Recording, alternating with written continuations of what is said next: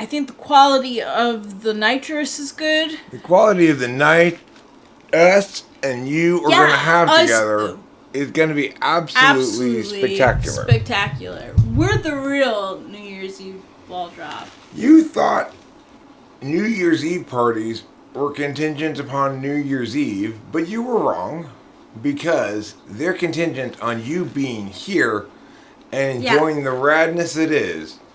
This Talking with Famous People New Year's Eve party. And like just like and let me clarify something. You don't have to drink to have fun at this party. No, not at all. But if you don't drink, you should definitely be doing drugs. The only person it's the only person I like to drink with is Corey. I'm not I It makes me so happy to hear you say that. I'm gonna tell him that it's gonna make him so happy. Cool. Yeah. Corey's great to drink with. He is. And that's like, a tragedy of my not drinking. There is a tragedy built to it, you know. It's not a tragedy. No, it is. Among the many non-tragic things, most of which are triumphant, you know, there is a tragedy there, which is Corey's fantastic to drink with. You know, he's real fun. He's nobody would rather drink. Yeah, he really is a very jolly person when he's drunk. So it's like he puts the jaw in jolly.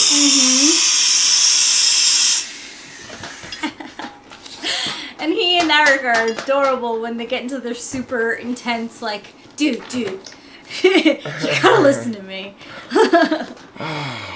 You don't know how satisfying this is to have somebody wonderful like Rachel who is willing to observe my interactions with this person and say, wow, you guys are remarkably weird. It's you know. It is. It's a great relationship. It's remarkably weird and endearing and totally real. Has this not been going? No, it's gone. It's fine. Oh. Now, listen, I want to state a couple of things here. A couple of things of which I'm very aware. Number one, it's New Year's Eve.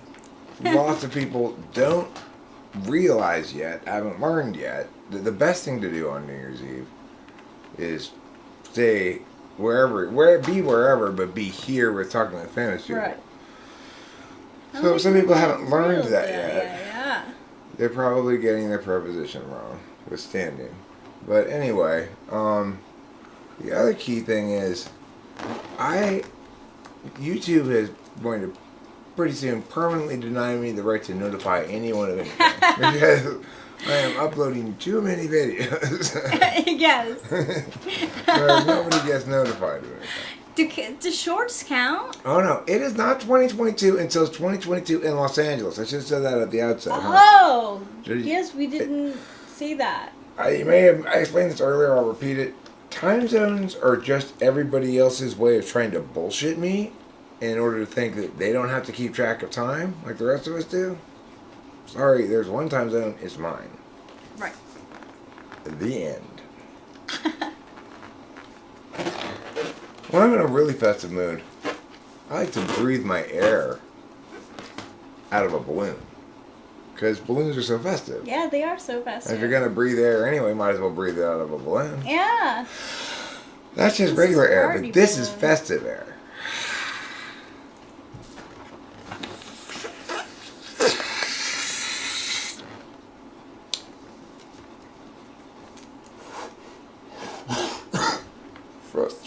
Festive Air is a good brand name for nitrous. Festive Air? I like that. It is Festive Air. Try Festive Air brand imitation whippets.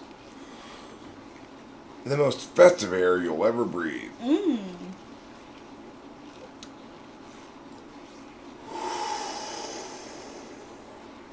I gotta say, Rachel and I got one of these things.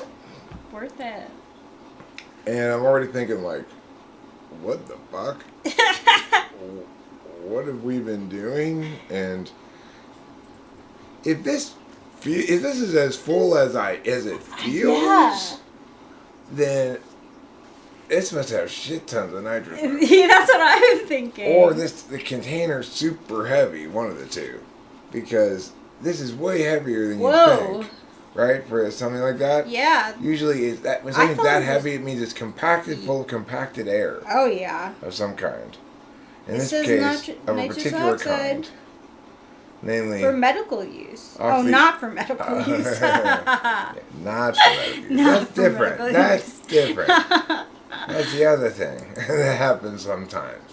When people use things they're not supposed to in ways they're not supposed to use them. But you know what? It's a New Year's Eve party, so fuck it. Whatever. You know what? Like you Yeah. wanna judge? Wanna judge me? Wanna judge? I got a song in the background now. Oh. At this point. That makes me totally badass when you got a soundtrack going on behind you. Yeah, it does. Are you looking at me? You want to start beef with me? No, you wouldn't want to start beef with me. Hi, Jonathan Basanti. Hey, Jonathan. I was just talking to your ghost. Every time I step on that, I learn just a little I know about what.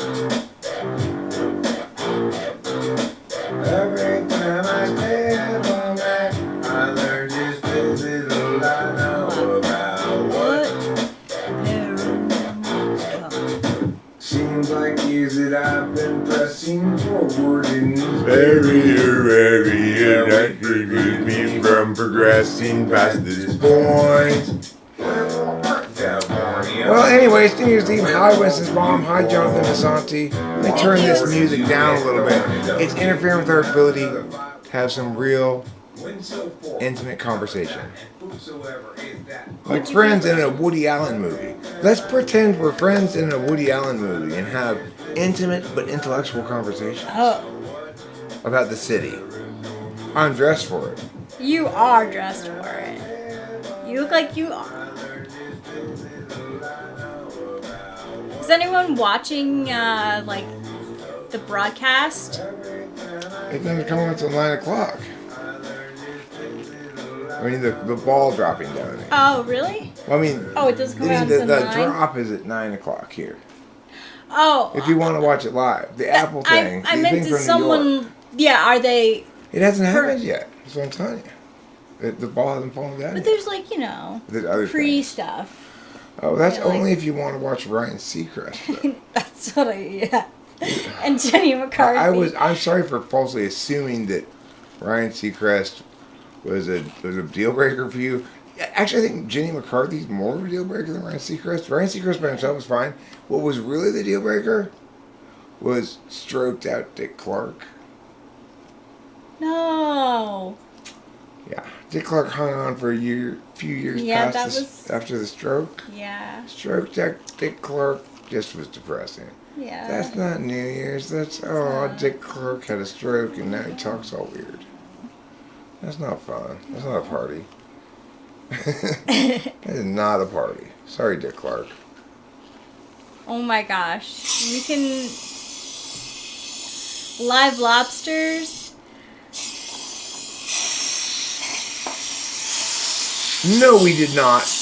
Are you shitting me? No, we did. Betty White died? Yes, today. But she's immortal. She never was It's gonna so die. sad. She was never ever gonna die, remember? We agreed about that. I can't believe that. Is that all of the? Well, I can believe There that. are no more Golden Girls. That's so sad. The most precious metal of girl left is silver. Oh.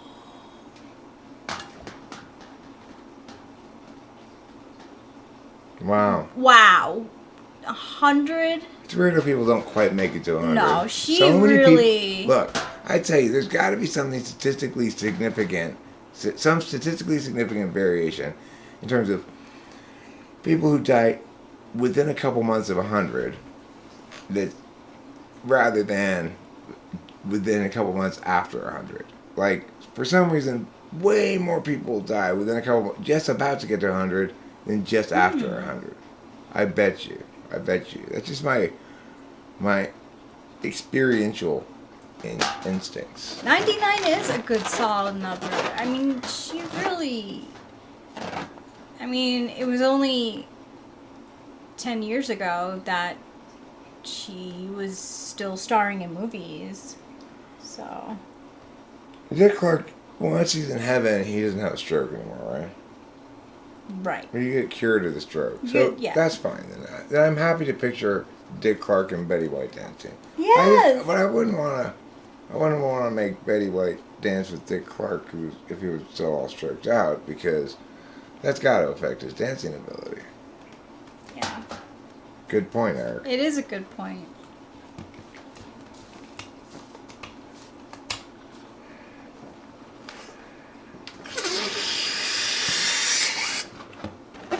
What? Dick Clark's still alive? I don't think so.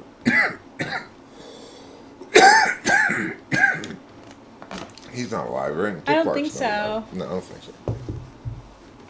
I'll tell you who else is dead is Burt Reynolds. He's dead. He didn't When did die that this year. happen? Like 7 years ago or something. Wow. But who's not dead? Dolly Parton. Dolly Parton's hanging on too. Dolly Parton, not dead. Not Let's dead. play dead, not dead. Let's play dead, not dead. That's a good New Year's. Alex Trebek, dead. Dead. Drew Carey, not dead. Drew Carey's alive, right? Yeah. Yeah. Alex Trebek, dead. Drew Carey, not dead.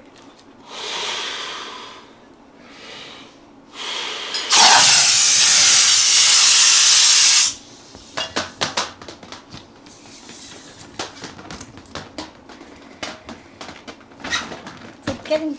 Sorry, Megan. It's like getting candy front at the circus. Sorry about that. This is gonna be a little bit of a distraction. It's just people blowing up balloons on New Year's Eve as Yeah, usual. that's it. As you can see. We like to celebrate with the normal party favors, the balloons, your streamers. We've got streamers just out of view all over the place. There's streamers, there's tassels, there's sparkly things. And you can see Norm Macdonald dead. Okay, Norm Macdonald dead. Steve Martin Not still dead. alive. Not dead. Not Good dead. point. Mhm. Good one, Rachel. Thank you. Okay. Good call. Let's see. Beethoven dead. Beethoven's dead. Both the dog and the dog, composer. yes. Now give me a twofer on the alive front. Oh man.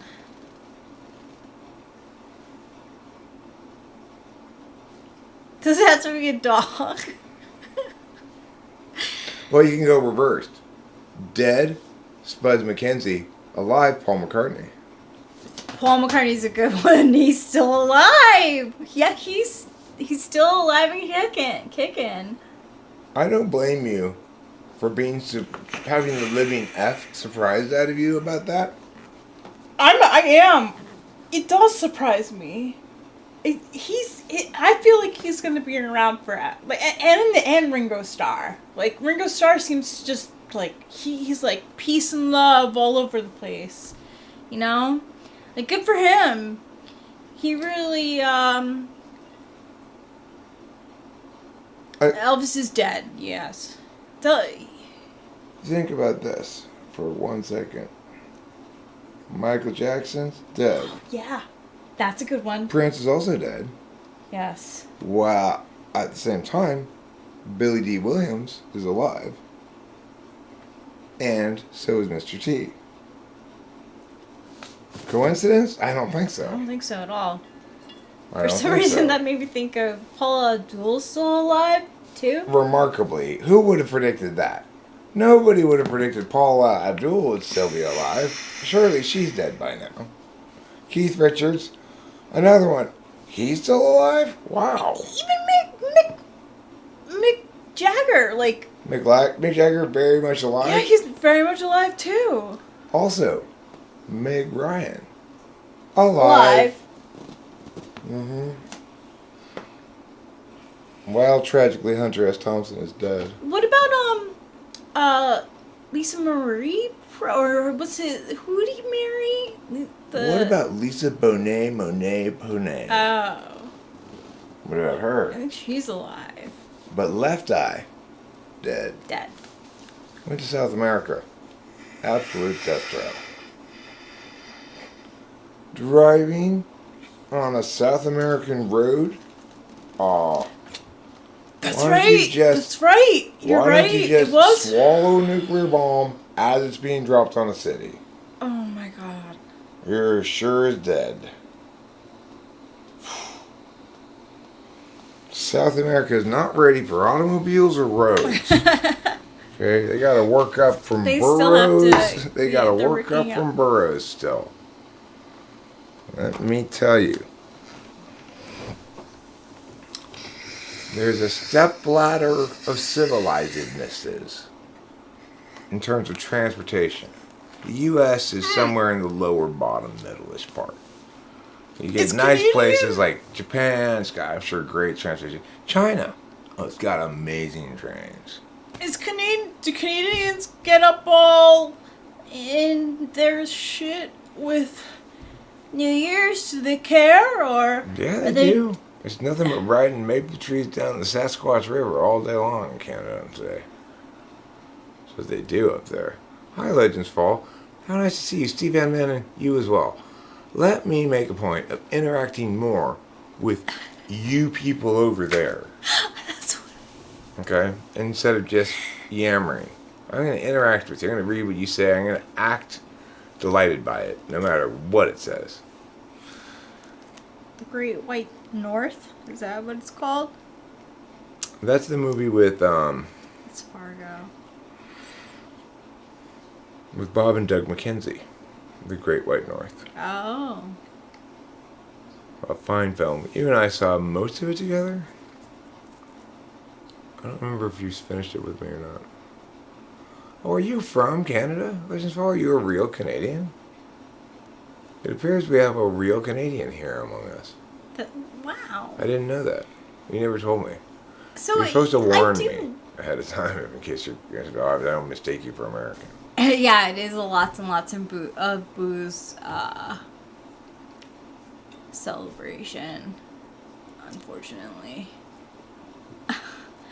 I'm not a huge. I was just watching this TV show, and this girl who was like innocent, and had like a nice boyfriend. She got all like liquored up, and Yep. Yep. And I was like, thank God I am not in that world anymore. It's really, really scary. Because the truth is that the next day when she woke up, like, she was like, what the hell did I just do? Like, her life as she knew it with this person was destroyed, but not. Because she got super drunk and cheated, or what? Yeah, she became a model, and she was around. There's no excuse, but Happy New Year's anyway. This is more about a festive holiday. This is a cautionary New Year's tale, okay? Hey, enjoy responsibly. Whatever it is you're enjoying. Yeah, enjoy responsibly. Practice a reasonable amount of regret avoidance. Right, regret avoidance. That is the biggest thing, I think, with alcohol. On New Year's Eve and cocaine. and other drinking holidays and or cocaine holidays, on those holidays, everybody should turn. There should also be consult INFP Wednesday or whatever. Like, you know how that Ash Wednesday before? Yes. You have consult INFP Wednesday. Can you help me be more likely to avoid a decision I'll regret this upcoming holiday? And the INFP will tell you all the different ways that things could make you feel about things potentially if they were to go down in fashion X, Y, or Z. And hopefully you'll be so confused on New Year's Eve you'll forget to get too loaded. Yeah. Exactly. You're originally from Northern Ontario. Is that an inside Canadian joke or whatever that you guys call it? Like in Los Angeles County, there's a place called Fontana that some people call Fontucky because it's considered like kind of trashy.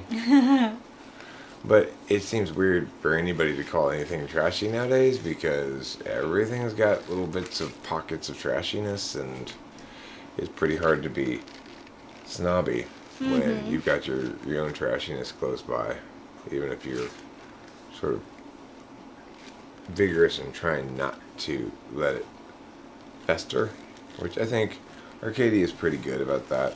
I think Arcadia manages it without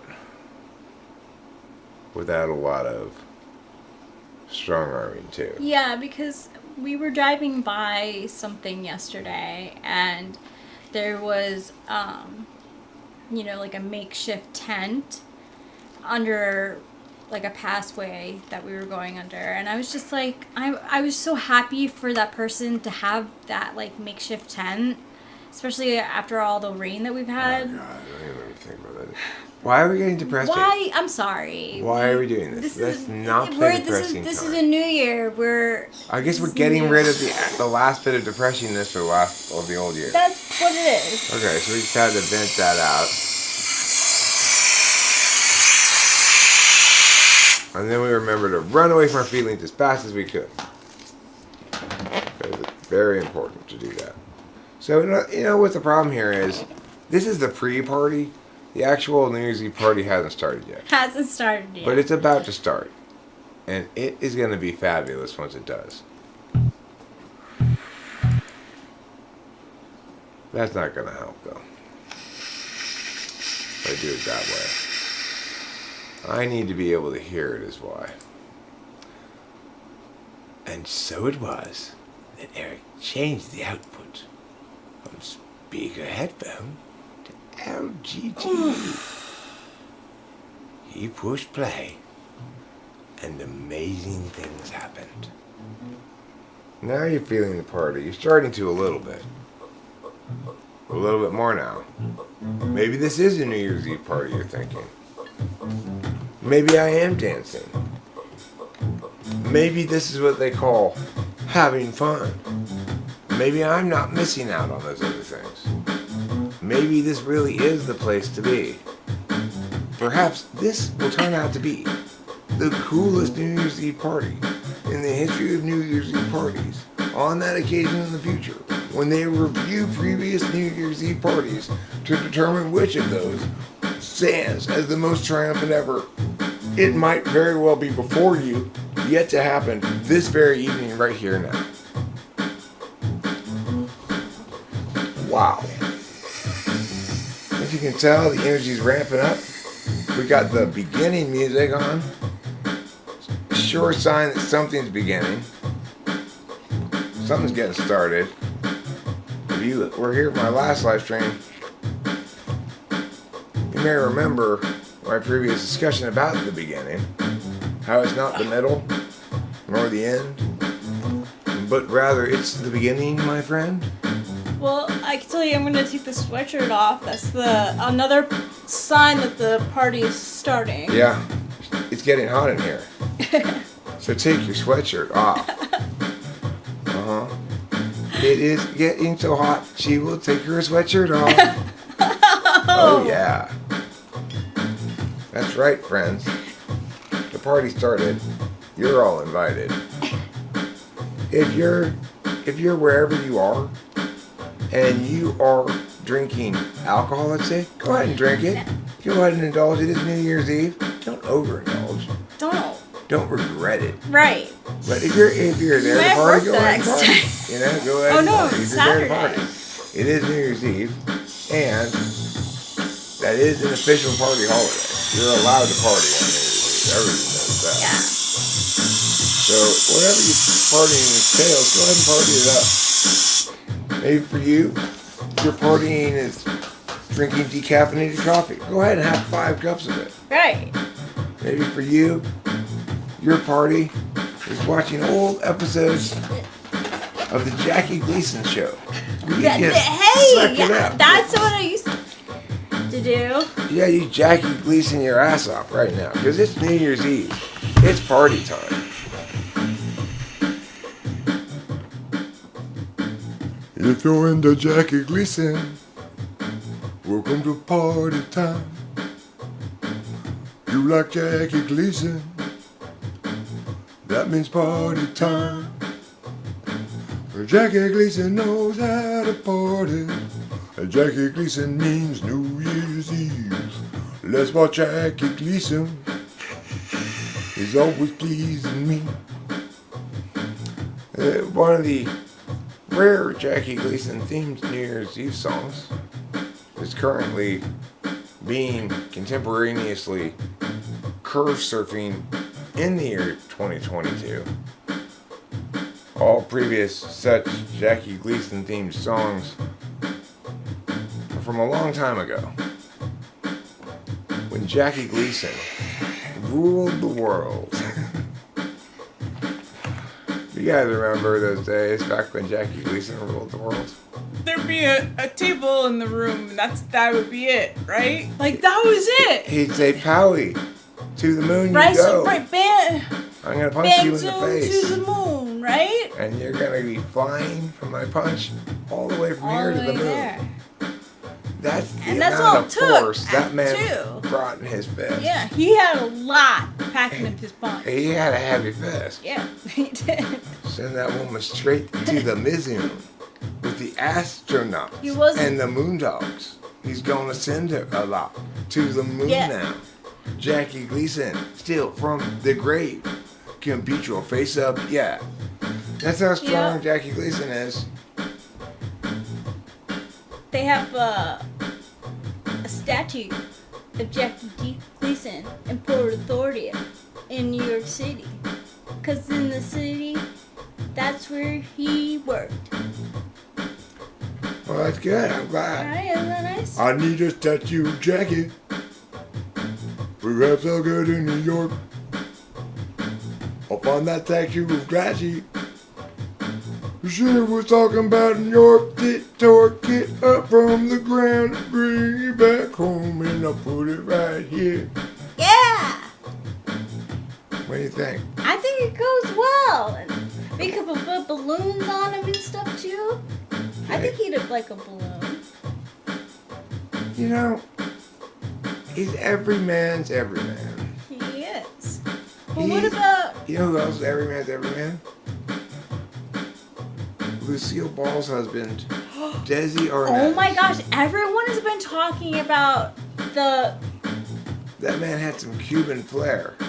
Everyone is talking about that new show about the Desi and Lucille Ball relationship. So is there a hole in it? No. Okay. But you tend to have a problem with inadequate squeezage. Oh my god. So, if you don't squeeze this part enough, you will hear it seep out Oh. like seepage from a pussy sore.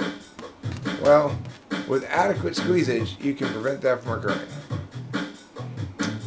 So, anyway, this is the end of the beginning now. Jackie Gleason's and Desi Arnaz are dead. Oh, they are dead. Yeah, we never finished playing Dead or Alive. Yeah. Winston's mom. Apparently, it's like a series of TV show, like a TV show. I've seen the. Surprisingly, David Hasselhoff still alive, right? Yes. Oh my gosh, David Hasselhoff is still alive. You know, honestly. In contrast, Leonard Nimoy is dead. Poor Leonard Nimoy. You know, he did not start off life with any kind of advantage. He had a first name and a last name. He could have chosen any random name, first name, whatever.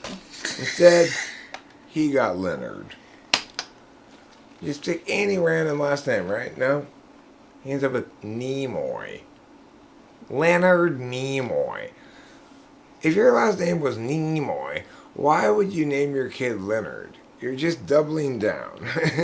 That's all you're doing is you're doubling down. It also means that when he got into the industry, he was like, "No, I'm keeping my name."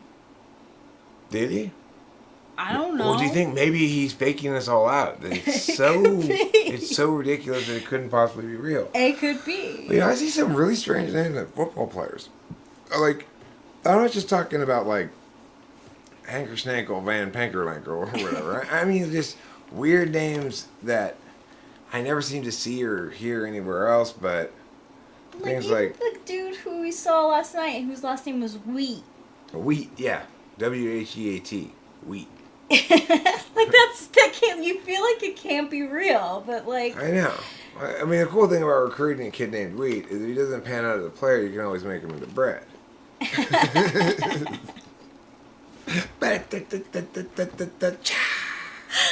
You like that joke? Leonard Simon Nimoy. So Leonard Simon Nimoy. Wow, they tripled he kept down. his name. Their last name was Nimoy, and the two first names they chose were Leonard and Simon. Oh my God. They really wanted their kid to be picked on. They did. Seriously. They might as well have named him Enos. I think Enos, the advantage of being named Enos is it's so obvious that you can't even use it. Right. Because the person named Enos has to say is, well, they have to pull a Roxanne, you know? You should be very ashamed of your failure to be interesting. Here I am with a name like Enos, and the only thing you can think to do is rhyme it with penis. You have wasted your chance to shine. Instead, you did the opposite of shine. What is the opposite of shine? Absorb light in a dull, lusterless fashion? To be desperately in need of Pantene by L'Oreal? Which gives you body and sheen. Right, sheen, which is a form of shine. It's a Scandinavian form of shine. Where the word comes from. It's the fjord of shines. So anyway, you might say, Eric, your New Year's Eve party's not very exciting. It's just the same as you always have, which is you sitting there. Having to. Oh, do you want to learn how to do this? I think Should I teach a man to fish instead of continuing to fish for you? Okay, look. The thing is, you're always going to waste some of it. Okay. So the key thing is to be quick. All right? Okay. But not too quick.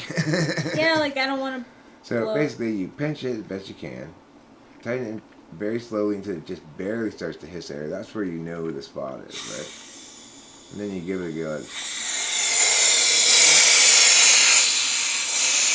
And then you turn it, it's off, but you're going to still hear it because it's leaking from the bottom. You got to be quick. Okay. So I'm scared of that. this is actually a really interesting cognitive function thing here. This task requires TE and SE. Well, it required TE, but it kind of requires TE every time you use it because you kind of got to read the balloon and the directions and directionality and the, you got to SE your way through it along with ongoing bits of adjusting TE. Yeah, they say fun things on them. They say game over, and this one says, what does that one say? Level up. Level See, up, we're motherfuckers. partying. This is a good party. It is like a party. Charlie Sheen is still alive. Okay, Charlie Sheen's still alive. That's a party. That's surprising. He's still alive. That is surprising. And it's surprising that You know what's his surprising? brother has not done more. River Phoenix still dead. He's been dead for such a long River time now. Phoenix dead. Still dead. Yeah, He has been dead for longer than he was alive. Was it now. drugs? Yeah, Oh, that's sad. he had a mixture of a bunch of different drugs. and he died. But I think he was taking a bunch of opiates and opioids and stuff. You know, those things will kill you. You want to stay away from those in general. He was heavy. He was into heavy drugs. Who? Who's Betty White, you're going to say? We know, we heard. I just heard tonight. I just heard. We just heard. That's a sad. It's sad. It's just. There are no further Golden Girls. Rue McClellan is dead. Rue McClellan played Blanche. Blanche. Yeah, she. Rose.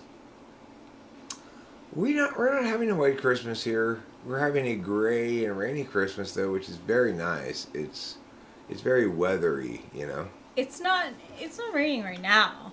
No, it's not raining right now, but I mean Christmas. I said. Oh, Christmas we did. It was rainy. I'm going to show you a little bit of something fun. Well, first I have to download it, then I'll show it to you. And this is a little bit of our very lovely evening. Oh my gosh. That I looked at this afternoon when I went outside, and there were these clouds. So you got to put the balloon on first. And what you're going to do with that thing there is get the balloon on a little bit more. Okay. Now you're going to twist this thing that way.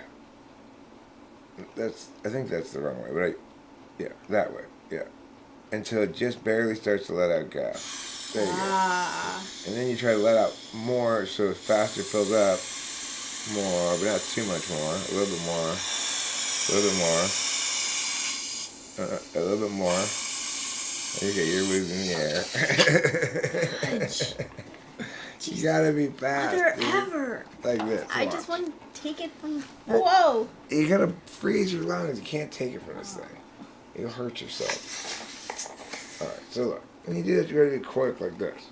You go to where it starts, right? And then you go. Remember, when you twist it the other way, it turns off even though you still hear it hissing from the balloon. Left is open.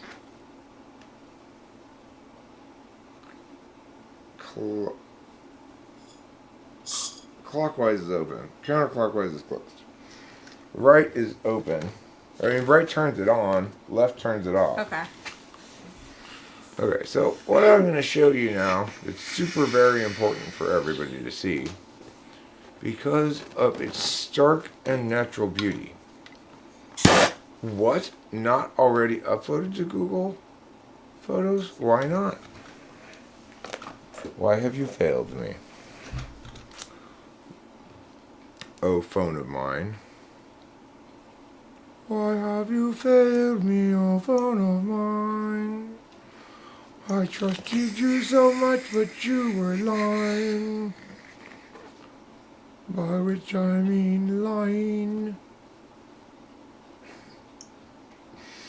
Wait, I see what the problem is. Oh, there's the problem. I'm logged in as Rachel. I'm gonna log in as me instead. Being me is helpful when looking for my things. Okay, now I need to upload my butt pod. There we go. Backup complete, it says. It should be here. I'm going to download it. And then you'll get to see it. It's right here. It's 10 seconds of stark natural beauty. If you love beauty, you love starkness, you love nature, and you love stark natural beauty, you're going to love this. Here we go. Stark natural beauty, hooray.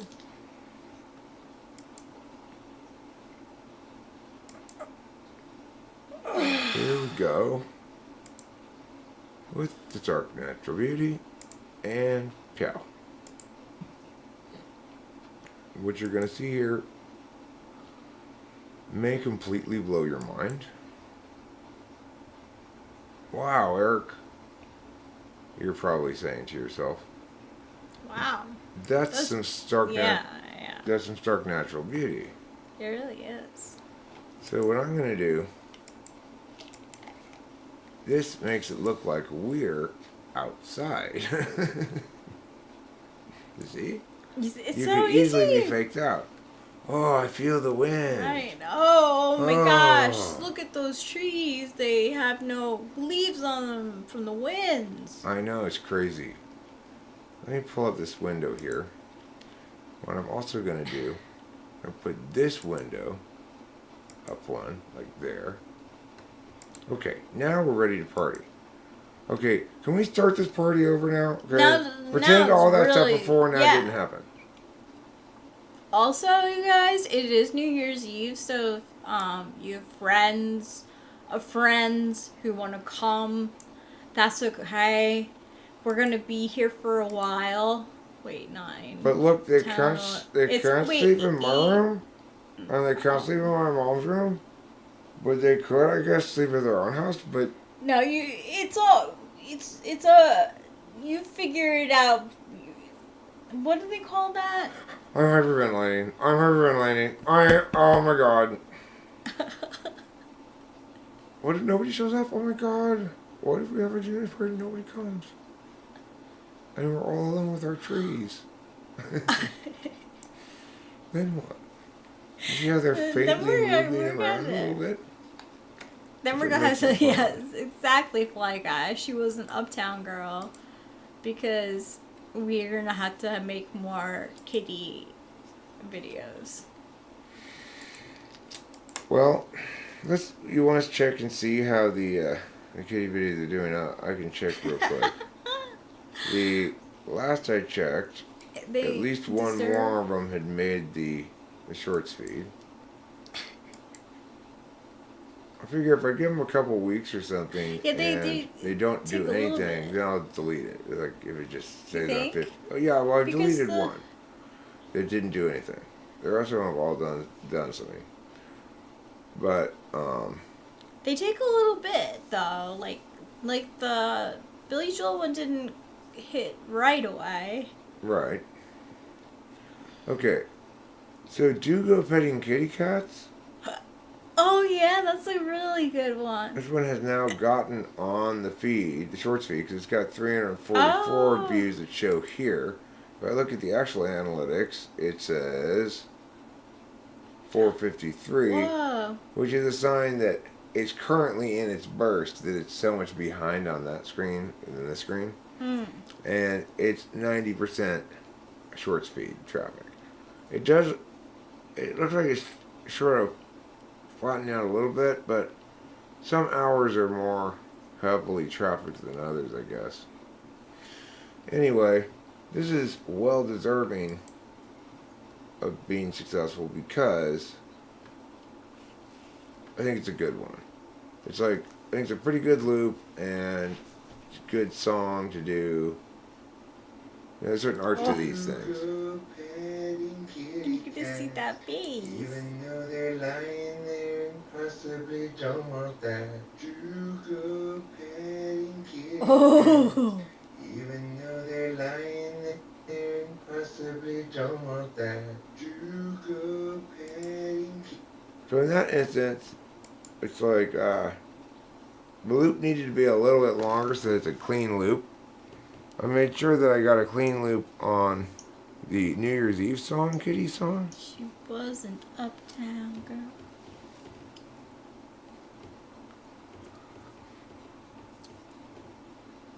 Just a small town cat, never sitting in my lap. Skitty wanna go and run from me every time. And this is truth. But then I creep up slow with my camera like yo. And I say, come on, kitty, don't run away. Don't stop running away. Do stop, I'm sorry. Do stop running away. I'm trying to take a video. The cat doesn't really like, she's pretty cooperative though. It's like she She gets really it now. actually is. She seems to be understanding, like, okay, this is what he wants me to do. One of those things that he does. It's like, I think possibly when I first started doing these things, she assumed I was gonna do. Thanks, Jonathan Basanti. Appreciate that. I really like that intro speech too. I think it's great. It's very entrancy.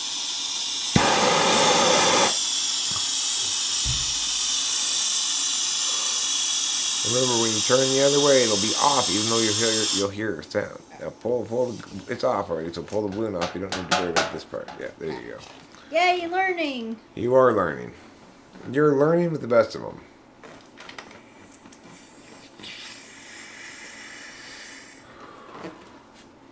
You're learning with the best of them. Tonight's party has 3 themes, and those themes are Susan B. Anthony, Pocahontas, and of course, Sacagawea. It is. Okay. I wasn't sure if our girl was going to make it. It's 3 important women heroes of our great American land. Susan B. Anthony, Pocahontas, and the delightfully named Sacagawea. Sack of what? One is prompted to ask. Jawea? No, not sack of. Sacca. Jawea. Did you notice, even though she's a famous lady in American history, nobody names their daughter Sacagawea? Yeah, like why? And there's no coin after her. Oh, no, there is. It's an inherently shitty name, that's why. There's no getting around it. It's an inherently shitty name for a girl. Sacagawea for anybody. Sacagawea. Pocahontas, neither. Well, Pocahontas, at least it's got, like, lots of vowel sounds, you know? But Sacagawea is, like, it's a mix of, like sack of shit and diarrhea. Yeah, it is. It really is. The terrible name. Oh, Lindsay Lohan's still alive. That's a good one. Oh, we're still playing Alive and Dead. I forgot. Lindsay Lohan, alive. Alive. Billy Joel is alive. He's alive. Yes, Billy Joel's alive. But These are good things. that guy, Ziggy plays guitar. David Bowie is dead. Yeah. David Bowie dead. Billy Joel alive. Touche.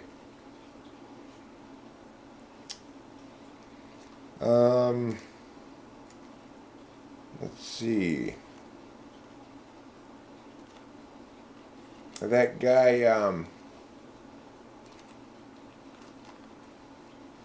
what was his name? That young emo rapper, dead guy. Oh, emo rapper? He's like Little Crybaby or something. He's Oh, dead. Lil Peep? No, Lil Peep's alive, I think. No, Lil Peep's dead. Oh, Lil Peep's dead. Yeah. Who's the one who says, we used a whole bunch of drug addicts up in here, or whatever, that song that I liked? Is that Lil Peep? I thought maybe that's not Lil Peep. No, Mac Miller's also dead, that's true. But Lil Pump is alive. Lil Peep is dead. Okay, that's why I was confused. It's the Lulz, the Pumps and the Peeps.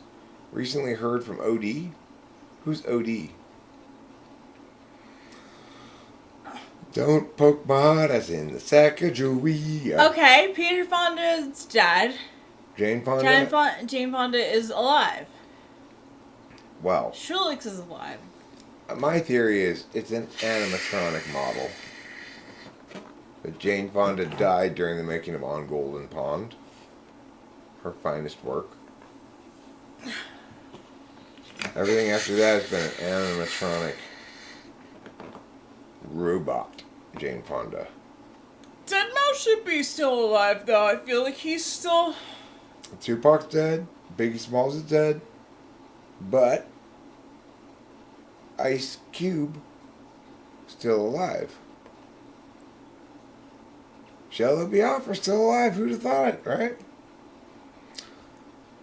And yet, who's dead? Who's that? John Madden. John Madden's dead. John Madden's dead. John Madden died John yesterday. Madden died yesterday. At 85. A bunch of people. So this is like two people who have lasted a long time. Have recently died. So like Madden, like the game was named after him, right? Mm-hmm. And the All Madden team. He was the Raiders' winningest coach ever, and he had a very long and successful broadcasting career. Broadcast for all the different networks. That's how I know him. That's... It's funny that Daft Punk is alive, but Punk, Daftly, is dead. Are you saying hi again, Jack Torrance? Well, I think he just got here. I think he's late. Did you just get here? I Oh don't- my gosh, that's my bad. I think there was Steve Van Manen that you mistook for him because he looks a lot like that guy. Yeah. They look very Yeah. similar. They're both 6 feet 12, 480 pounds. Yo, Fly Guy. The gorillas aren't they like technically they're alive, but they're like technically like not alive because when they play concerts they play in hologram.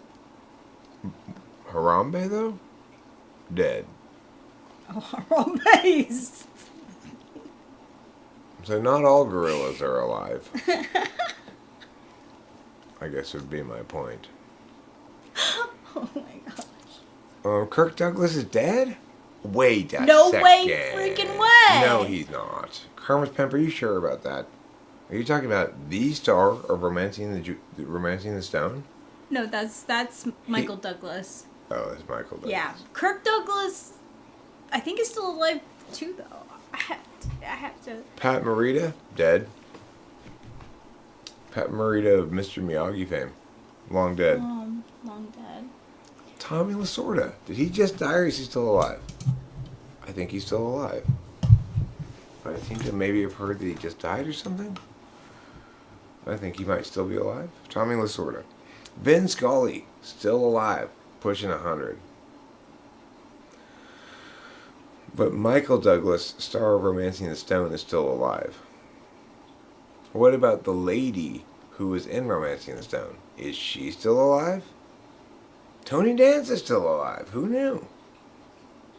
How about that lady who was his boss and Who's the Boss? Is she still alive? How about this? The lady who played Murphy Brown. Is she still alive?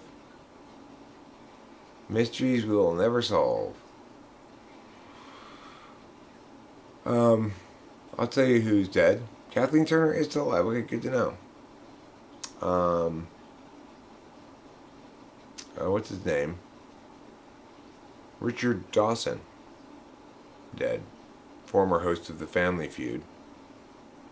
And his replacement host, something Combs, also dead. But Steve Harvey, very much alive. The universe works in mysterious ways. Wilford Brimley is surely dead. Candice Bergen is still alive? Who's Candice Bergen?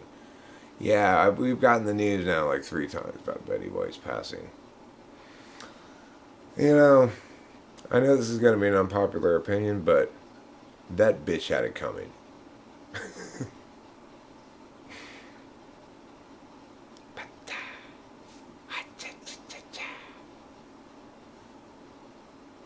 Richard Dawkins is dead, and Richard Dawson is dead. Dawson. Richard Dawson, he was more than just the host of The Family Feud, okay? He was a star of stage and screen. He was on Laugh-In, a 1970s show. He was also on The Dick Van Dyke Show, on the Dick Van Dyke Show, he played a player character. But in real life, he was an SX instinctual variant like me, an LTR style person. Charles Bronson is not still alive. Is he really? Is Charles Bronson still alive? How about Ray Charles? Is Ray Charles still alive? I don't think so.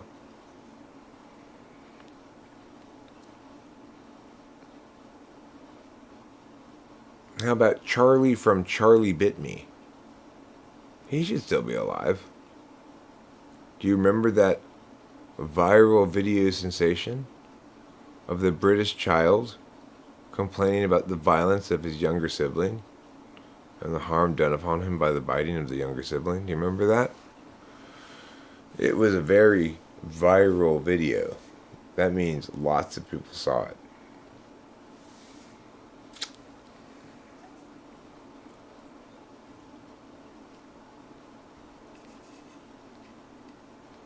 And yeah, still alive.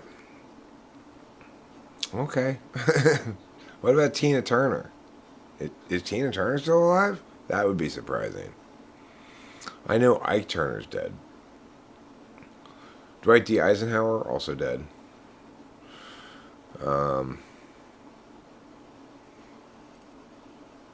Charlie Murphy, Eddie Murphy's brother, probably still alive. Seems like a fun guy. Seems like a guy I'd like to hang out with. He seems like my kind of dumb.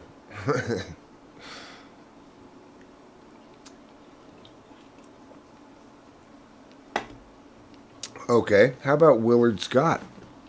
Is he still alive? Surely he's not still alive.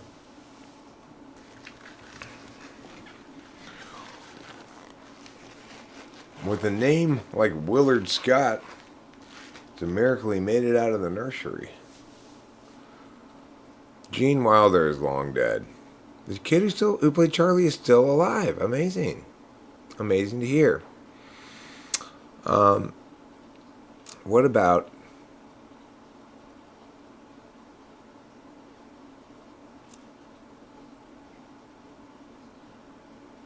I'm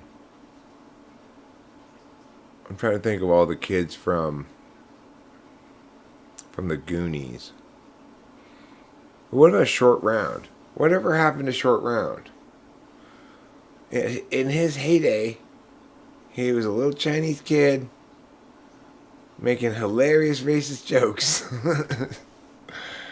And absolutely killing it with me as an audience member, I must just say. I thought, wow, now that kid's cool. He's driving around. He's got bricks tied to his feet. He hangs out with a whip-wielding anthropologist or archaeologist. It's hard to say. He speaks this strange sort of pidgin English.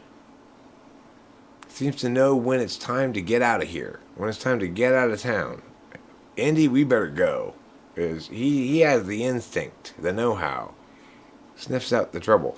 You know who's dead is, I think, that lady who sings for the Cranberries. She kept telling us that we needed to let it linger. And she failed to do so. Irony. The very definition of irony.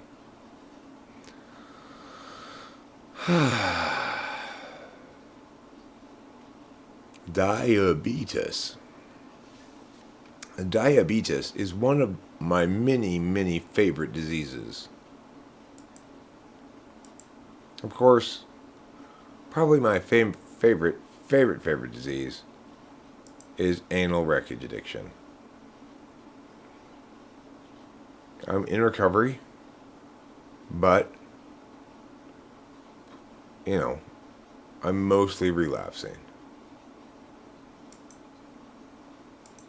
Everybody's got to have a thing, Some people have that thing, some people have the other thing. You can never tell. It's what you might call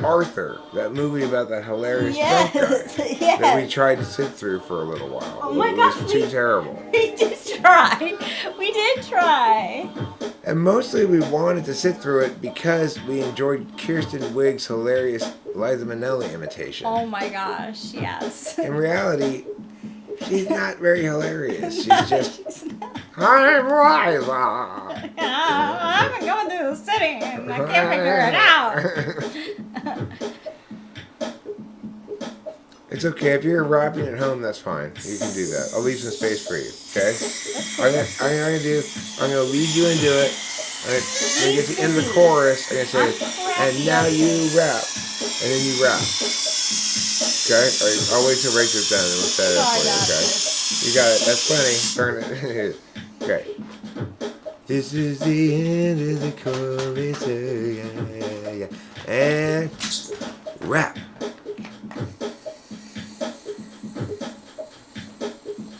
Ooh, you burned them. That's right. What?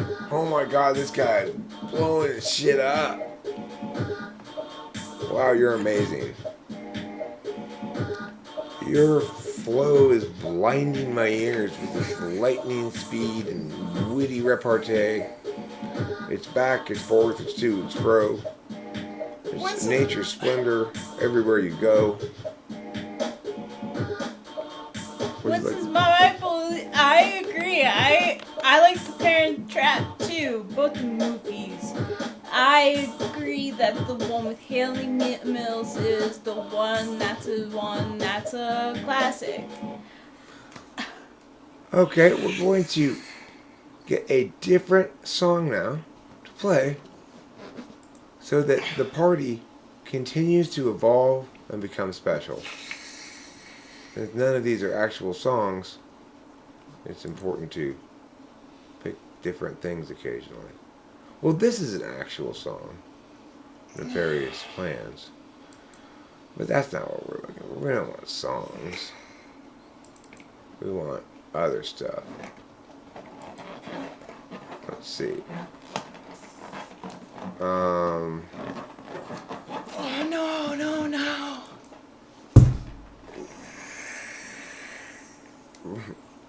What are you doing? There it is. Oh, there it is. That's what I'm looking for. That folder. Okay. So let's pick a title. We've got Og Prog Drums Revisit. We've got Something Something. We've got Harmonica Jam Project 1.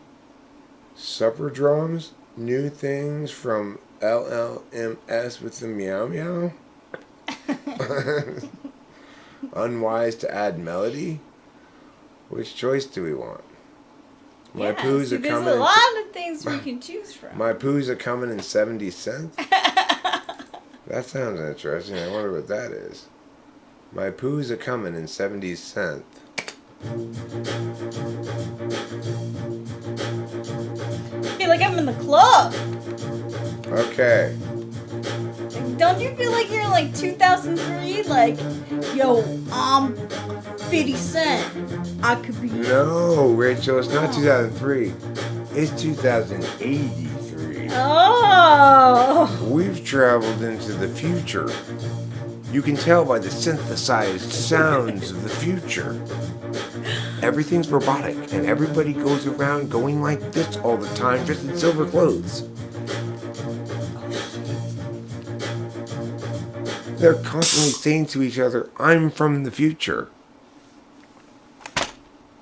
I guess that party was a short-lived party as well. We'll have to pick a different party song, I guess. Oh my gosh. Rachel, you're terrible at that. Okay, I figured it out. I really am. Hey, Mac Daddy. Hey, my daddy. Happy New Year. Russell Brand is still alive. Russell Brand is still alive. What are you gonna do? You know. Amy Winehouse is dead and Russell Brand's alive. Yes, Well, I guess she should have gone to rehab.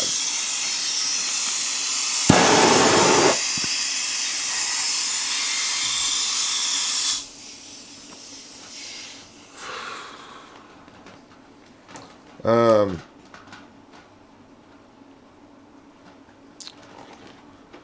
Luther King Jr. still alive. A lot of people don't know that. They think he was shot, but that was just a farce. We call it a historical feint. F-E-I-N-T, not A-I-N-T.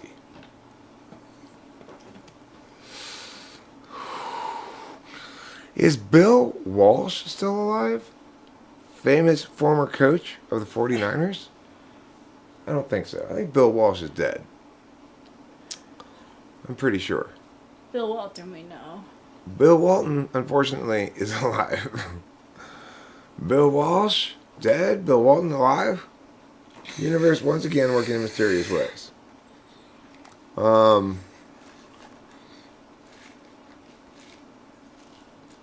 about that Penn State coach? Right. What's his name? God, it's weird. Joe Paterno. Yeah, Joe He's Paterno. dead. Yeah. He's dead. I think he's dead. Joe Paterno's dead. Okay. Probably Sandusky's still alive. Yeah, shit like that goes. No, not. Yeah, not, no, not she was talking Jerry about the actual Sandusky. coach. Yeah, I was. Joe Paterno. It's Like, funny that I couldn't Joe remember his name because he Paterno. was synonymous with Penn State football for my entire life until that shit went down. Paterno? Yeah. Yeah. He was the Coach K of college football. He is the Coach K. And He then was. Yeah, but not anymore. Now he's More. persona non grata, basically, you know? Yeah. He was the face of Penn State. Yeah. Coach K has... Yeah, Coach K. Coach K from Duke, he's really, like... He's had this dream career where he's been the coach of this hugely successful program for his entire career. He's ending on a high note. Like, this current Yeah. team has a decent chance of winning the national championship, as every single year his teams do. He has infinite respect in his professional community. And he's not even a dick at all, you know? It's like he was mentored by that awful dick guy. What was his name? From Indiana. That coach who was famous for being a huge dick. What was his name? He threw chairs and stuff. Bill Knight. Is that his name? I think so. Anyway, Coach K was from that coaching legacy, but he didn't turn out to be a rageaholic, abusive Yeah, no. at all. He took a totally different approach and was very successful, and is justly kind of, sanctified by the basketball community, I think. In the same way that John Wooden was. John Wooden was quite sanctified by the basketball community as this sort of great icon thing, you know? That's pretty crazy, Fly Guy. I mean, I'm sure he wasn't really I'm sure it was just a burn that was built into the guy's freestyle repertoire. See, that's something I wouldn't do. If I were freestyling in those rap battles, Yeah. Would you be like, I wouldn't have shit lifting people prepped up. up? I wouldn't have shit prepared ahead of time like that. Like, I wouldn't have burns that are in my repertoire that I might go to or something. I would just assume that I'd just go with whatever's in front of me, and yeah. Well, that's the best. Was burns.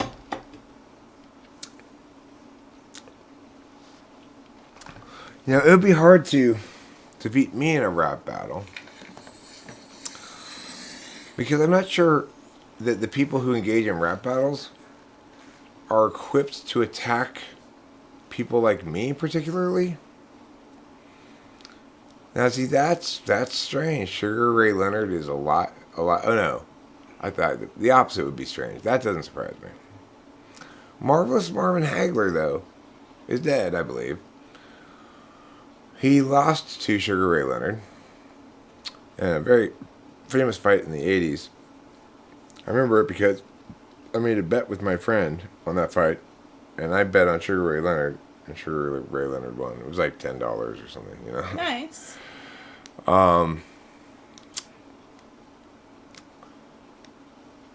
Here. I'm sorry.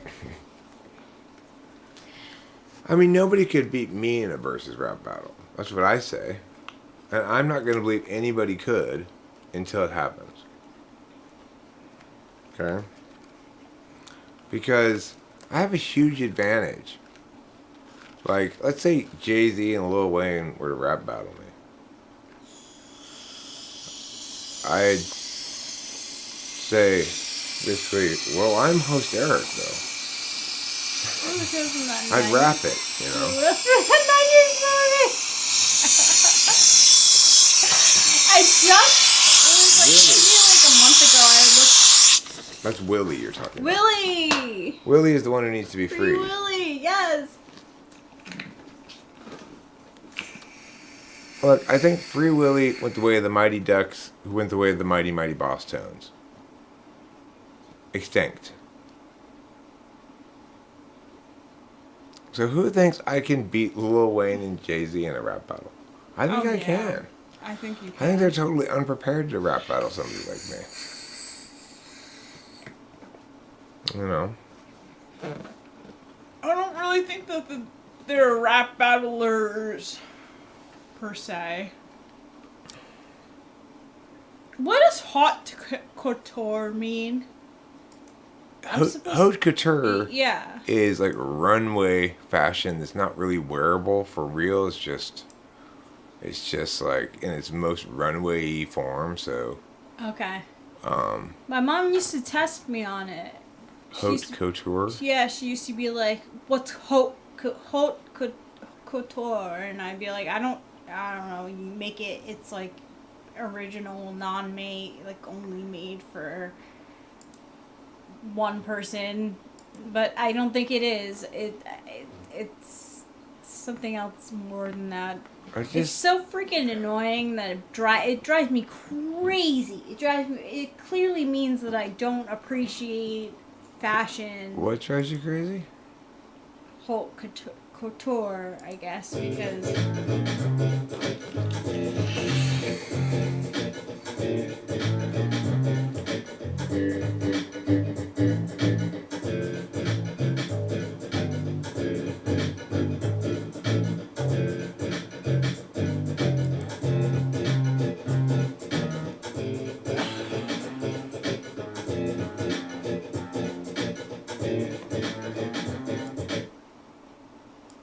These are the things that happen when Eric spends time working on music. Most of the time, he ends up with just random shit like that goes nowhere. That's the problem with being an NE-DOM, is you don't really know what you're doing at any point. The Quasi beat sounds interesting. If nothing else, it sounds quasi. Hopefully I didn't oversell it with its name. Look, probably some super sane beat. Boy, you call that a quasi beat, Eric? I don't think so, is what you're going to say.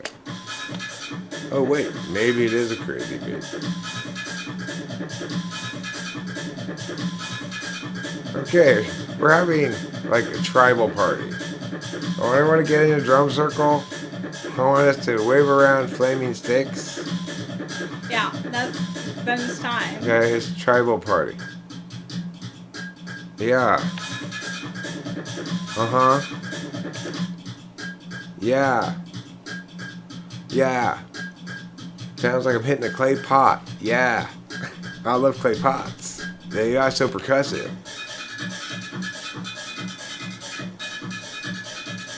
Oh, yeah. Thank God the witch doctor has driven out the evil spirits from me. I am so grateful to him for doing so. I'm going to stop playing that song. Okay, how about this? Lightning attack variations on a loop? That sounds like a strange title for something. Lightning attack Variations on a loop.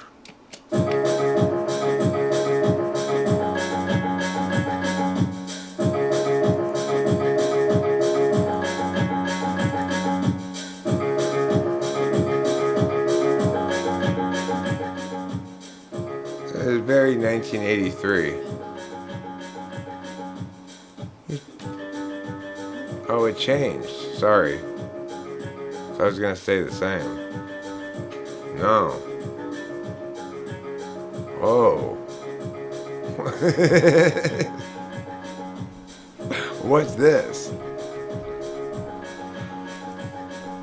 Yeah, well, your guess is as good as mine. That's what I'm trying to get across here. Okay, so we've heard that fun song, and we heard Quasi Beat, in which we all had a chance to allow the witch doctor to drive the evil spirits out of our bodies. Let's see what else the old beat closet has to offer. Ye old beat closet. Runny song loop. Sounds like could be runny. That can be good, that can be bad depending on what it is you're talking about. Some things you want runny, other things not so much. This looks like a very unfinished thing.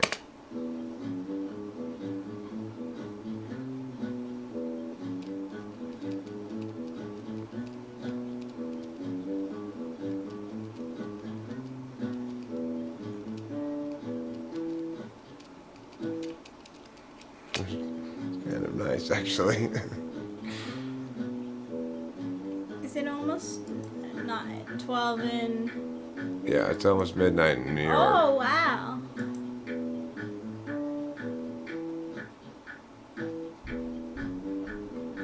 Well, we're just waiting for the midnight ball to fall in New York City. 'Cause that's when it's really neat. The next year is when it happens in New York, not when it happens here. I think that's wrong. Only losers celebrate the New Year in Pacific Standard Time. Only losers celebrate the New Year in Pacific Standard Time. Only losers celebrate the New Year in Pacific Standard Time.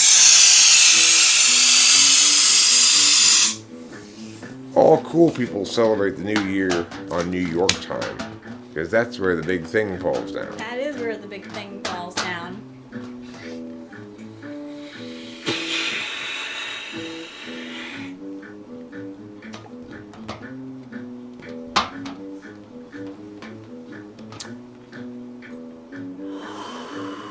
I gotta find something better than this, right? It's New Year's Eve, Eric. Your music selection is crap. Everything.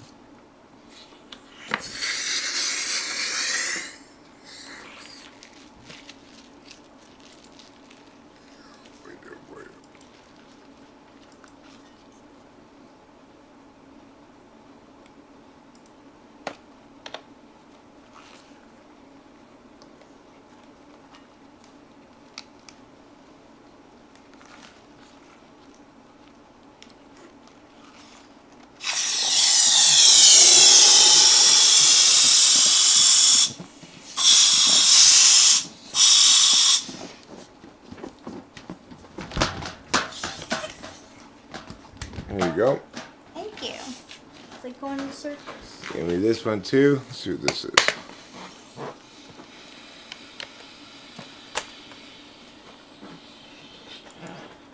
Oh, it's playing Slow Load McGee. That happens.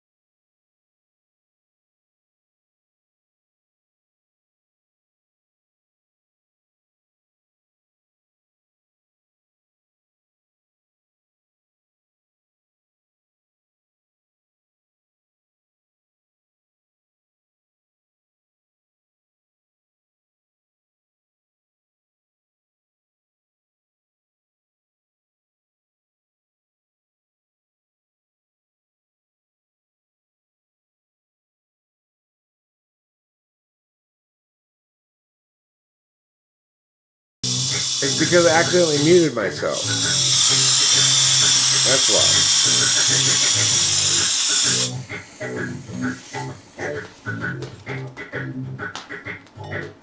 So what I was saying is this. You don't feel this difference yet because you haven't updated your install to the new update, the newest thing. It corrects all the drivers that were malfunctioning. You gotta install it.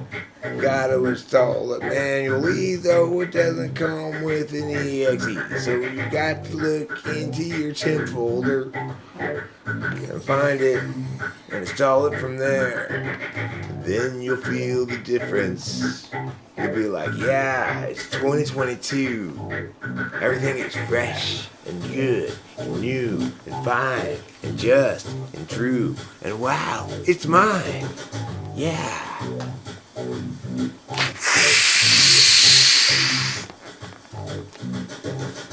Is someone famous out there who you despise so much? Is it a well-known celebrity? Because I'm looking for somebody's fame to steal. Because I'm trying to become more famous.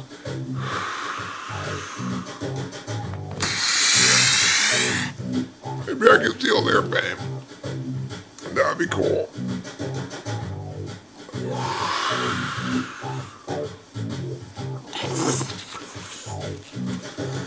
Is it Bill Cosby?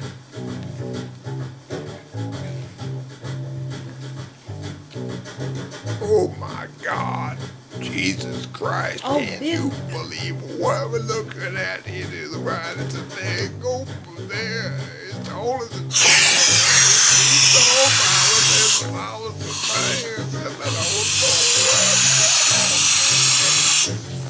and about looking here at me, but there you go. Wait just up, you know, to the balloon for you to do what you look like you do.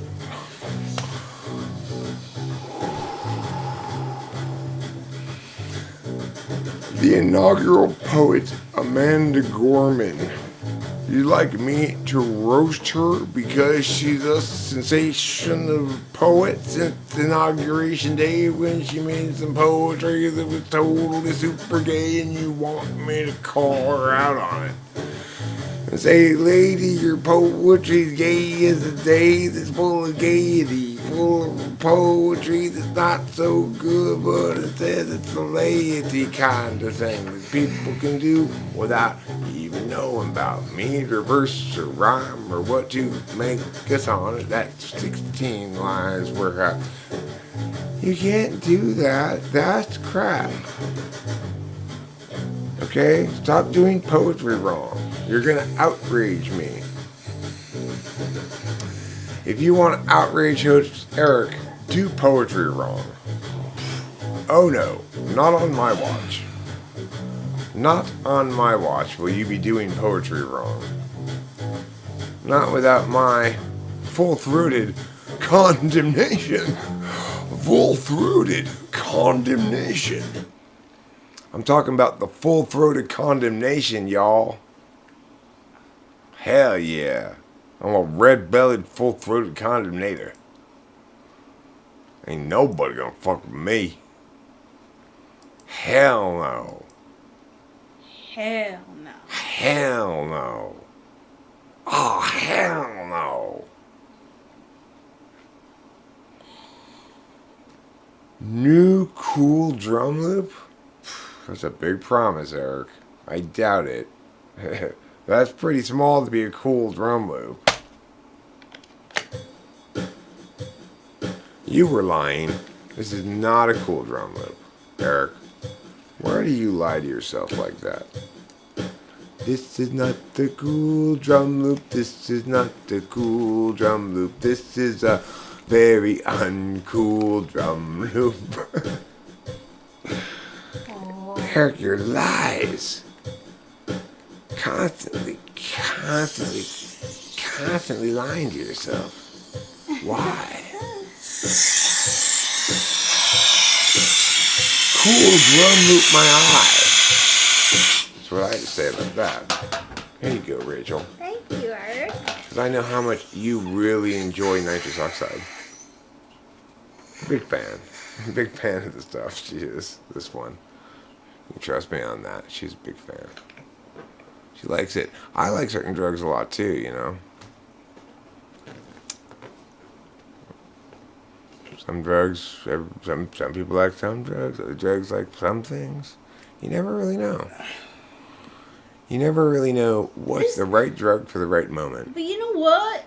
This can is liking me. You were liking this cane. I'm feeling it. It's like a box of nitrous that never ends. Yeah, sometimes I go through nitrous and I'm like, it feels like I'm just sucking in regular air. Right. Nobody wants to suck in regular air. Regular air is super boring. Nobody wants to suck in the regular air. Yeah. Cause regular air, it's a super boring. If you just sucking in the regular air, what you doing in your underwear? You better use your lungs better now, sir. Because I don't want to suck up the regular air. Yeah. Nobody want to suck up the regular air. Yeah. Nobody want to smell up in your underwear. And nobody want to suck up regular air. Gotta have something special in your air. Make it full of nitrous oxide, please. Or even better, put some weed and top it off with DMT. Gotta have something better than regular air. What's up with 7s and 5s? In the Enneagram. Peter, didn't you said that? Yeah. I am both. She's saying you're the wrong Enneagram Yeah. type. What's wrong I with want you? to see if I'm a type. If What's I'm wrong? a type between the 5 and the 7, what the heck? I want to know. You neither a 5 nor a 7. You a 9. Damn, boy. You a 9. Damn, boy. I know I'm not You a a 5 like I was a Sasquatch. Brian, I'm a 5 like you a Sasquatch. Maybe a Loch Ness Monster, but not a Sasquatch. Well, you more like I am more like both of them than not. Yeah, yeah, than Loch Ness. I'm more like both than I am like neither. That's what I'm saying. Right. But I'm Especially in this community. yeah. So anyway, Happy New Year's Eve, everybody. We're having a New Year's Eve party tonight, as you can tell by the rocking beats. When you're enjoying rocking beats, you know you're at a New Year's Eve party. It's going to make you move your feet. And you're going to sing that Chris Brown song. And you're going to say to this lady who's nearby, you say, hey, look what I can do with my feet. That's what one does at a New Year's Eve party. One moves one's feet, one shakes one's booty, one learns to get down. Okay, well, let's see what else we got to get down to besides just this. I mean, not this isn't great and everything. Don't get me wrong, it's fantastic. But let's see what else we got. Bum bum bum bum bum bum bum bum bum bum bum bum bum bum bum bum. Okay, let's see what else we got on the old tap-a-roo of the music stew.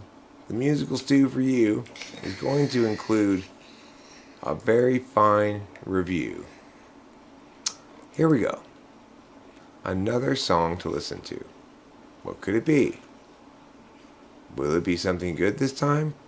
Or more garbage? Meh. Meh. You never really know. Let's see. New thwack on a Friday early. One never knows what one's going to get with new thwack as the title of something.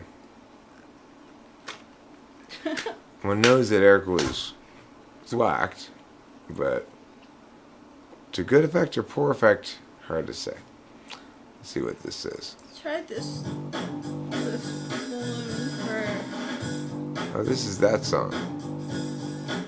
I know this song. Does this song have anything just instrumental? This is just an instrumental song?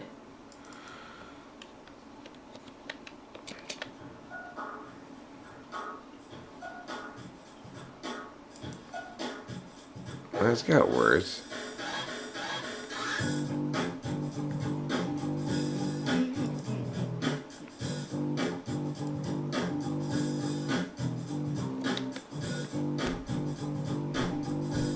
There's another kind of beginning song, you know? Yeah. Hi, everybody. Ah.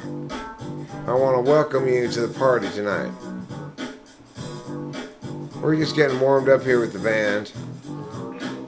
You can hear them playing in the background. It's New Year's Eve. Come here to jam.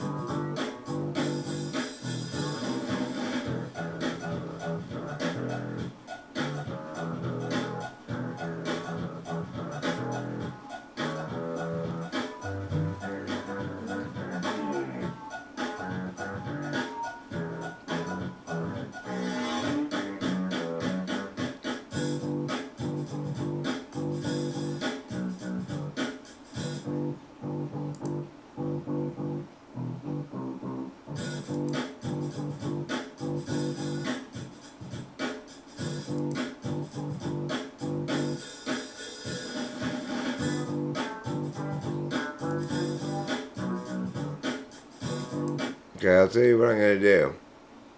I'm going to give you guys the treat of a lifetime. I'm going to really include you in the musical process here.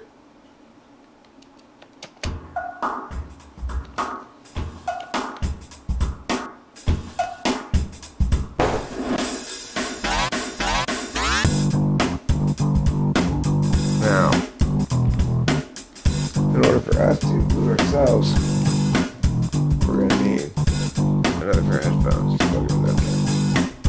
If you'd like to be included in the musical process. Okay, so now this is a real New Year's Eve party with real DJ spinning records behind me and me really on the mic being the MC of the evening. Rachel's here too. Dropping the hard rhymes.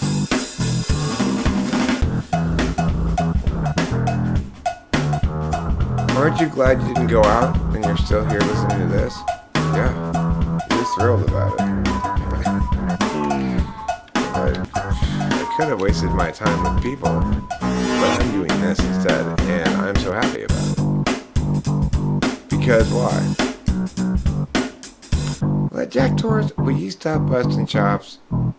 Stop busting those chops now.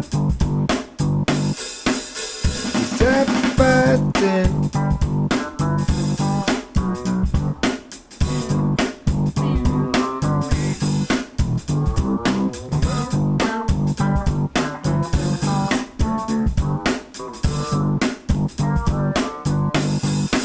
Okay, I get it. I get it. It's fine. I know what you really want. I don't blame you. I don't blame you. Who could blame you? Nobody. That's why I'm choosing not to blame you. And I said, I'm just going to do what you want. I'm going to get what you want. I'm going to get that thing that you want, and you're going to love it, and you're going to be so happy. May I have the can? Yes, you may. Just give me 1 second here, and I'm just going to do this, and I'm going to do this, and there you go. It's called The Beat. It's called That Beat. Oh. It's a little different than The Beat. Yeah, because, like, The Beat means, like, ultimate. This is That Beat. This is the proper beginning beat. Okay. So now we're feeling the groove. We're experiencing the movement in our bones. We're recognizing this is a real beginning. Uh-huh. Oh yeah. Now the party is getting started. Oh yeah. You can feel it in your bones, resonating as deep as the bells of Notre Dame when rung by a very sturdy hunchback. That's when they ring the loudest and most true.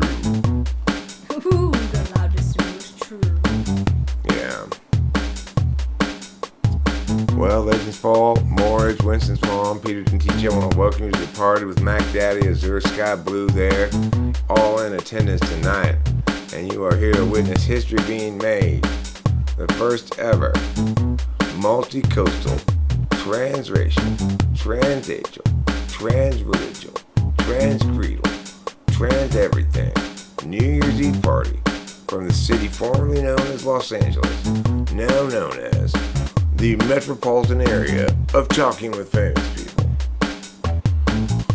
This is a moment that will go down in party history for the rest of human civilization, will be recalled as was the Last Supper as a meaningful event in human history's development and development of people through the ages. This will go down as that and more.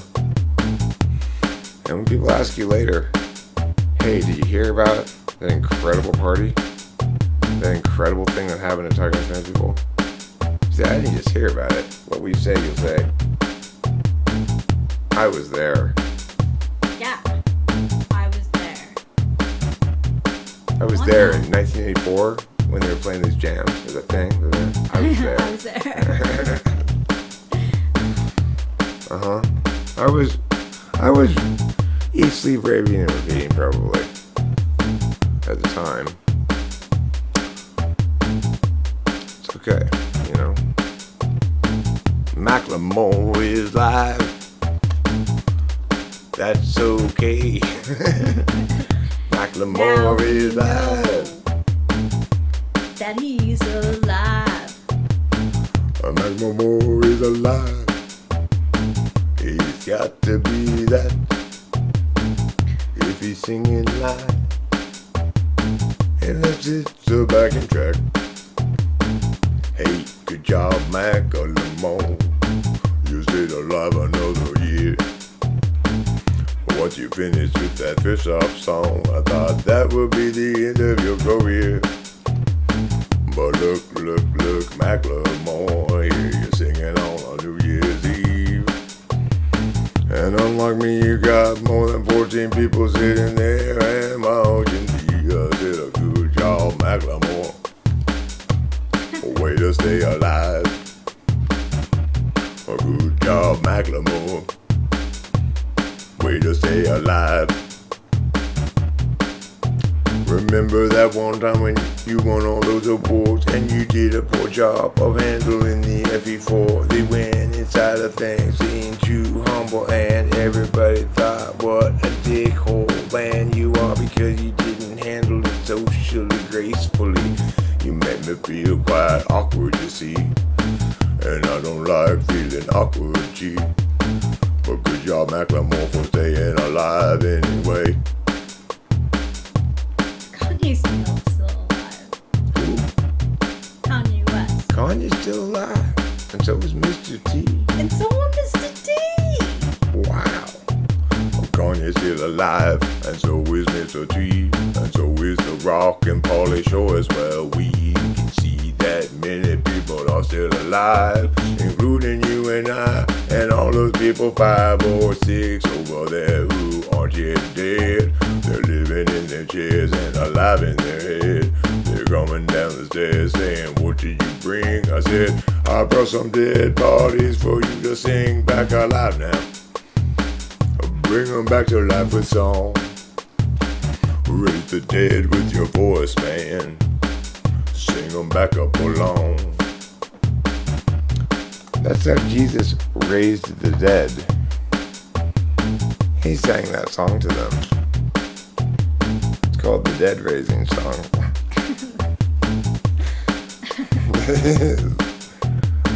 I'm gonna be doing this a whole bunch, I think. Wait, I'll do it. I'll do it.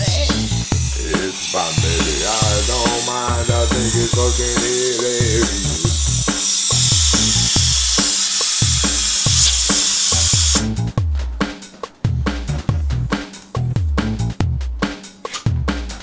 Azure Sky Blue, you're right to take offense at that. I'm projecting my own living frame onto you. I don't know that you're not alive. You're alive. You could be friends with Jonathan Bassanti's ghost. I know we do have at least one non-living, quote-unquote, person in attendance here today, and that would be Jonathan Basante's ghost, who's neither alive nor dead. I'd say who aged well, Ozzy Osbourne. Whew. Hero to the people. Now there's a man who could really handle his drugs.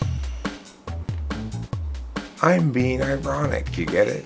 Because he couldn't handle his drugs at all. He was terrible at handling his drugs. Like most people for some reason. Why did Jim Morrison get to die and get 'Cause- buried in Paris? Because he was dumb and pretentious. You gotta be both. Oh, I see. You gotta be both. If you just one, you just wallow in obscurity like me. If you're not wallowing in obscurity, quit exaggerating. I'm not exaggerating at all. I am totally wallowing in obscurity. Everything that would appear to be high visibility about me is misleading. It may be true, but it's misleading. So, that's the fact of things. I have to deal with this horrible reality every day of my life. Not only am I not super famous, I'm not even sort of famous. But hasn't Joan Osborne... Oh, Joan Osborne is not...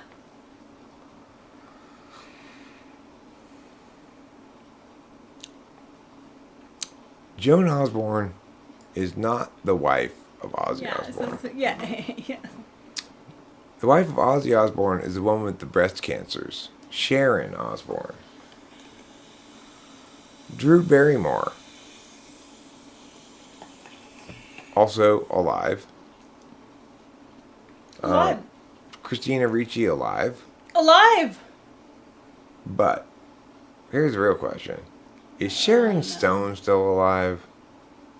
Really? Uh-huh. Why? Not that I wish ill on her. It's just, She's known to be an ENFP. A lot of websites. Not that means anything. That's what I've always found it made me angry that she was trying to play like 20-year-old characters when she's like 50 years old. Yeah, she's still... No, you're too old to play that character. Dates, like...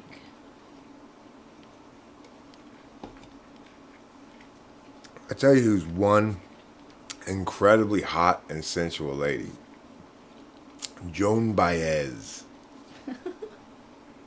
She's got a throaty, womanly voice that'll just carry you away on the winds of song. It's amazing. Yes, it's just like Pocahontas. She's gorgeous. She's like a cross between Margaret Thatcher and Margaret Thatcher's lesser-known younger sister, Desiree Thatcher. Desiree. Yeah.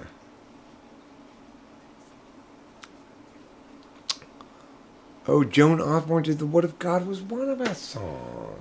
Really? That's right. You're right about that, Karma's Pimp. Oh my gosh, no freaking way. And she posed some questions that we will all remember the rest of our lives. Questions like, what if God was one of us? Yeah. Just a slob. Like one of One us, you know? Just a stranger on the bus trying to make his way home. We've always thought that. All of us have. She's as iconic, and her lyrics are as iconic as this iconic lyric. Would you go down the man of theater? That's iconic. Does a lot of s'mores that need that to be happy? Will you go down the man of No, they are theater? all. Probably not. Right? Is that a deal breaker? Did they all drop? Write me up then if you got the balls. Oh, yeah, we're still implementing our write-up system. We are going to have a writing up system with demerits, detention, employee of the month, things like that. We're still working out the deets on that. So everybody's currently immune to being written up. But just you wait until we figure out the protocols, because they're going to be strict. Let me tell you.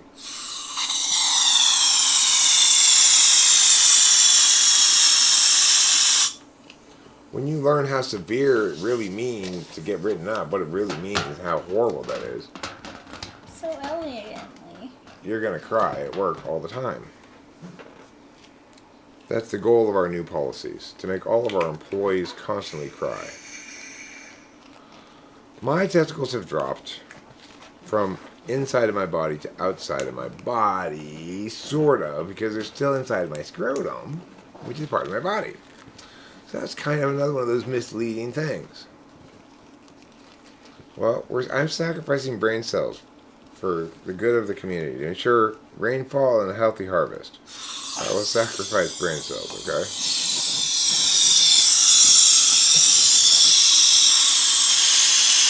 Which mod are you complaining about, Karma's Pimp? Yeah. Who are you complaining about and why?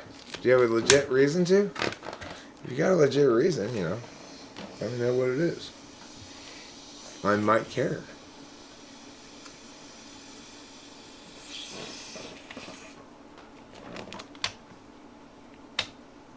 You're the Tyra Banks of this. I mean, Jack has never at any point in the past seemed to think he needed permission to complain. he seems to assert for himself the right to complain on a regular basis. Okay. God, complaining Is it pants. so bad? Yeah, I'm sure it's terrible. Especially if you're listening in headphones, I'm sure it's fucking terrible. I know when I listen back to these streams and we're doing whippets, it annoys me. Sorry.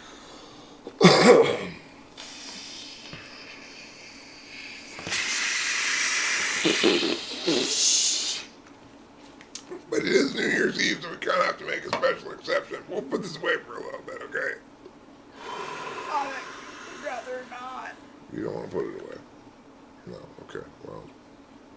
You heard the lady. You're going to just waste half the thing if I let you do it. No, I won't. I promise I won't. I guarantee you will. I have watched you in action too many times to believe that promise for a second. You better just let me do it for Put you. it from in my mouth. Darling, you're always asking me to say that same question. You're always asking me that question. It's funny the way that works. But yeah, I'd be happy to just set these up for you. Let me just get you like 4 of these balloons. I'll load them all up at once, and then you just suck on those for a while, okay? Yeah.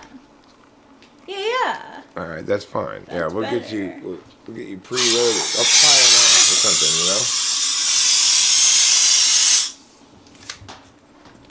Okay. So, what I need now is something to tie this with. Like a twist tie kind of thing, I don't know if we have any twist ties per se, but I think we can use something like Oh, like these? this.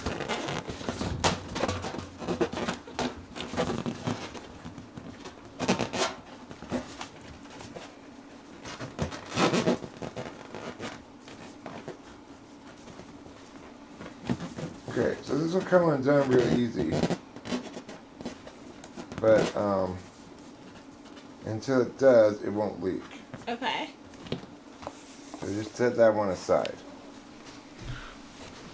This one's set up to sit properly for itself, by itself for a while, so let's just set that one aside. We'll get you set up with another one. Happy New Year, Octavia Silva. Happy New Year. Happy New Year, Lich. Lich, of course, being a very high-level skeleton. Yes. Oh. Yeah. If you've ever encountered a yeah. Lich in a dungeon, you thought your party could handle it, but you probably got annihilated. Oh. Unless you had a very high-level cleric with really powerful turn undead spells. Turn undead. Yeah. Because we really want them to be not skeletons. Well, the thing is, when you're talking about turning undead, it doesn't mean like you're turning them into something. It means you're turning them away from you, Ah. basically. That's how you turn undead. It's not like you're turning them gay or something. It's not like that. No. It's like you're turning a corner. But the corner is them, and their closeness to you, and the turning is the making them go away.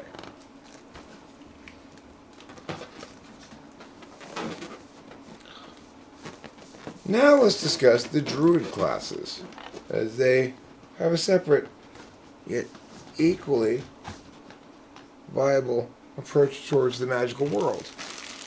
And we should celebrate everybody's magical traditions equally. No matter what. No matter what. That's why I'm always cutting ladies in half. That's a magical tradition that I want to celebrate. You know? I want...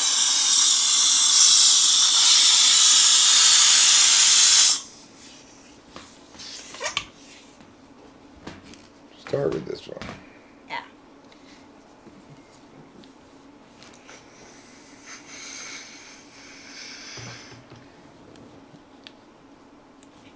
Okay. There we This go. is good quality. I know, I agree. It is good quality.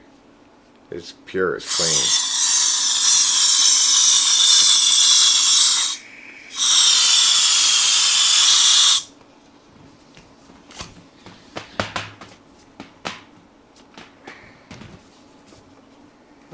Okay. So that should take care of Rachel for a little while. Yeah. We got her 4 big balloons full of nitrous. I'm going to pull myself a bong rip. And in order to do that, I'm going to use marijuana.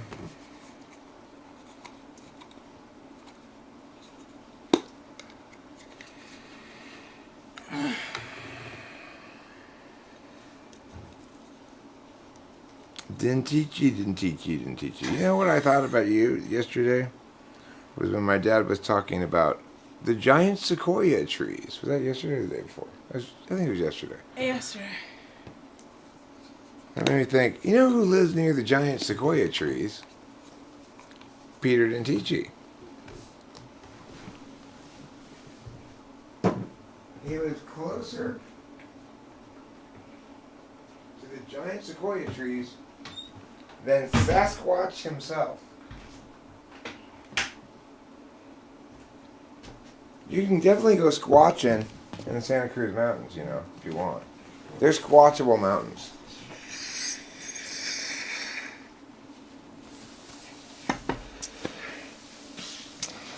Santa Cruz mountain range is an interesting mountain range because it's not actually connected really to any other mountain range. It's a young mountain range. It's a new mountain range. I learned this on a Sasquatch show just the other night, so it's fresh in my memory. It's heavily forested. I've driven over the Santa Cruz Mountains plenty of times to get from Santa Cruz to San Jose. Peter Dentici one time sent me a video of a very big bird in his backyard. And I said, "Oh, amazing, you have birds," you know. It's like, of course you have birds. God. Actually, it's pretty cool. It's a big-ass, like, eagle or something. You call for a federalized time standard? Okay. From now on, every minute will last 62 seconds. That's what I declare. It was an eagle hawk. That's the kind of hawk that hunts eagles. That's the most badass kind of hawk.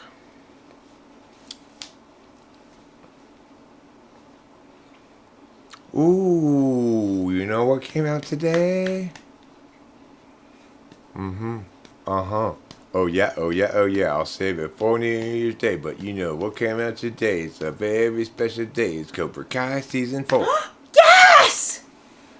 Excited about that. Cobra Kai excited. made me think of Hawk, you know. No, I didn't think of anything. Hawk, the kid. Bad. Yeah. Is he a bad guy? Is he a good guy? We're not sure. We're not sure. We're not sure. My 2022 plan for the United States, well, I'm going to begin with what I call... Wait, you can begin by passing those over to me. What I call Or shame it till I fame it. Now, this is my plan thank you. to shame everybody for not knowing me more. Yeah.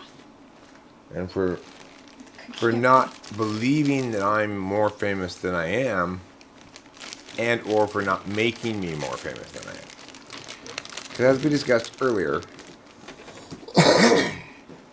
it's definitely your guys' fault. Maybe not you specifically, but the general, the universal you guys. I like that. I've always liked that. You guys. Yeah. I mean, basically, Rachel and I, as we discussed, there's something wrong with those people. And that's really the problem here. Those people. Meaning everybody but me and you. And Kitty, of course. And a couple other select others occasionally. But 7 billion people on this planet. How many people here? Like 14 people? Okay, that's 6,999,986 too few people. That's a lot too few people. In this particular live stream, if this were our trip to the grocery store, we could probably use the express lane. And frankly, if there were any justice in the world, we would never be allowed to use the express lane because our cart would be so full of passionate viewers.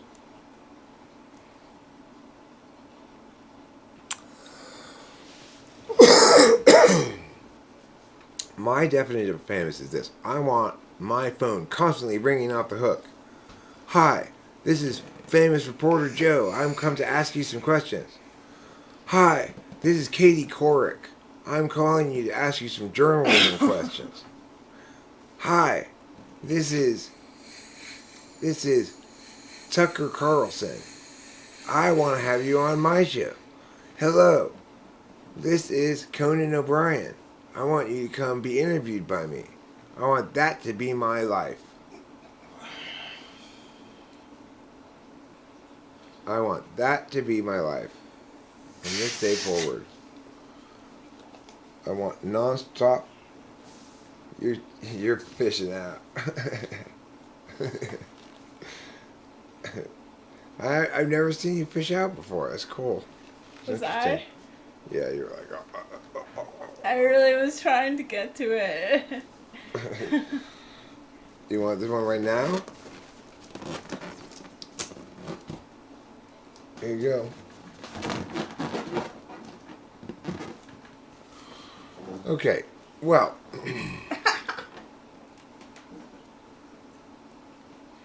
I didn't hang up the phone. Yo-Yo hung up the phone. Because he didn't have anything real to say to me. He hung up.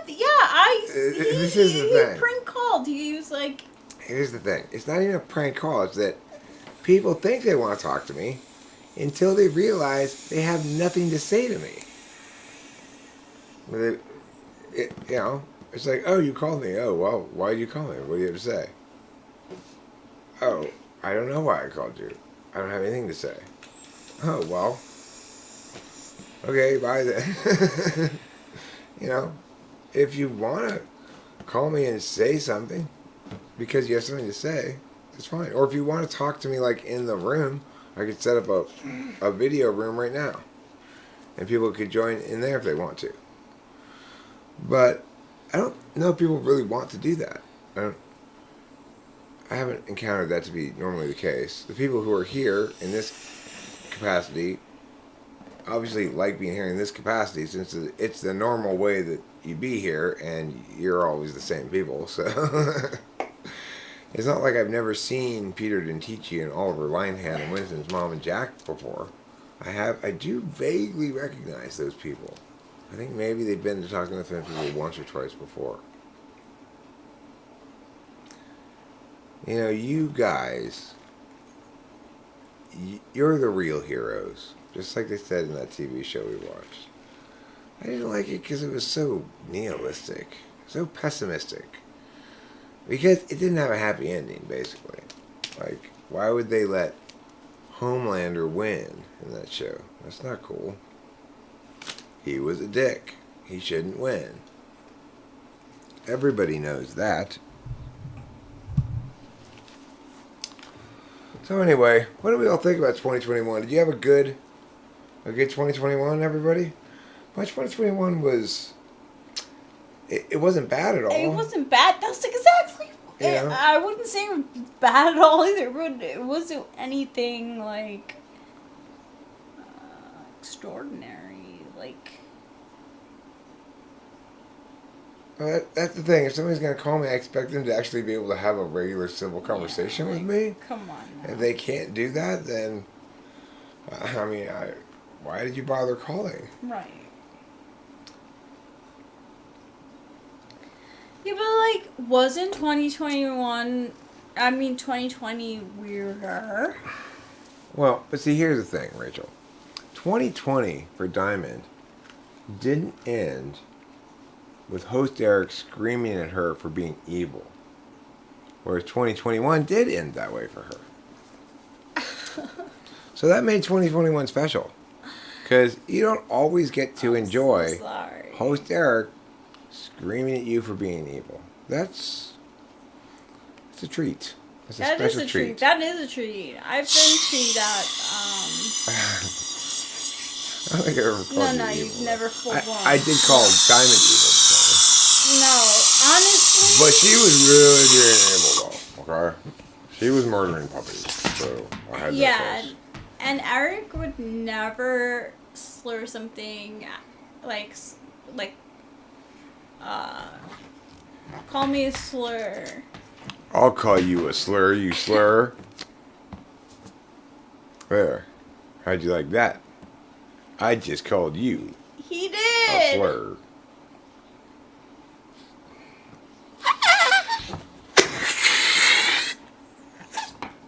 That's not a slur, that's a split-fingered slider. Okay, God. Fine. Be a pain in the butt. See if I care.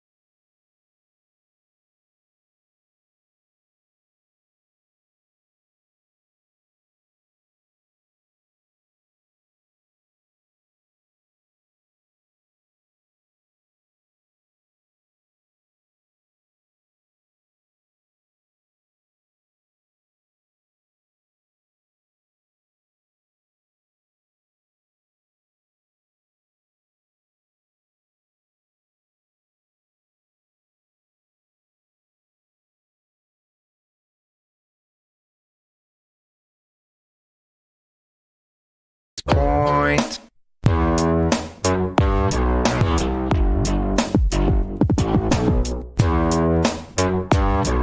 You want me to mute the nitro sounds? So I made you some music here to listen to.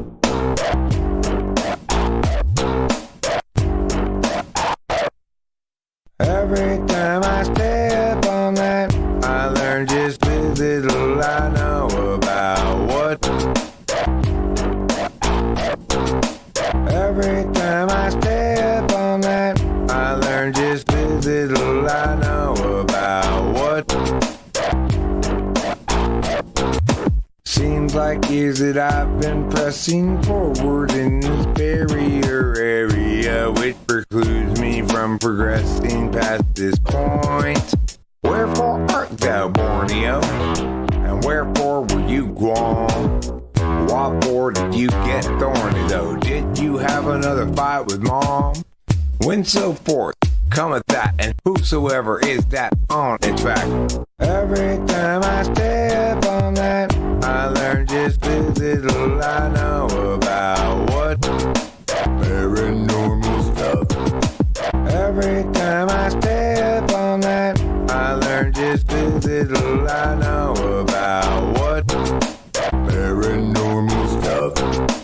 Every time I step on that, I learn just as little I know about paranormal stuff. He's Gregory in disguise. He hates the lies, wants to confront the men, always telling them. But every time he tries, they only run and hide. Again he is denied, chance to yell at them. So now he's Gregory in disguise, hands in his pockets. Now he's walking down the drive, averts his eyes. He doesn't want you guys to realize that he's Gregory in disguise, hands in his pockets. Now he's walking down the drive, averts his eyes. He doesn't want you guys to realize that bridge brings a new approach. Sneakily he'll try to encroach up on the guilty, then he'll finally get his chance to yell at them. He's Gregory in disguise, hands in his pockets. Now he's walking down the drive, averts his eyes. He doesn't want you guys to realize he's Gregory in disguise, hands in his pockets. Now he's walking down the drive, averts his eyes. He doesn't want you guys to realize that He's Gregory in disguise. He hates the lies, wants to confront the men, always telling them. But every time he tries, they only run and hide. Again he is denied, chance to yell at them. he's Gregory in disguise, hands in his pockets. Now he's walking down the drive, averts his eyes. He doesn't want you guys to realize he's Gregory in disguise, hands in his pockets. Now he's walking down the drive, averts his eyes. He doesn't want you guys to realize he's Gregory in disguise, hands in his pockets. Now he's walking down the drive, averts his eyes. He doesn't want you guys to realize he's Gregory in disguise, hands in his pockets. Now he's walking down the drive. He's Gregory. Her dress, ignored distress, assessed her chest, left a mess, exit west, and the best we can do is attest that it's true. There's nothing confusing. Lisbeth guessed cops were musing. Lisbeth didn't have any confusion. She kicked in your door at the stroke of noon, then each and every day from April to June, when the various plans all about various deeds under.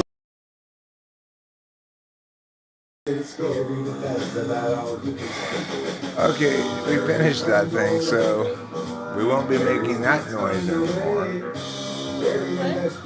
I said we finished that thing, so we won't be making that noise anymore. It's cached. Yeah, I explained it then because it was music, you know.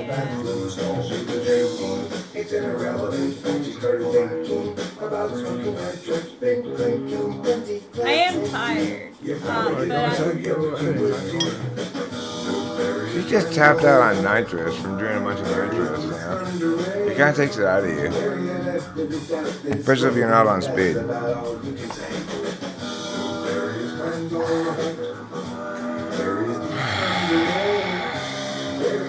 Is that the old version? Yeah, that's the old version of it. Oh my god. I'm just so... It's weird how like weed, a given strain of Dimitri, it's like, it's still doing the same stuff to me, but it's not as surprising or something. It's been really weird. This is video. She rolled over then October to June then took off for the summer. Various plans all about. Various deeds underway. Very bad for recap because it's scary, but that's about all you can say. Various plans all about. I'm overloading my processor. Very bad for recap because it's scary, but that's about all you can say. Now in fall, whispers began to carry in the hall that Lisbon's urgency and build them all to hide away from her inside her eyes. She's her 18, always making her point. Started 18, pulling that bird way through you. It means she likes you too. So various plans all about, various deeds underway. Very bad for recap because it's scary, but that's about all you can say. So various plans all about, various deeds underway. Big breath. For recap because it's scary, but that's about all you can say. So various plans all about, various deeds underway. Very bad for recap because it's scary, but that's about all you can say. So various plans all about.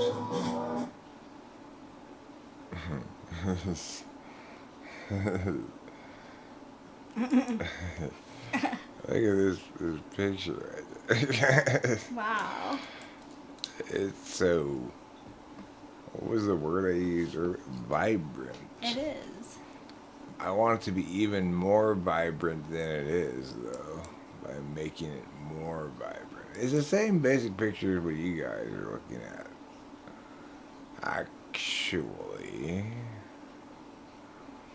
The thing is, the other reason why this weird is a little weird or different kind of weird is, of course, because of the important factor that I'm on speed.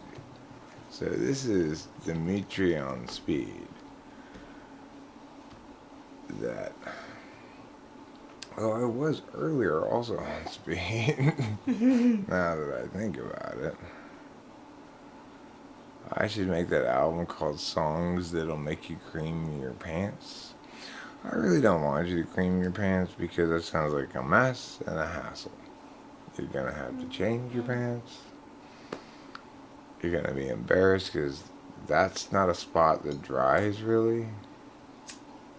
It doesn't dry in the same color as water would dry as, which is no color. Dries is the absence of color, water does. Now take bleach for example. It might look like water, but it dries as a different color. Yes, it does. Than was there before. Ooh, That's the thing to remember. Things are strange. If everything seems under control, you're not going fast enough. The thing is,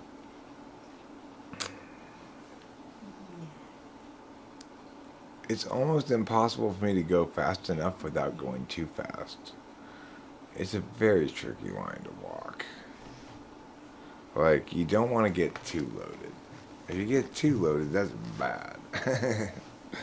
And the problem is, it's almost impossible. And the kind of Drugas I like, anyway, for me to get too loaded for me. Because I'm not doing things that are downers, so downers will kill you if you get too loaded, But psychedelics will make you weird if you get too loaded on those. Like, if you take too much acid, that's bad. That's a bad thing to do. But this is a really gentle psychedelic. If we're being so hardcore, it's super friendly. It's like, I can't even conceive of bad tripping on Dimitri. I can't conceive of like being overwhelmed by the physicality of it, like just sometimes it makes me want to do that, you know, because so I just feel like I need more breath or something.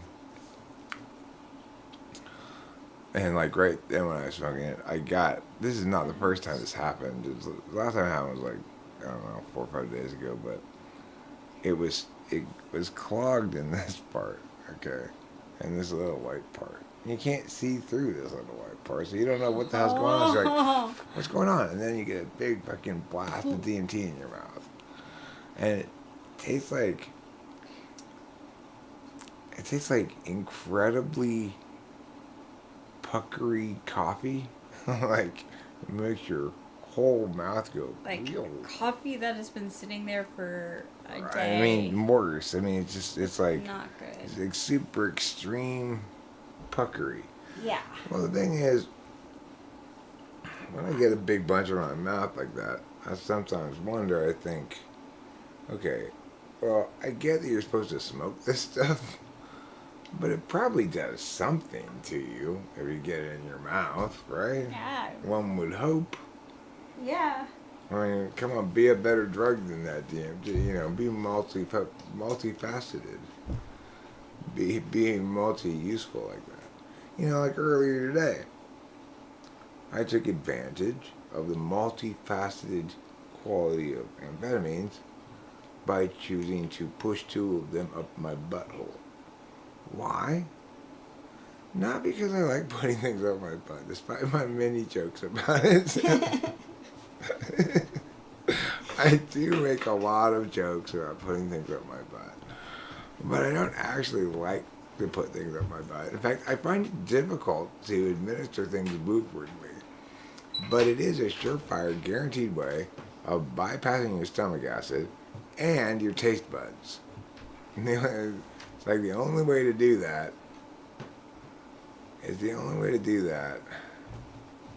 to get both those things is to administer your drug boothwardly.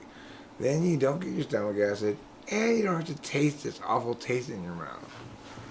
But your butt kind of stings, and you think, but you're not sure. It could be psychological. You know, you're not sure.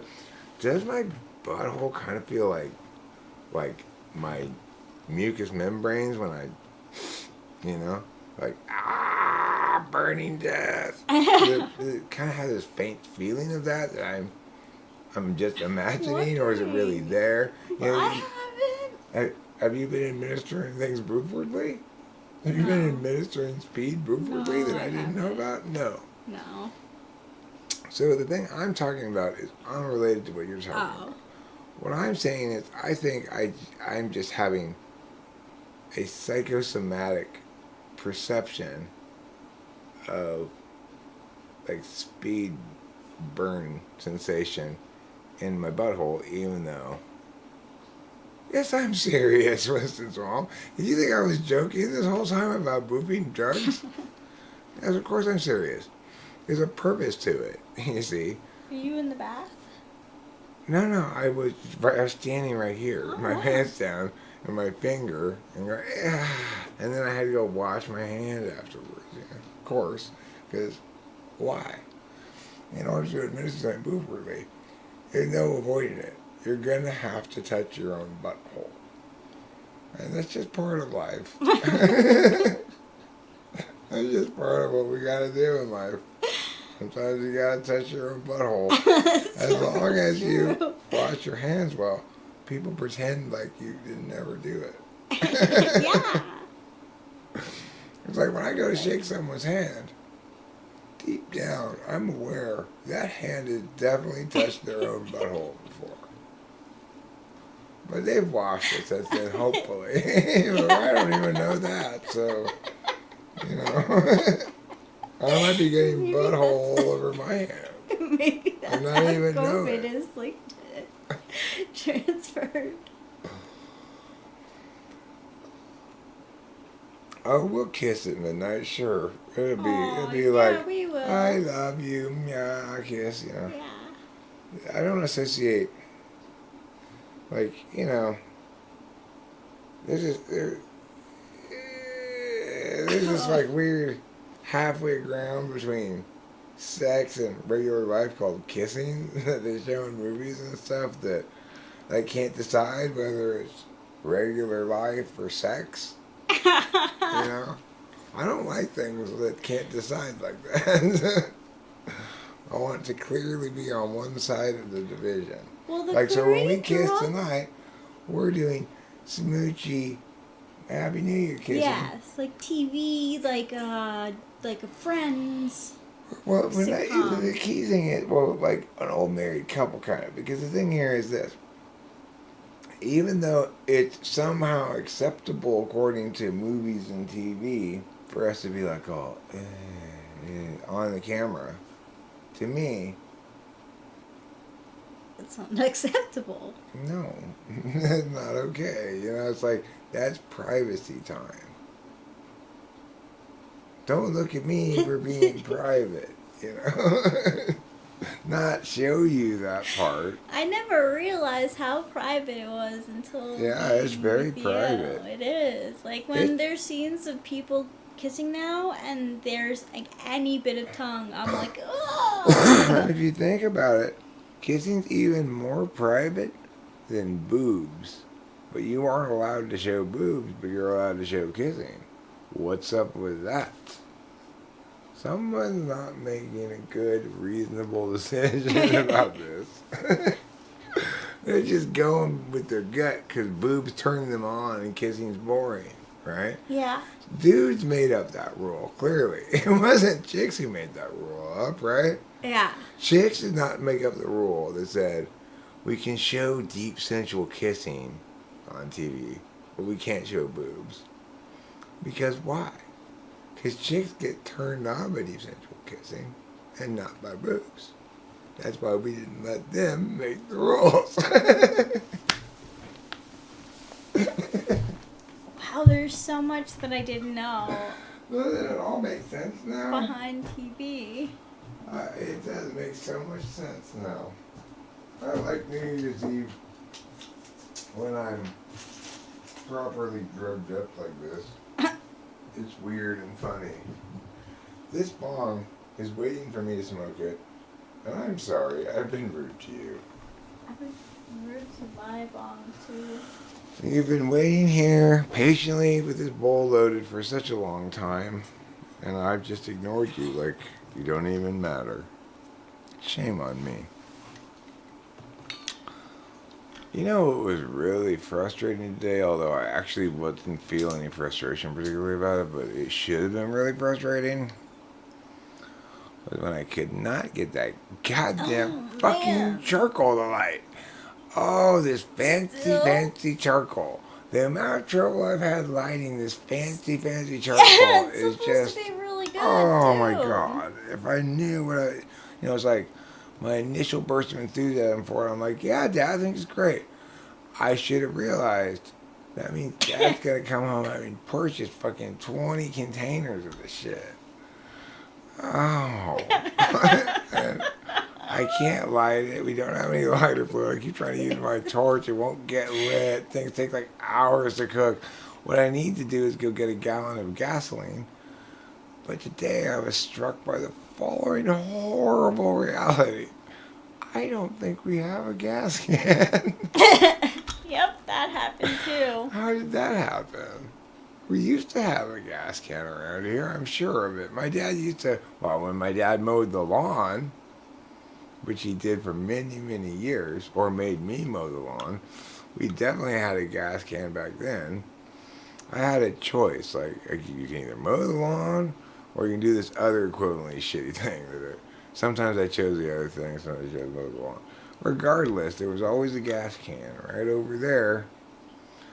And, I learned early on, if for some reason I'm failing to successfully mow the lawn, there's a decent chance I'm out of gas. Decent chance. Probably better than average.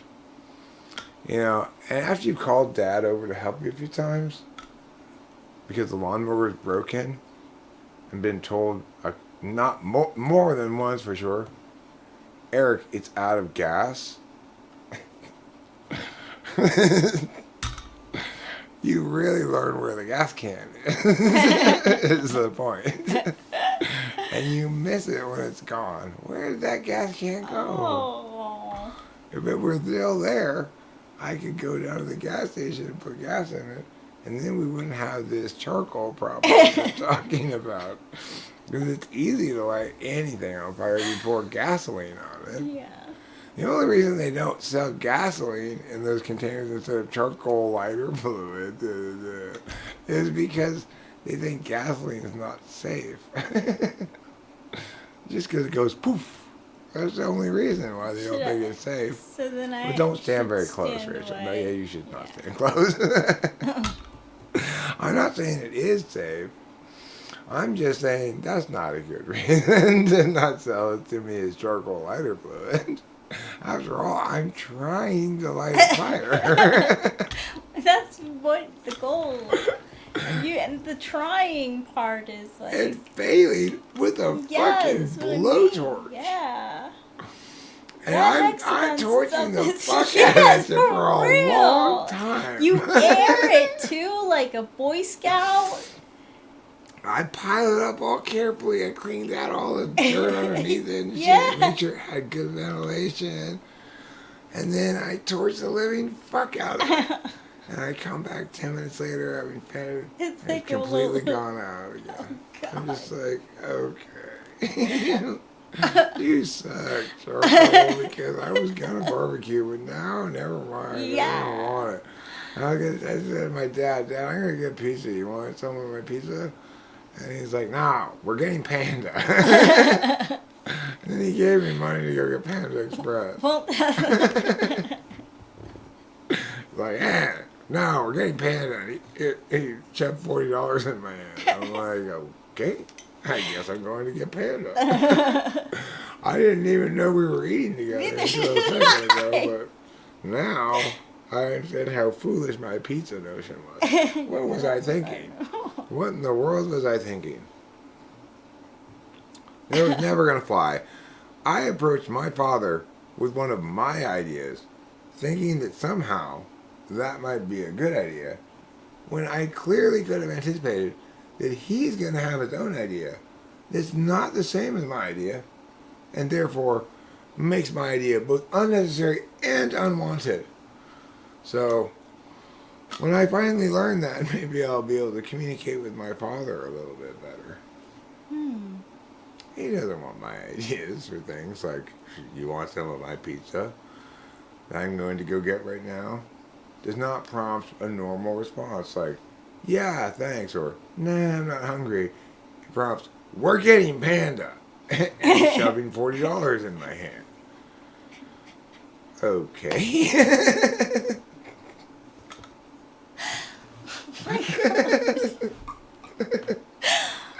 Isn't that weird? yes. That's so strange and funny. That is not how I thought it went at all. And it's odd that you thought I was like gonna suggest pizza too, actually, because I was kind of craving it. But The thing is, he caught me by surprise, right? Like, I'm going out here to go inside and talk, and he's here, like, maybe going to talk to me. I'm not sure if he was just standing there or what he's doing, you know?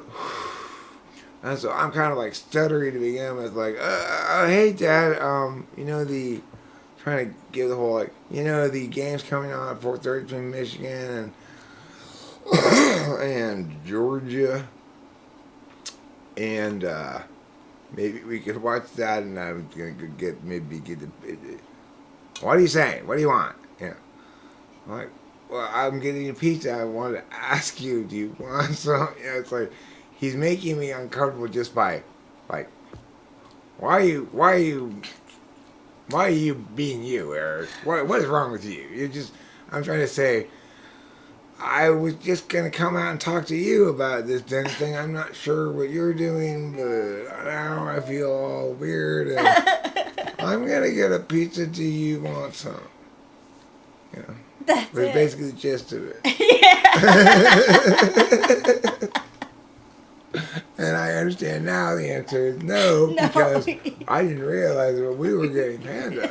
So there was no reason for me to ever even thought about that pizza. Yeah. That was crazy talk. Yeah, that was crazy talk.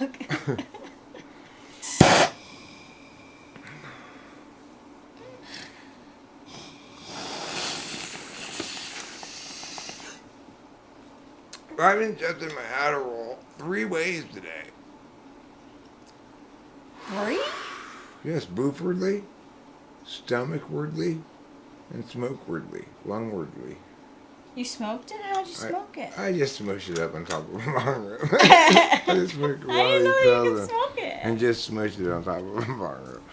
Because these new pills this month, historically I've gotten these orange pills. Rachel, you know those orange pills, right? And they're bigger than these little white pills, and they're sturdier than these white pills. These white pills are very crumbly, so they lend themselves to smushing up and putting on top of bong rips more easily than the orange pills, which typically require me to get a smasher of some kind to smash it up, you know. These ones you can practically do with your fingers. They're very crumbly. I tasted one the first day I got them. They taste very much like speed. Ah. They taste just like straight speed. Like, I don't think there's any like additional flavorings or whatever. You know? Having tasted plenty of speed in my day, I can tell you what tastes like amphetamines. That tasted like amphetamines. It's not a pleasant taste, really. I don't think anybody likes the flavor of amphetamines. Nobody does amphetamines for the flavor. That's Okay. a good point. That's true. No matter what the advertisements tell you, you're not welcoming yourself to flavor country when you do amphetamines. Oh, no, it's true. You're not alive. You may be alive with pleasure, but you're not alive with pleasure in flavor country. Yes, no. Not in flavor country. You've been exiled from flavor country.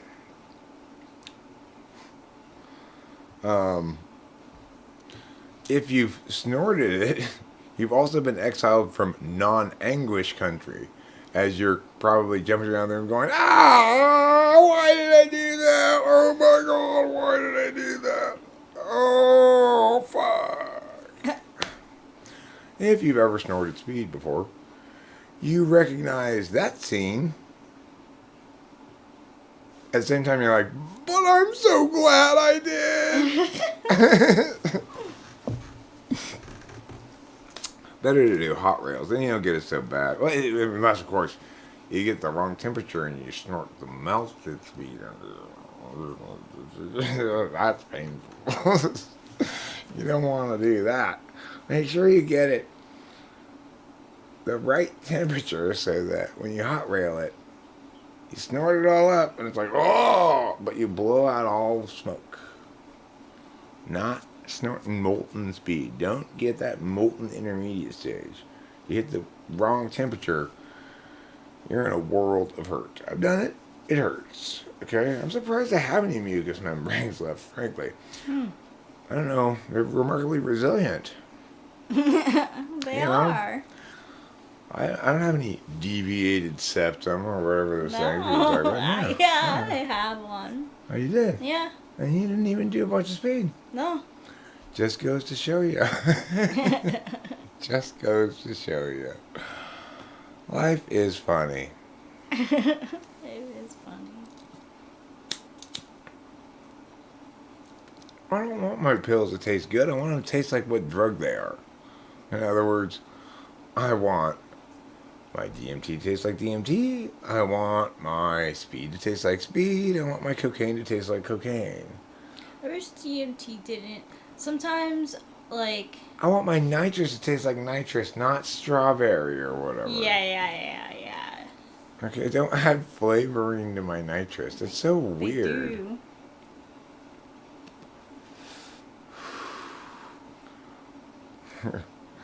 Baby, you were born to snort.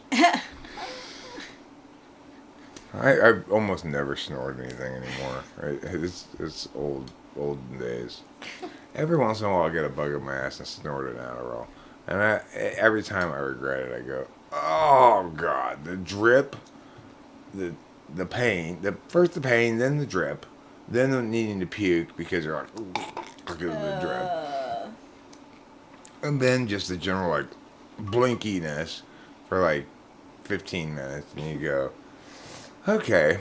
And in the end, all I did was consume one Adderall. And yeah, I guess it hit me faster or whatever, but was that really worth it, Eric? Was all the dancing around and the yucking and the yakking and the It's like sometimes when Rachel and I get shitty enough weed and my lungs aren't in the right mood, it's just like, fuck it, I'm not even going to try to smoke that because it just makes me hack up a lung every time I do. Yeah. You know? So it's Well, good that's to get decent weed at least. Yeah. That's what happened with my Yeah, dad. don't flavor my drugs, please. Whoever you are. I don't need your flavorings. Even when I was drinking alcohol. Don't make, coconut flavored rum. Just make rum flavored rum. Okay? Don't make cinnamon whiskey. Just make whiskey flavored whiskey is fine. Okay? You don't need to add those little extra things like that. If you want to add those extra things, that's how you make a mixed drink, right? You take regular whiskey or regular rum and you make it taste coconutty with some other shit. That's how you make a mixed drink. You don't start out with rum that's already flavored like something. That's dumb. Rum is supposed to be rum flavored. Gin is supposed to be gin flavored. And gin has a very specific taste because it's made out of those things. What are they? What's that shit called that it's made out of? Gin's made out of something weird. What is that stuff called? It's like holly or something, but it's not holly.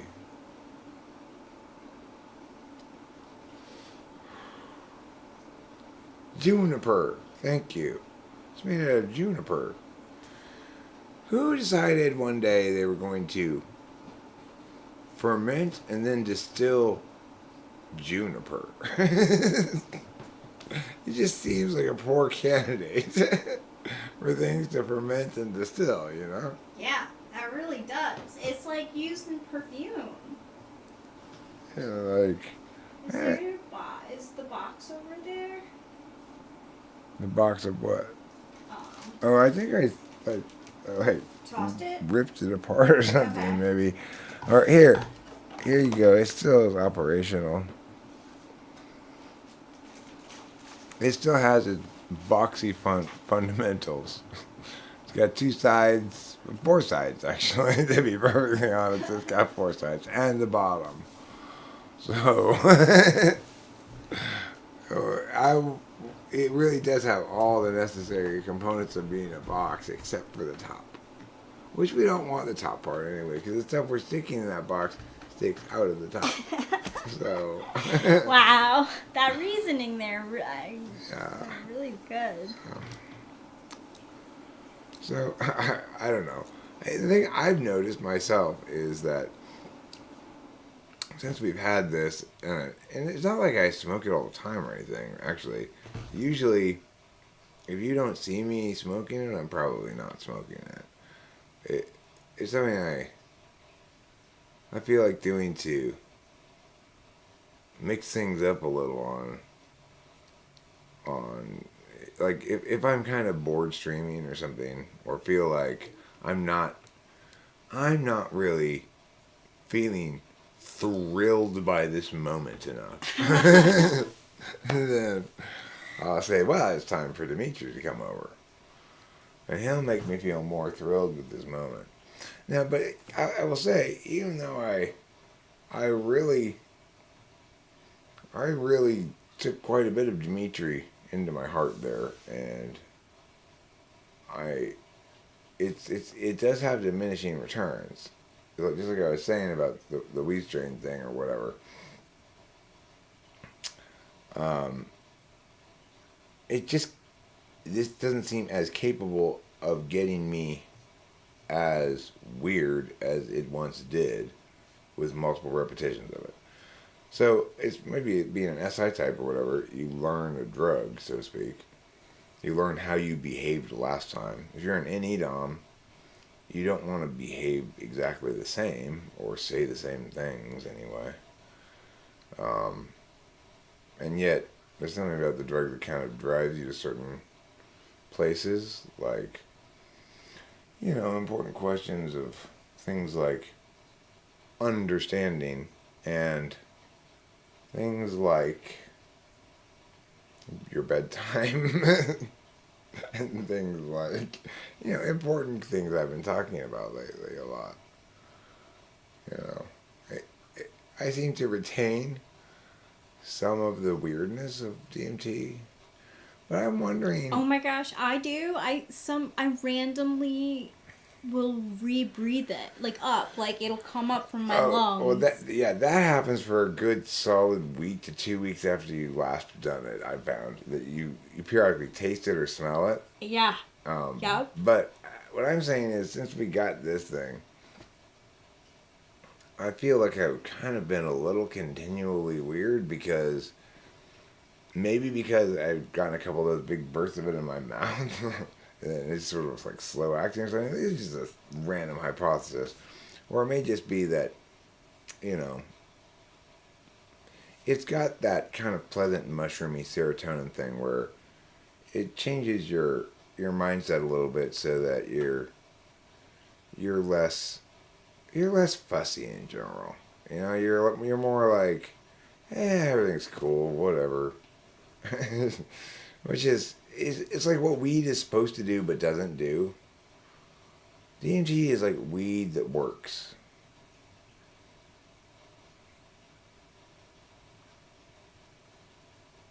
Yeah. But I think it like has a different reaction for everyone because like if I concentrate on a shadow or something, shapes do appear, and like shapes appear in carpets and stuff. But like I get just a general feeling of euphoria. Like I'm like on cloud 9 and like nothing can take me down basically. And like it's very chill. I'm not. Yeah.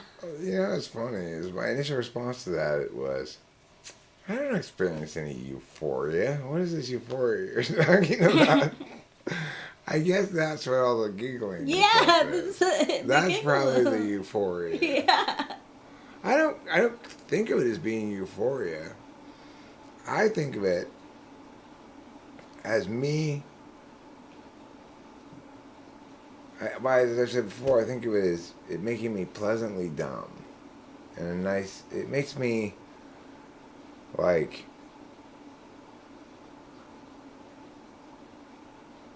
I don't care. Yeah. In a fun way that makes me happy. But I guess that's what they're talking about when they say something causes euphoria. I've never really understood what that meant. I do. I feel it.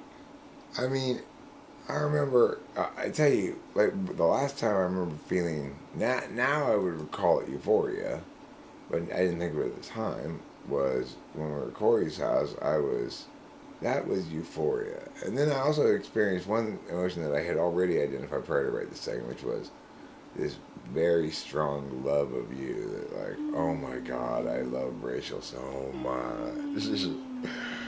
And that was really nice. That is so nice.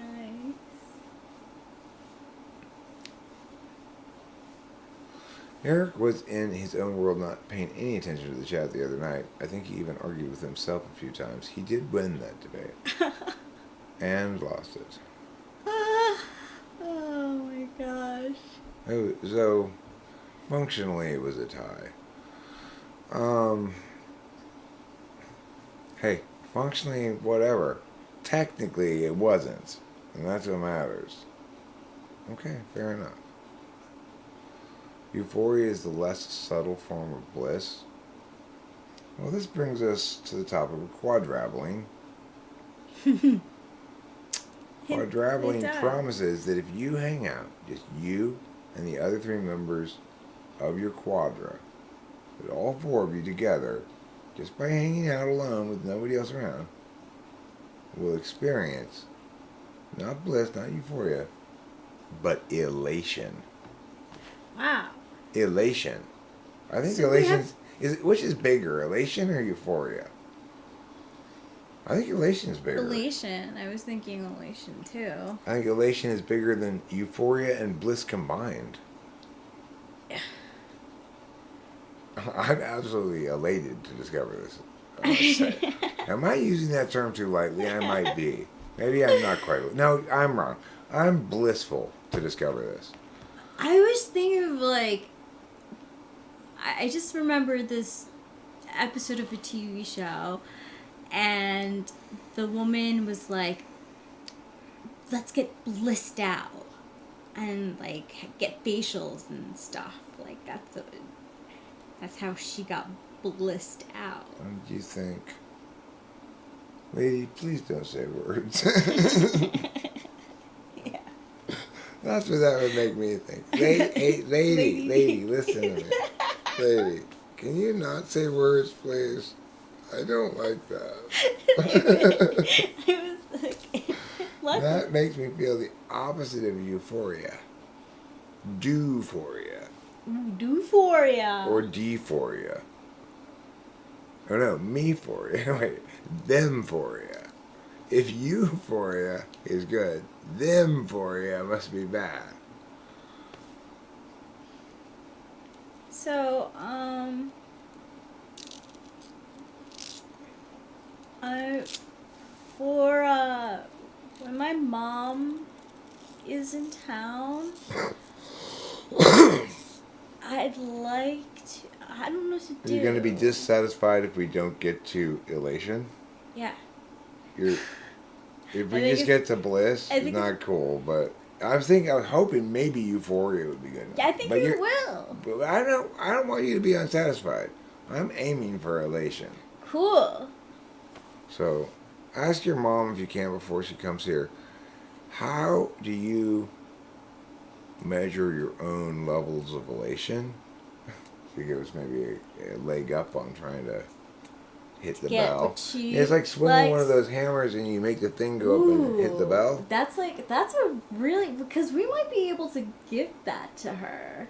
If that While bell's she's name here. is elation and ringing it is her experience in said elation, we might as well swing that hammer. We're a couple of FE types. It's not like we care about what we're doing, Right? really, you know? Exactly. It's not like we have real fun. We just sort of stand there while other people do. Right.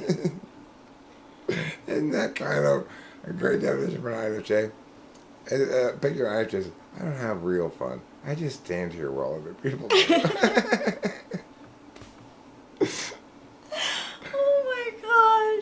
Oh my gosh. She's, That's a funny INFJ joke. that is.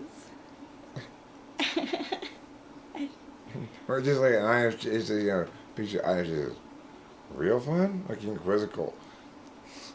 I just stand here while other people do that. Yeah, it's so true. Like, my mom thinks I'm like, so I spoke to my mom yesterday on the phone, and, because she's been checking in on how I've been doing, which is nice. So, we spoke a little bit, and, They use their larynxes. yeah, we used our larynxes, and we spoke, and she reminded me that her trip is coming up, And one of the things, like, she just, like, I think, like, it'll be easy to, because she said even, she was like, you know, if you don't feel good, we don't have to do much. It's still like more than a week away, right? Yeah. The thing is, She wants to go on a trolley, one of those trolley tours. I mean, I'd love to offer her DMT, but there's zero chance there'll be any left by the time she gets there. There's no man. way. It won't be. There's not It's going to not be any enough left. time. Let's not lie to ourselves. There's not going to be any left. But maybe, you know, what we could do sometime between the thing I still got scheduled, which is like the 5th or the 6th or 7th for lunch at the Cheesecake Factory. Sometime between then, your mom comes in on the 9th, right? So it's like we could, in theory, do this 6th on the Cheesecake Factory. Maybe shoot up to Santa Cruz and visit a certain Dieter Pentici. I know up there. His name's actually Dieter Pentachakovich. He's Czechoslovakian. Yes. Dieter Pentachakovich. Chocolate. He's my Czechoslovakian friend who lives in Santa Cruz and works at the local Czechoslovakian coal mine where he digs coal out from the earth with his bare hands before carrying it earthward in buckets. But he also, from what I understand, he knows somebody in the coal mining union who knows somebody in the police union who knows someone in the firefighters union who knows someone in the illicit drug sellers union. And that's the person I'm trying to get in touch with. Ooh, that sounds nice. Yeah. That's the person I'm trying to get in touch with because, you know, do I need to walk around with a sign that says, hey, pushers, your customer's right here, motherfuckers. I know. You think the Why- universe, the much, as Why much is as it you so hard to talk buy about it- drugs? Yeah, as much as you talk about it, you think the universe would be like bringing it back. manifesting the fuck out Yeah, of them. that's what exactly. And yet, I don't see anything No. landing in my lap occasionally. Well, there's a little Christmas lap thing, but Yes, that was wonderful. that was. When angels fly down on Christmas Day, they'll bring you drugs to do, yeah. Bring you closer to Jesus and Mary. Doing drugs shouldn't be scary. That's a Christmas drug song. Anyway. Yeah, doing drugs shouldn't be scary. No, it shouldn't. It should be a nice, pleasant experience that people enjoy with each other. They shouldn't be all thuggy about it, and they shouldn't be all tweaky about it, and they should just have fun, you know? INTJs do think everyone is doing everything wrong. That's true. But even INTJs have to admit one thing that's not being done wrong by one person, and that's drugs by Eric. Okay? Yeah. These are facts. You might accuse Rachel of doing drugs wrong. That'd Yeah. be too broad an accusation, unfair, but you could correctly accuse her of not making the most efficient use of the nitrous the artist formerly known as Nitrous Tank. But that's fine, you know, that's part of what makes her so adorable. Thank you, darling. I know many of you out there saying, Eric, there is nothing adorable about wasting perfectly good nitrous oxide. Oh. And you sort of be right about that, except I don't really love the shit that much anyway, so Oh, whatever. that's good. She likes it more than I do. It's more, you know what's sad? Because she's polar, she doesn't really feel her own tragedy in that regard. Oh my god, it's true. I know I'm doing it wrong. And yet you're not really feeling how your poor TE is going to cost you several or more full nitrous hits worth of pleasure down the line. I know. That's one of the harms of TE polar, but that's why I'm here. To love you and cherish you. Thank you. And help you do your drugs Oh, properly. you do. Thank you.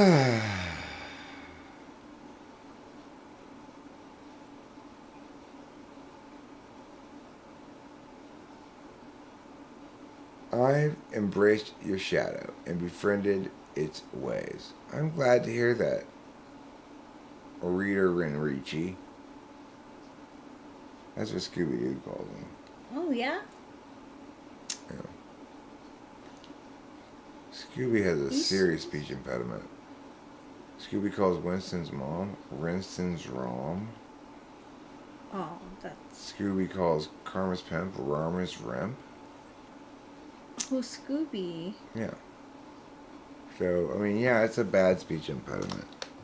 It compels him to say the beginning of every word as though it began with the letter R. That's pretty rough to go through life. That is. I mean, try saying Peter picked a peck of pickled peppers if you've got Scooby speech impediment. You have to say Reader Richter Rick of Reader Richter Wreck of Rickled Redders. Reppers. It's hard. It's not easy to have that speech impediment. Reader ricked a wreck of Rickled Reppers. Reader ricked a rep of Rick. It's hard. Yeah, not a lot of people are sympathetic towards speech impediments. Yeah, especially one as uncommon as Scooby's. Yeah. Eric, you might have found something channel worthy with the Fame show format. Like you hosted the other day on a live stream. The Fame show? You mean the show all about how I should be more famous than I am? I mean, that is one of my favorite topics. The key message about me should be more famous than I am is that somehow those people over there are to blame. And those people probably include you, but maybe they don't. I'm not saying for sure they include you, but probably they do. Yeah, they probably do. Those people aren't making me famous for some of the reasons I've already articulated. They're liking the wrong thing. Yeah, like, what's up with that? Who did they consult about what they should like? Did they just right pull out of people. a bag? Or what? Right. They just, whatever they feel like liking? How do you know? How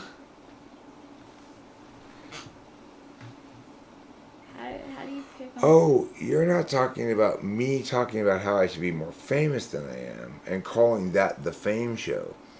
You're talking about my variations on 90 Day Fiancé, such as 90 Day Fancier, Oh, 90 Day Fancier. Fiancier, Fancier. and 90 Day Finances, as well as 90 Day Finish Au Pair. So, in 90 Day Fancier, you compete to see who can be the fanciest in 90 days. For 90 days. You have to maintain your fancy. Wow, It's that's a duration. long It's day. it's endurance art. Okay, you gotta endure. You gotta persist in Yeah. being fancy from when you wake up, all through while you're sleeping.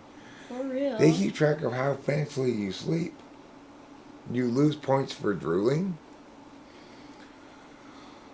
Wow. but you gain points for drooling if you have a servant assigned to clean it up. So you never really know what's going to happen on this show. Obviously, everybody gains points through Grey Poupon. But that's not the only thing. Also, tennis. There's golf. There's ways to be fancy. You can say, "Milady," or have people say it to them. Actually, the first one doesn't help, actually. You have to go the other way around. You have to have somebody say it to you. Oh, milady. Right. "Milady." Like that. Milady. And then that makes, not the person who says it, but the person who has it said to them, fancy. Very fancy. So the other person who you're saying it to is the fancy person. Yeah, 90-day finance is a great idea as well. Peter didn't teach you. I like that one. In which you spend 90 days becoming fine with ants. You learn at first that you're just going to have some ants on stuff occasionally. By the end of the show, like, literally everything you do, everything you touch is covered with ants. And the point is, at the end of it, this show works so well. They cut at the end. The end's always the same. This person going, "You know what? I'm fine with ants." That's so happy. That's why it's called 90-day finance. Yeah, you're right about that. When you learn to be fine with ants. That's a great show idea. Yeah, it is. Yeah, it's a fabulous idea.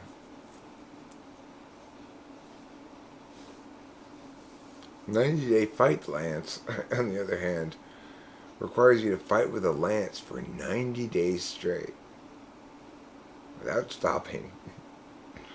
That's a long battle. Yeah. It's a long battle. Almost nobody makes it past hours 2 or 3. They didn't even get close to 90 days. They never made it past like 3 hours, so I'm not quite sure why they call it 90-day fight lance, but I guess they're trying to exploit their market niche. I was just gonna say, Winston Small, that you fight your aunt too. Your aunt could be the other kind of. Well, once you've discovered, if you're a television executive and you've discovered 90-day fiance as your show, okay, you realize abruptly, hold on a second, we could put this whole 90-day thing in front of just about anything. And they'll all be equally good shows. 90-day driver's license renewal. Yeah. Like, you got 90 days to renew your driver's license. Will you get it done in time? That's a show. 90 days of community service for 6 hours a day. You gotta go put trash in those orange bags on the road for 90 days. For 90 days. See, it would be boring. It would just be a show about people picking up trash. But when you add the 90 days in there, all of a sudden it becomes absolutely fascinating. Like, how about this one?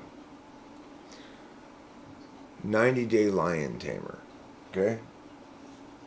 Take regular 5-year-old children and you give them 90 days to learn to tame lions. And then you set them loose in a cage full of lions and see what happens. Nice. 90 days of boofing. 90 days of boofing is a good show. Each of the 90 days, you could boof something different. Now, I'm sure I could find 90 things worth boofing if I really tried. I mean, most things that one might boof, you probably don't care enough to boof. Right. Like, if I'm going to take a couple of Tylenol, I'm not going to boof them because So what if my stomach acid eats up some of that Tylenol? I don't care. That's fine. It can have it. On the other hand, you see, those pesky healthcare professionals, they think they know best about how much speed I should be taking. I know it sounds insane. How would they know how much speed I should be taking? Yeah. They don't know. They don't know. They're not me. But as a consequence, I don't have all the speed in the world. And so, sometimes it's advantageous to administer it boofwardly. Wow. This is a side of you I didn't. Well, actually, I knew. Yeah, you did know. Yeah. You know, the thing is, I'm proud of just how professional I am in my typings.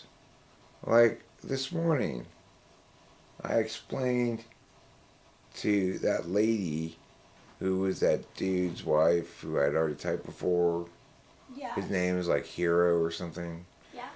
Anyway, I explained to that lady, oh, that's just like how I wear underwear to bed because if my butthole itches, I don't want to touch it with my finger. I want to have a barrier of underwear between my finger and my butthole, you know? Yeah.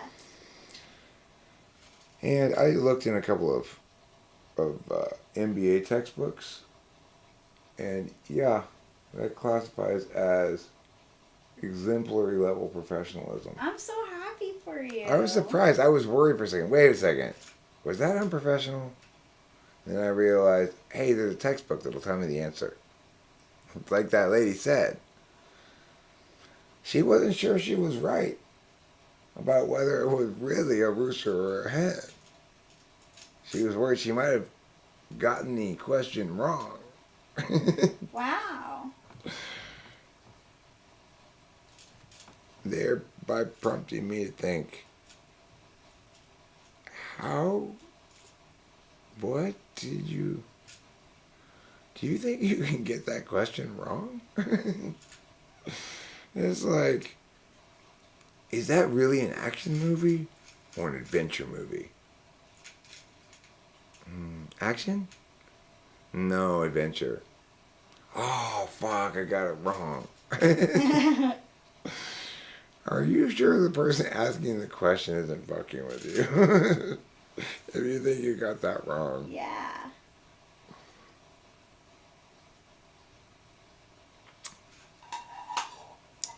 Look, you've just got to remember that old homespun wisdom of a rhyme.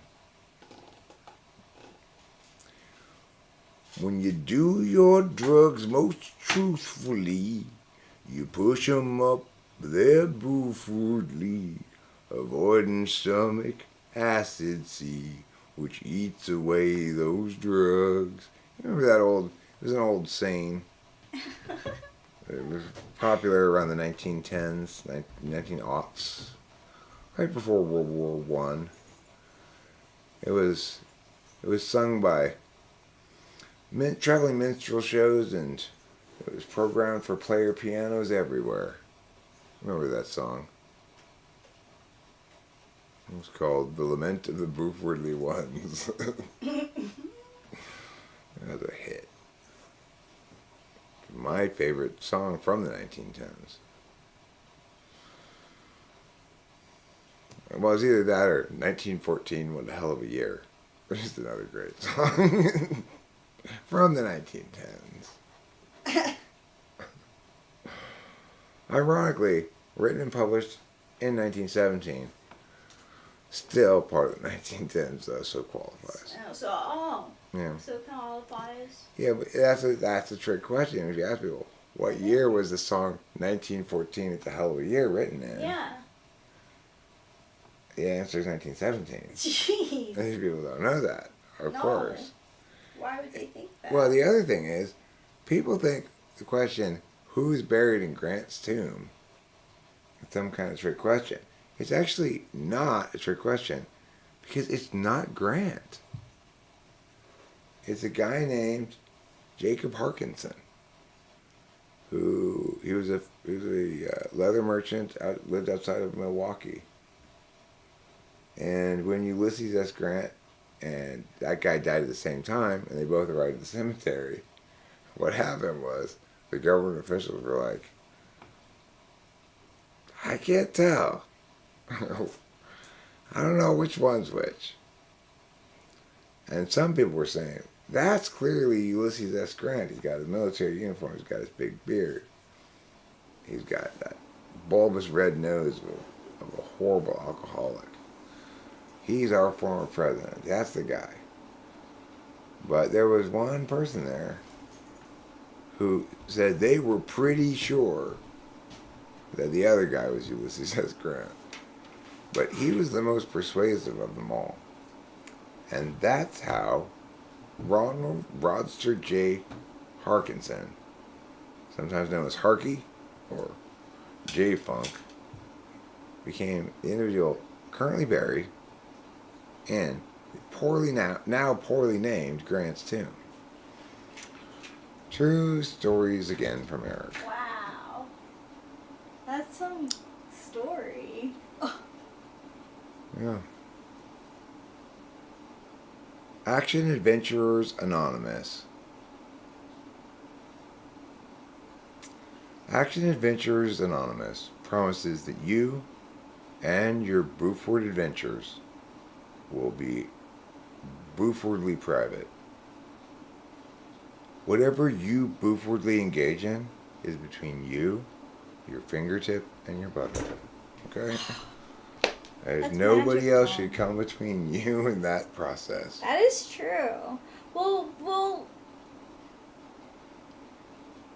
I mean, I'm not denying that perhaps somebody could make a boofing machine that would push it up further than my Oh, finger okay. does. So Because the there problem is, as soon as I start pushing it up there, it doesn't stay on the tip of your finger. Okay, it falls off right away. So it's like you don't really get it very far up there. That's the problem. so a stranger boofing would have to like dig around then. Well, what I'm saying is this. If I were to make a machine that was a perfect boofing machine, what it would do, it would be no bigger than a finger, even smaller than a finger. It would have little teeny grabbers that would grab onto it to make it stay on top of it. And it's like you pull out the back of it, right, to make the grabbers go in like this onto the pill. And you push it up there. And then you push up on this thing, and it makes the grabbers let go of the pill. Oh. Like that. I like that. It's based on That's an kinda existing thing. Like That's why. tampon. Oh, is that how tampons work? Kind of. Kind of. That's how grabbers work. You know, it's like those Yeah. those grabber things. Oh you- yeah. Yeah, those that long people pick up use. trash grabbers or whatever. Same concept, but in miniature. Just maybe this big is fine. It doesn't need to be any bigger than that. That's a nice size. I sound like I'm in ESFJ Eric mode. Big boof in, big boof out. That's not true. That's not true. You can boof things that never come out. That get absorbed right in through your butt, inner butt. Right back. Your butt membrane or whatever it is. Noishi. You were hoping I was streaming. Well, friend, your hopes just became your reality. And whom do you have to thank? Why, it's me. That's right. The guy who should be way, way more famous than he is. That's why I'm going to be on 90 Day Famouser. It's a show where the network spends 90 days trying to make me famouser. You're Gucci down to your socks. That is big pimping. I didn't even know Gucci made socks. To the best of my understanding, Gucci denies the existence of feet. But I guess I got that wrong too. I don't know like, who designed my college curriculum? Because I've learned all kinds of wrong things, apparently. Like somebody told me, the Queen of England is no longer the actual ruler of England. Like, she doesn't behead people anymore. When did they change that? Like, it seems like just last year she beheaded like 50 people, didn't she? Apparently not. Mandela effect, I say. Because I clearly remember the Queen personally beheading a number of traitors last year with her own bloody royal hatchet.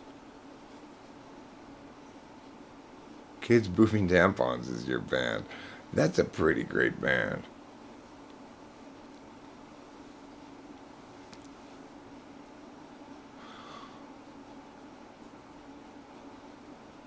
Or just Pawn Boof Epidemic. So, somehow I want a band name that includes something rising at an alarming rate.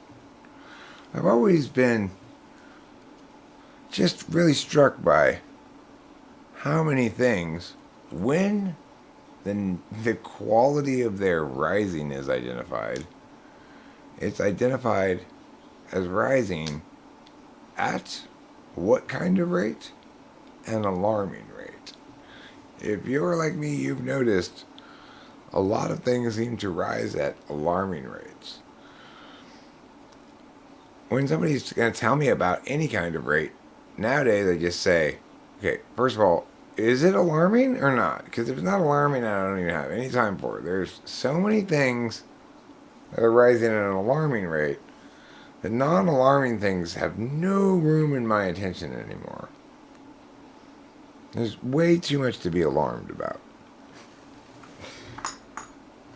One thing I'm alarmed about is that I don't hear enough alarms. I should hear more car alarms. People would be accidentally setting off their own alarms all the time if they want to be successfully dealing with the fact that crime is rising at an alarming rate. Okay? Part of the problem that you guys have, besides the fact that you've not made me more famous yet, a big part of the problem you have is a failure to be adequately alarmed. Because that'll motivate you. My failure to be more famous is continuing at an alarming rate. You guys need to do something about it right now. Why are you here instead of doing something about my lack of fame? I don't need you paying attention to me. I need you making everybody else pay attention to me. Everybody else. Man, women, child, dog, cat. Everybody has to listen to me. All the day long. Then I'll be famous enough. Even if I'm not saying anything, like right now, there's no value to listening to me whatsoever. You're not going to learn a goddamn thing. I'm determined this New Year's Eve. I promise you here, my friends. I promise. No matter what, I will teach you nothing tonight. I promise. I have nothing to teach. You have nothing to learn.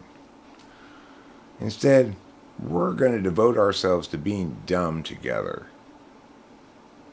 Because that's real bonding. That's real love.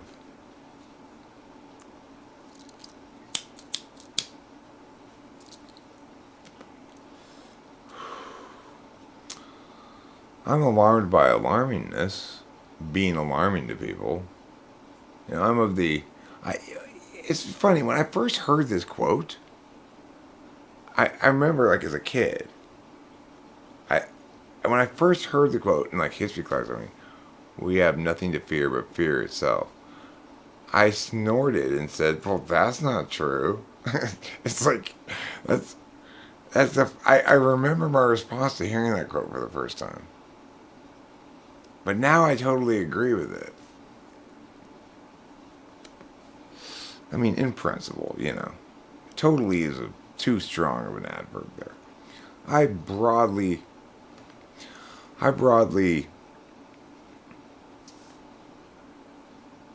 sympathize and empathize with its general. I broadly affirm the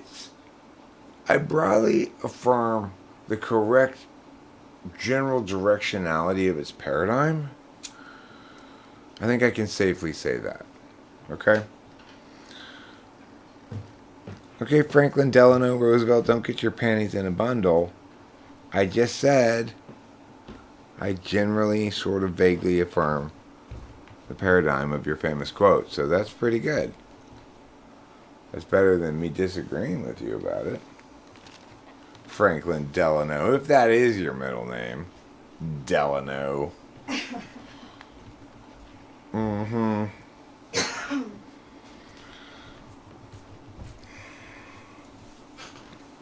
Who would name their kid Delano? Delano. Yeah. There's no reason to. There isn't any reason. Everyone's always going to say, which Del you know? I'm like, no. Delano. Oh, yeah, you have to explain. Yeah, I get it. Adele you know. No, not Del I know. Delano. And then the person can say, well, that's a dumb name. And I'm not going to let you have that middle name anymore. And then what are you going to do? Yeah, you're not. They're gonna change it. Are you going to recycle your middle name? You're stuck with it. F.I. Polar thing is not hearing alarms. Well, look. Hey, buddy. I get a certain amount of harm prevention needs to be done and stuff. I get that some things are precious and important and stuff. But you'll convince me I haven't cared enough after those things are dead. Then I'll be convinced. And I'll say, yeah, I should have had a lot better harm prevention. But until they're dead, you're full of shit, sir. You are full of SH. You can buy a vowel and it's going to be I. And I'm going to give you that last consonant, T. Like that. Bam. It's called teaching the people how it's done. Yeah. You know? Bam. And it's just, everybody's just... Yeah, that's how the world goes. People go flying backwards acrobatically in slow motion. It's almost like they're in a Marvel movie. They're screaming, Yeah. also in slow motion, and what they're always screaming at the same thing is, "Oh my God!" Just like that. Wow. All from a single, like this. Call me the bam. Just from one of those. That's all it takes. That's all it takes. By my name, my superhero name is Bam Man. It's hard to say, but easy to love.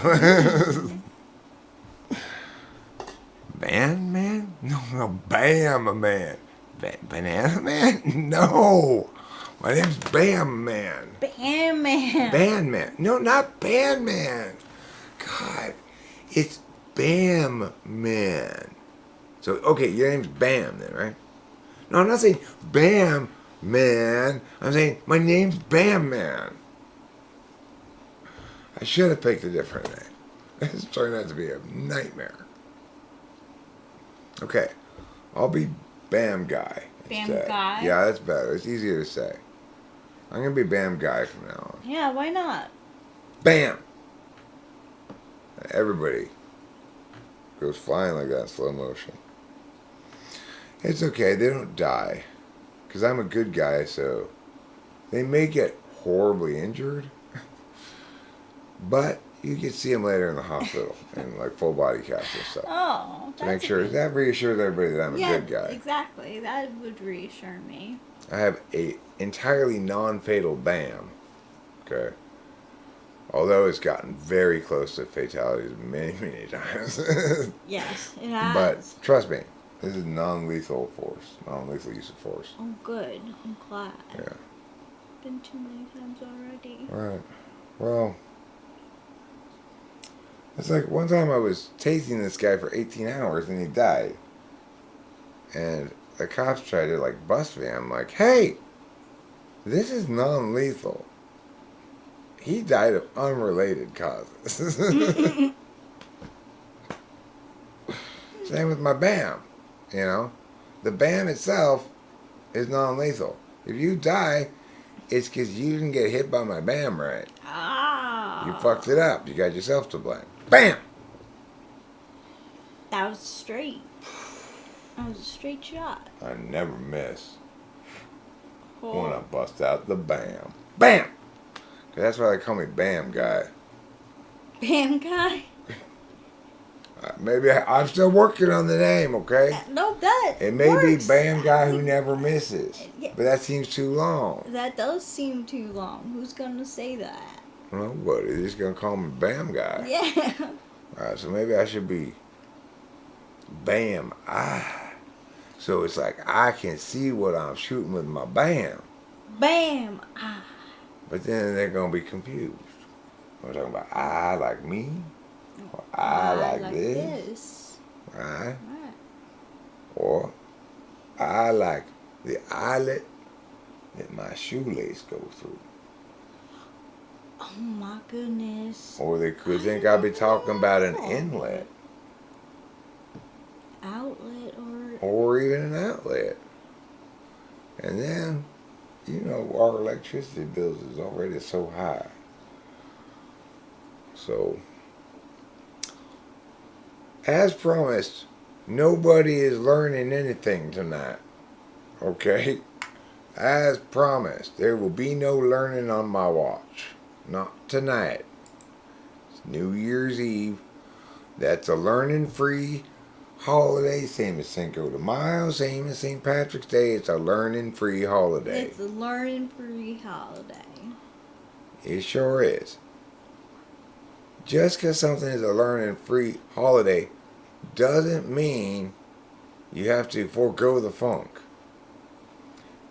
And that's why you're getting no sound right now, actually. That's not what I tried to do, though. Let's see. I'm going to do something different now. You're going to love it.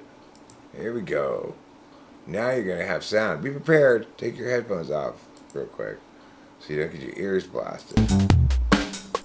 Okay, there you go. Now you've got music. Now you've got real music and real laughter, real tears, real joy. You don't have to deal with the imitation stuff anymore. Are you getting hungry again? Did you eat all of your panda? No. I ate all of my panda express, every fucking Oh my bite of it. gosh, that's great. Actually, I left like 2 bites and threw away, but it was so little I had left that I had no point in even saving it. It was like Well, nothing. If you want, let's get something. If you want to get something. I could get them to eat, but it's 11:03.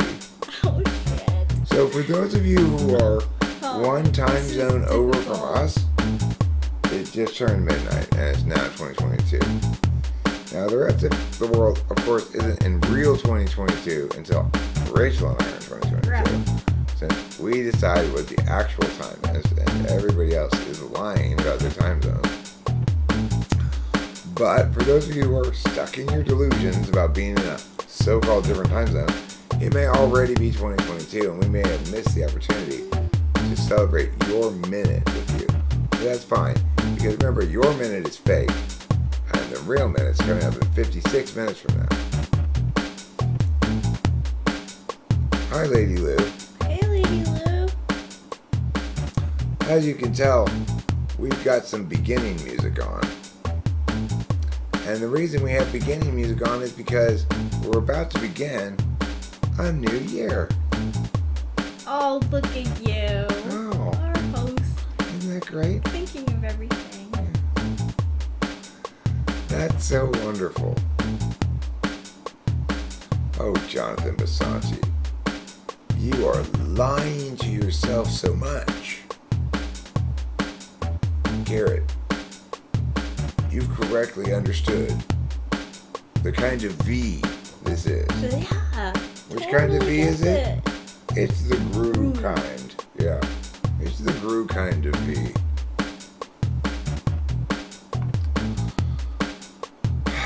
Look.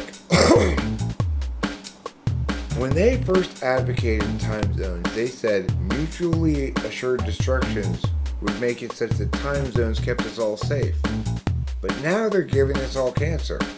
So maybe we should rethink this matter. Oh no. Maybe we should. This background is from the street in front of my house, looking towards the mountains. There's actually a bunch of houses between where I'm standing, looking towards the mountains, but from this angle you can't really see the houses. It's like there's a bunch of residential neighborhood up this way, like back up towards the mountains. And then there's a freeway, and then there's more residential, and then there's the mountains. So it's further away kind of than it looks. Or it's like there's more stuff between us. Basically, there's lights. You know, it's like our life is defined by lights we want to avoid. Crossing Huntington is a pain in the ass. There's no good light to get across Huntington. No matter which light you go, it's shitty. You're gonna wait a long time. Yeah. North is a little better because we can come out the village and avoid the light at Michelinda. But sometimes you wait that little street and it go like this, right? But there's all these cars coming like this, and you have to wait so long you might as well just wait at the light. And then you think to yourself, there's so many people in Arcadia now. Why is it so trafficy? Well, I'll tell you why. Because they keep, every time they knock down anything, they replace it with twice as much housing. You know?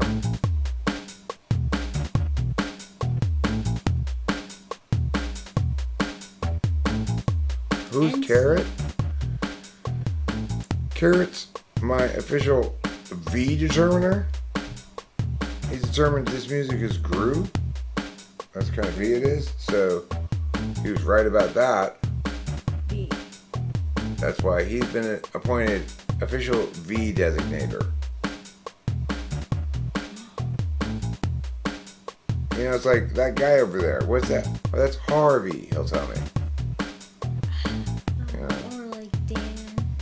That's Danny. Or what's that large engine petroleum thing? Oh, that's an RV. Yeah. Does he say RBs too? No, he's not allowed to go to RVs. That's forbidden in our contract. If I catch him eating Arby's, he forfeits his entire year's worth of pay. And I'm only paying him in Arby's, Whoa. which have a horrible resale value. So he's losing money every minute, whether or not he eats at Arby's. Oh, Kitty's so insistent. I know. That kitty is so bossy. Yeah. Hello. She's a real boss around here, is that kitty cat. Oh my gosh, she really is. Like, I was sleeping inside, and I wake up, and she's staring at me with just, she didn't put, like, no, like, I guess I had a feeling something was watching me, and, like, she was like, get me out of here, like, you know, she's the boss. She is. I want to comment on this daylight savings time thing. Now, listen here, you daylight savings time deniers. It's, you know, if we didn't have daylight savings time, we would never get back all these dark hours we're having right now on the other side of the year. Yes. Why do you think sometimes of the year there's more sunlight than others because of daylight savings time. If we didn't save those hours, they'd just go to waste. So if you like summer, if you like long days, maybe you should get on board a little bit of daylight fiscal responsibility, a la one Mr. Benjamin Franklin. That's right. Case closed. Farmer's Almanac for the win. House guests are like fish. After 3 days, you can kill them. That's what he said. I believe it is true. He once said, electricity is like a woman. If you hang her on a kite and fly her in a storm, she'll probably catch on fire. And I always said, wow, that Benjamin Franklin's got some insight. Yeah, that is. Yeah, that old saying, you can't pump water without moving your arm. I always thought, wise words. So true. It's so true. You know, you can't pump water without moving your arm. No, you can't. Oh, wait. Then I realized I could try to do it with my leg. Oh, clever boy. And I wrote in to Benjamin Franklin. I said, Mr. Franklin, sir, I would like to write this letter to the editor in response to your recent bold claim that no man can pump water without the moving of his arm. Sir, consider this the slapping of your face with my metaphorical glove, for I am incensed and outraged at your wrongness. As I can disprove it, I have enclosed a sketch hand-drawn by me of me pumping the water pump with my leg, based on something vaguely equivalent that actually did happen when I attempted to do this. Please retract your lies in the next issue of the Farmer's Almanac starring Benjamin Franklin.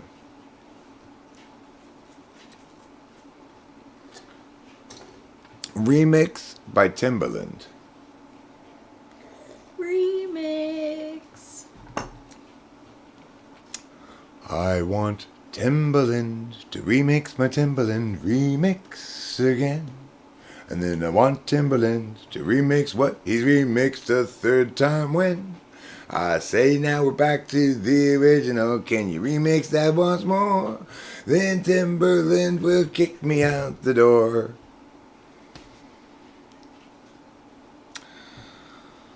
We have to kill another 45 minutes until it's like when I said originally, oh, we're gonna stream for a long time. I'm gonna stream all the way through to midnight. I forgot how boring it can be. Yeah. Sure, I've got a nearly endlessly overflowing fount of playful banter. I'm not disputing that I have within me the capacity to wetten the crops that grow from the moisture of my playful banter, but I'm not always in the mood to irrigate. That's the point.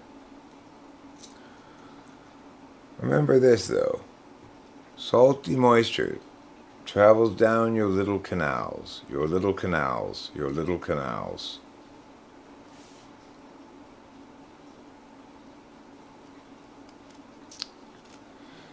Fly Guy's not your fault. It's my own fault. I don't expect any of you to be entertaining, really. I think, gosh, Eric, you should be able to entertain yourself up to a higher level of excitement. Like, I should be just like, wow, life is amazing. Just by being so interesting by myself all the time. That's what it should be. If you look in the book of shoulds, I need to write the book of shoulds, things that should be, that aren't because they're wrong, but should be different. It's like, my kitty should let me make films of her without running away so much. Oh, there's some running away involved. She does some running away. And it does no good to chase after her. No. No, she just gets less and less cooperative. You've got you gotta kind of pretend like you're just hanging out nearby doing something unrelated first. And then kind of like, what do you think I got? You see what I got here? My phone. You're gonna run away. I got the flash on, so it's gonna shine a light at you. And sometimes that's disturbing to you, but then I find out if she's gonna cooperate or not. Right now, she's looking adorable. Yeah, she's cleaning herself. It makes me wonder how my kitty songs videos are doing. My new plan to take the world by storm with 10-second long kitty videos. Simple planets. Thing is, as I indicated earlier, I don't want to just take the world by storm. I want the full array of weather events to take the world by. I want to take it by storm. I want to take it by clear day. I want to take it by, what do they call that? Inversion layer. We get that in June. It's called June gloom. I want to take the world by June gloom. Why is it always by storm? There's so many alternate weather events one could choose. I'm going to take the world by low tide. I'm going to take the world by the first frost of spring. The last frost of winter. Maybe. That would be a weather event. Take the world by ball lightning. I grabbed the world by its ball lightning, and I showered my meteors down upon it.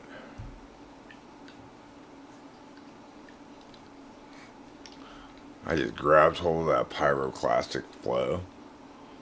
I was just like, oh yeah, that's hot and molten. Ooh. It feels good in my hand. Can you boof it?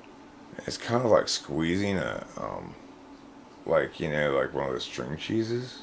Ooh, yeah. It's kind of got the consistency of string cheese if you're squeezing one, but it's made out of molten rock. So you should probably put on a glove. That's good advice. Last time I burned my hand. I'm using the dice that, or is it die? You were using die. Die is plural, dice is singular, I think. Die that Winston's mom gave us, and it will tell us what I'm gonna look for is the important planets of 20, the important planets, the important signs, and the important numbers of 2022. Alex T, I don't really It's know. die. So that's what's going to make me It is be tiger very, year. very firm in telling you, you are wrong. It die is plural and not dice. You roll 2, 6-sided die. So die is plural and that's it. Yeah, it's not Year of the Tiger yet, though. We're skipping tiger this year in the Chinese zodiac. I told them already. We're replacing yeah? it with a sloth. Well, I like The that. sloth doesn't have his chance to be on Yeah, the years. no. So I said it's his turn now. Okay. Next year's going to be this cat, not the year of the cat. It's going to be the year of our cat. That's next year. That's next year. This year is sloth. Okay, so Libra is going to be a big sign.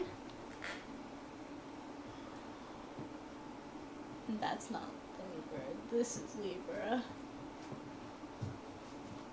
I can't. Sorry, my fingers are still.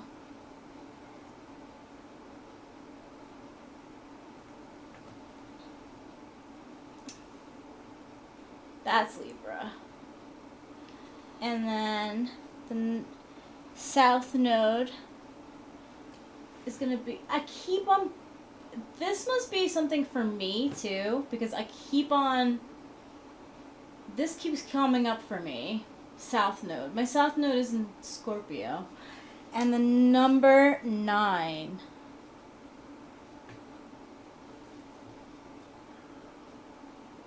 Which is universality.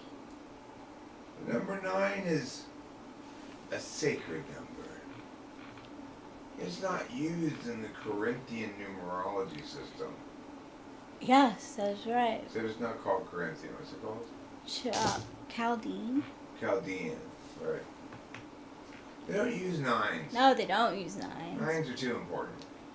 Yeah, 9s are too important. That's why when you get 20 eggs from a Chaldean, you're only going to end up with 18 eggs. But they left out number 9 both times. Wow. Yeah.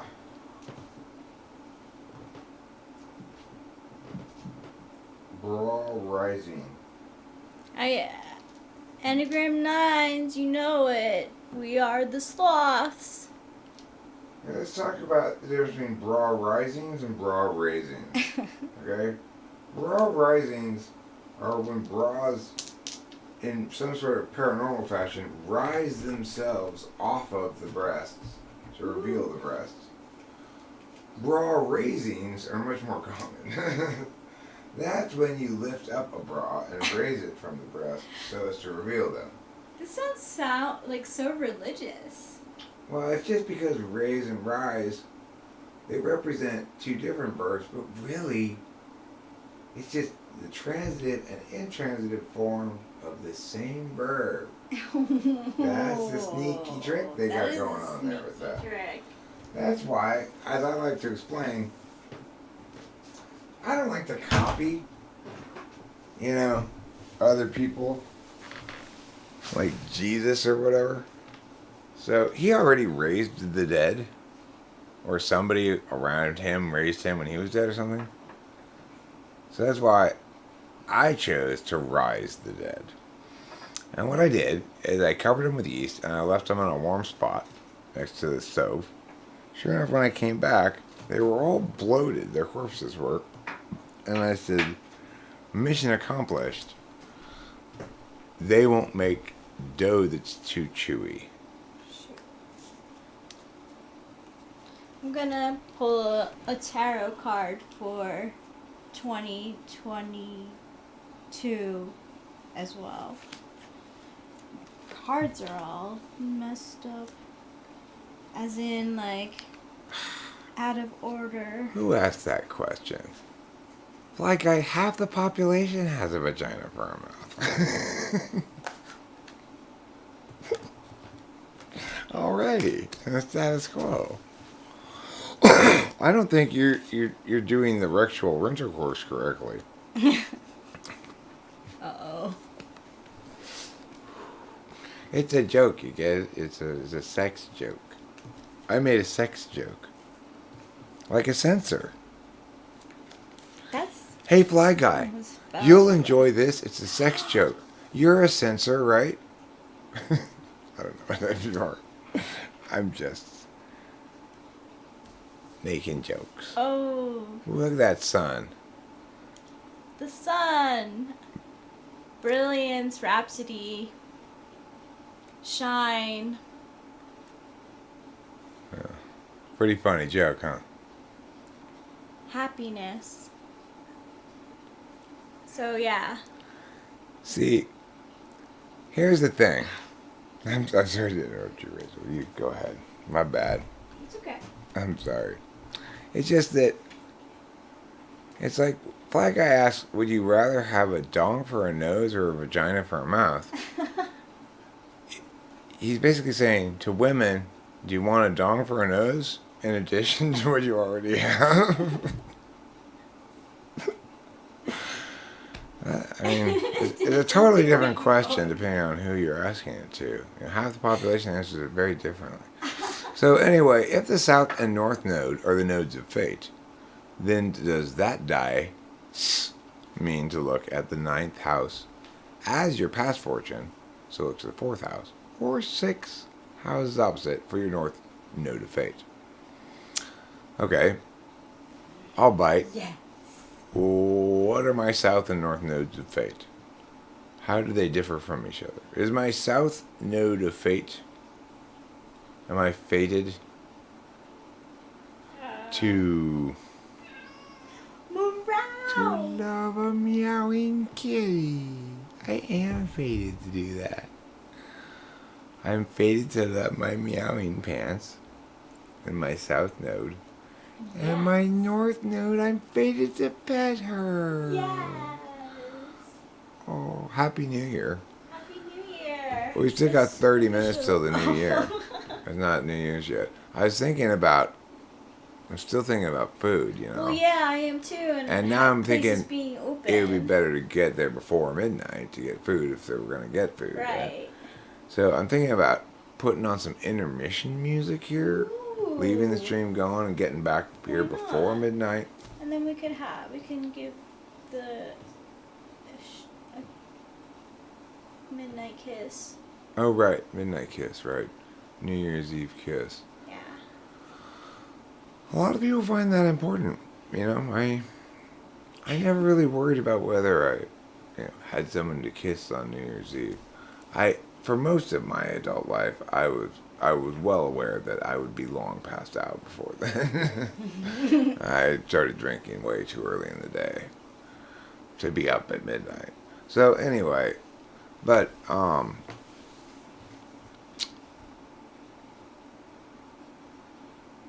you know, the thing is, it's a nice thing in this relationship because it really feels like we're getting into, like, it feels like a new year more than New Year's normally do. Yes. Like, I feel like we've been in a holding pattern of sorts since Rachel moved out here a couple of years ago, and this year's gonna bring some changes of a variety of sort. I'm pretty confident about that. I'm not exactly sure where or when they're gonna come.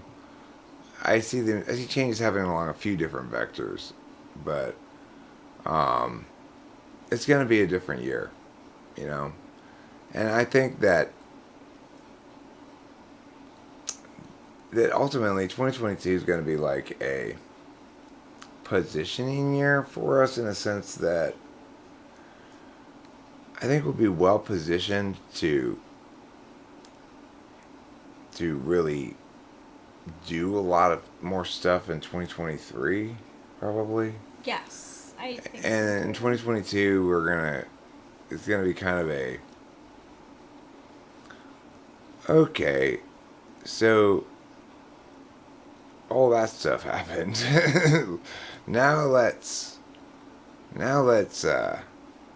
we're chill, you know, because it takes a couple years before you're really like, okay, you know what? I really believe all of my lies this time, so maybe they're not lies.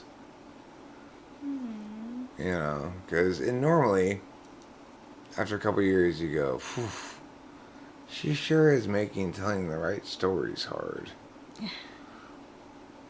I don't even. You don't at all. No, you and I are on the same story page. So lovely. It is very lovely. What are my resolutions?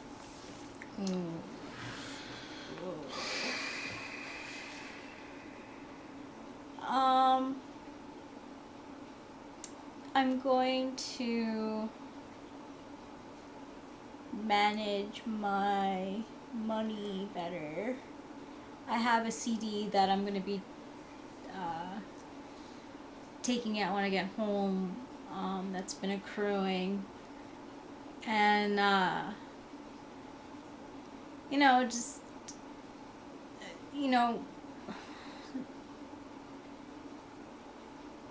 yeah. That is something that being more adult with it. I don't know.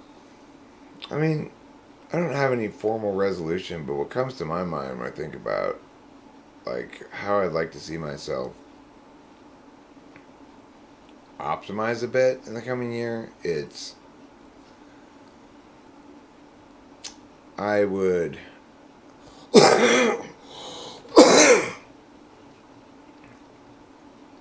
like to become more broadly appealing in my media. So what that mostly means is it kind of means settling into a joyous childhood and not worrying about it. But it kind of means not forgetting that, you know? Because I have a pretty good ability to be actually happy much of the time. And that's surprisingly rare. And people like being around people who are authentically happy and, you know, like glad to be here chatting with you guys and whatever. But beyond just in the moment, there's a sense, you can tell when you're dealing with people. Like, there's a resource I have available potentially to me, which is this. I have a very secure self-concept, and I know enough that I don't have to be a dick about it, although I usually am. I frequently am. I wouldn't say usually, I frequently am. I get dickish sometimes because I'm not good at recognizing when, I guess,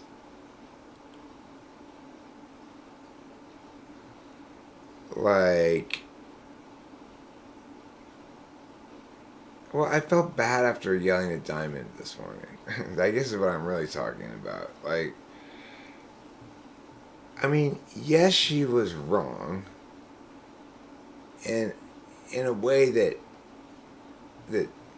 kicks dirt on my sacred cow, I guess. But she probably didn't deserve to get yelled at that much, and you know, I'm gonna admit it. When I told her she was evil, that probably wasn't true. She's probably not evil at all. And that was going a little far to call her evil, I think, because of her position on not provocatively shitting on what other religions think is sacred. Now, I know, it seems pretty obvious that we should all get wholly behind provocatively shitting on things that people think are sacred. It may seem obvious to all of us, but, you know, some people don't agree with that, and that's okay, and that doesn't make Diamond evil, and I don't need to yell at her that much.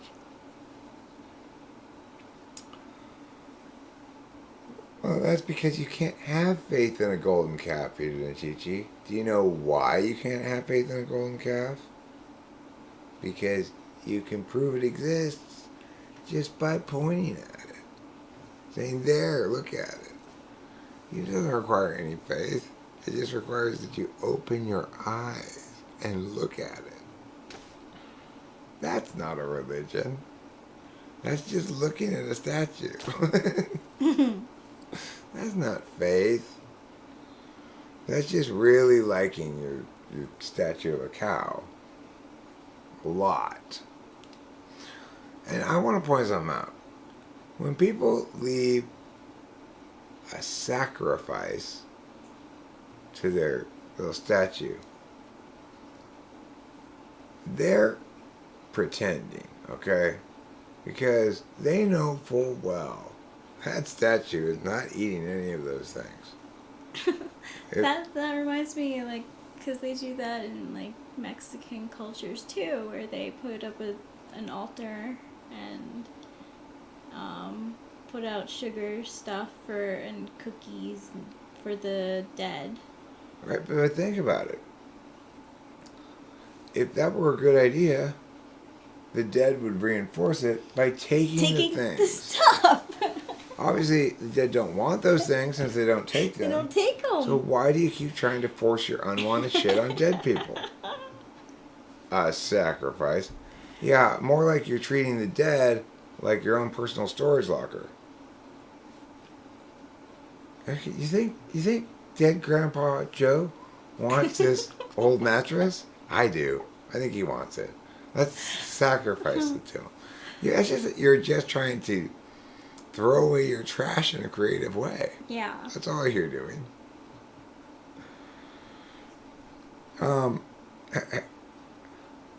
Does everybody here, or does anybody here, remember the hilarious story of Dave Porter and his chickens when they died? It's worth retelling in anticipation of a new year. It's a good way to start the new year. My friend Dave Porter had chickens before I ever had chickens. And I asked him one day, I said, well, what do you do when one dies? Do you eat it, or do you bury it, or what?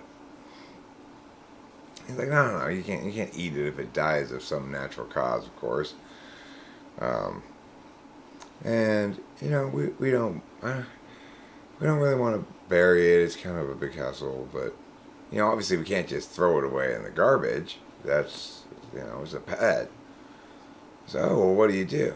Well, I get a shoebox, fill it in nicely with hay, I lay the chicken in there, and then I carry it and put it in the dumpster. I said, Dave, that's still throwing it away. That's some T.E. Polar there. Yeah. That is some fucking T.E. Polar. That didn't change anything. Putting it in that box before putting it in the dumpster did not make it such that you were not throwing it away.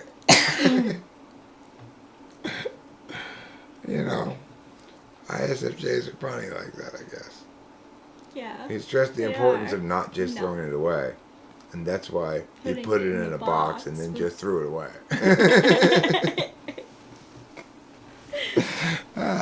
That box turns the dumpster into something entirely different. That's now a mausoleum. That's not a dumpster. When Dave told me that, we were driving in the car up in the mountains. We were going to Alarina's house. And he got to the end of the story. I laughed so hard. It was so funny. Because I didn't know where he was going with the story. And he didn't realize how ridiculous he was being when he said, yeah, so then, and then I take the box and carry it and place it in the dumpster and, But you wait. Hold on a second. Didn't this story start with, well, you can't just throw them away?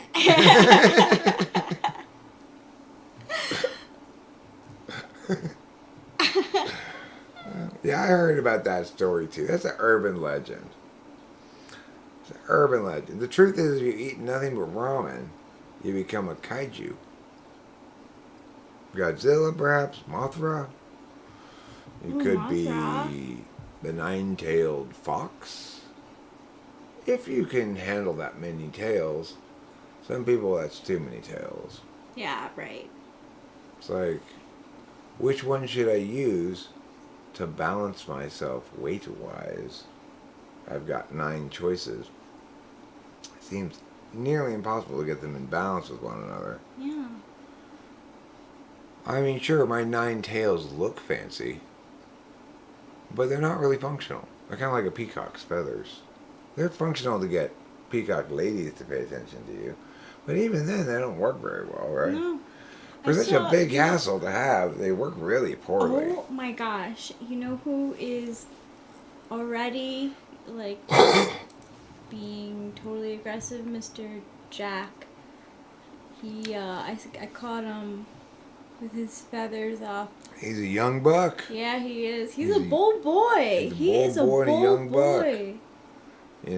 We don't get them on the straight and narrow. You know what the statistics say?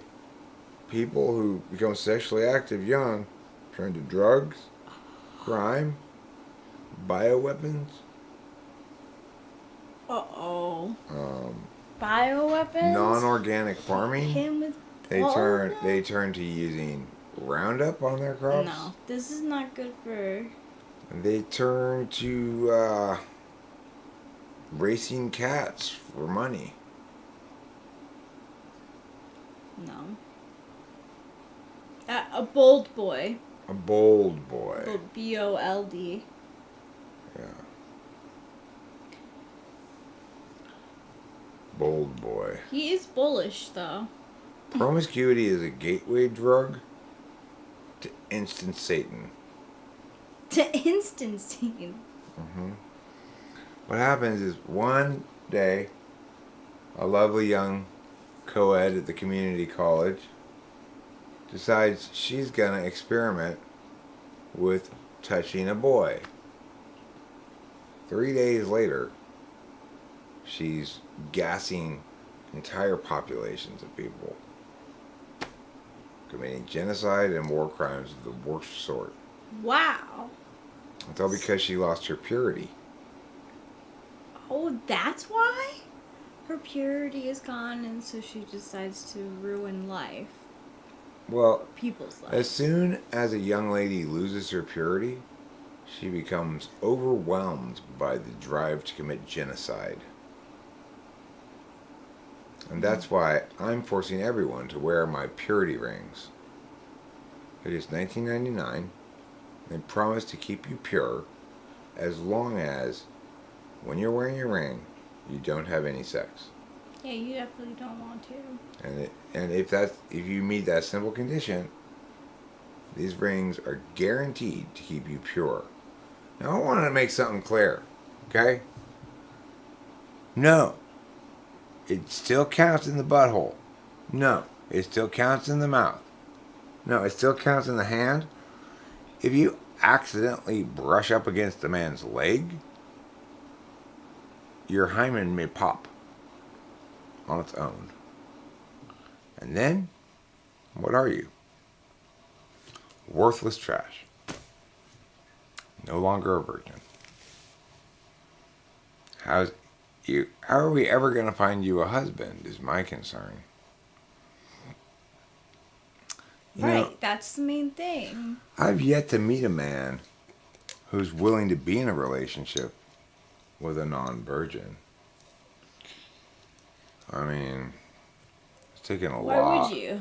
I mean, you're running the risk, number one, of, hey, some other dude has touched my lady Yeah. before me. That's supposed to be my lady, so why would somebody else? You didn't stay in your tower until I came to get you. You've been out and about being touched by things. This is why I get so angry at ladies. You stay in your tower untouched until I come to get you. You know, this woman here, she was living an entire life without me. From my perspective, for like 47 years. But from her perspective, like 33 years. Something like that. She had the gall to go around living an entire separate life for decades before I met her. Touching things, being touched by things, getting the wrong smells on her. I didn't know. Now you know. Now I had to re-virginize her before we even got started. First I had to go down to the local boutique and pick out a fashionable enough hymen, and it's hard to find one these days. Then I had to buy the bedazzler to crust it with sequins, reattach it to her body, and then pop it. You know. That's the ritual of woman conquering. Yes. Otherwise, you've not properly conquered your woman. No.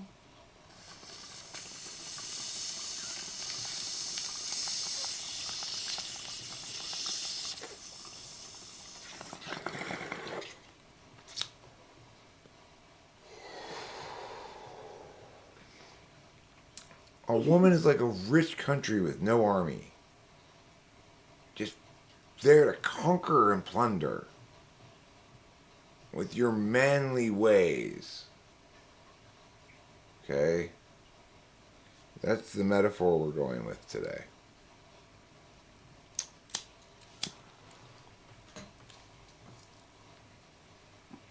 If I'm a Viking, then Rachel's a village that I'm plundering.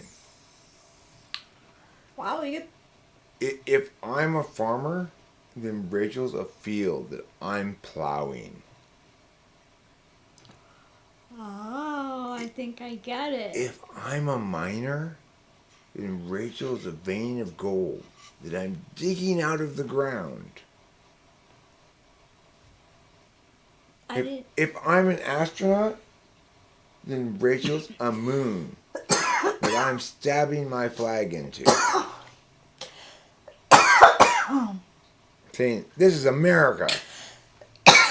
From now on, I got my flag there. It's America. And if I saw any other flag, I'd take those flags down. I'd just throw them away. wow. You sound strict. I am strict. That's why Rachel has to constantly wear that chastity belt. It's 65 pounds, so it's a heavy belt. It's cast iron. But I feel safer. She feels safer, I'm Yeah. sure. For sure. Because, let's say we were to suffer a home invasion, I were to be killed by the intruder. It would take the burglar a while to get through there, And plus, her chastity belt goes from her knees to her neck. As I've explained to her, she has no business touching anything between her neck and her knees. There's no reason for her to be touching anything there, so I just encase it in steel. That way, when I go off on my quests to find the Holy Grail, to slay dragons, to climb up people's hair into towers, and other assorted knightly things, I can be assured that my property stays my property. You know what I'm saying? Ooh. And nobody else gets their filthy man hands on it. So, naturally, I reciprocate by also wearing a full body chastity belt. Not only do I deny myself sex, I deny myself perspiring as well. I think of perspiring as a form of sex. I think of sweating as a form of cheating. Wow. I'm pretty strict, yeah. So, my basic premise is this.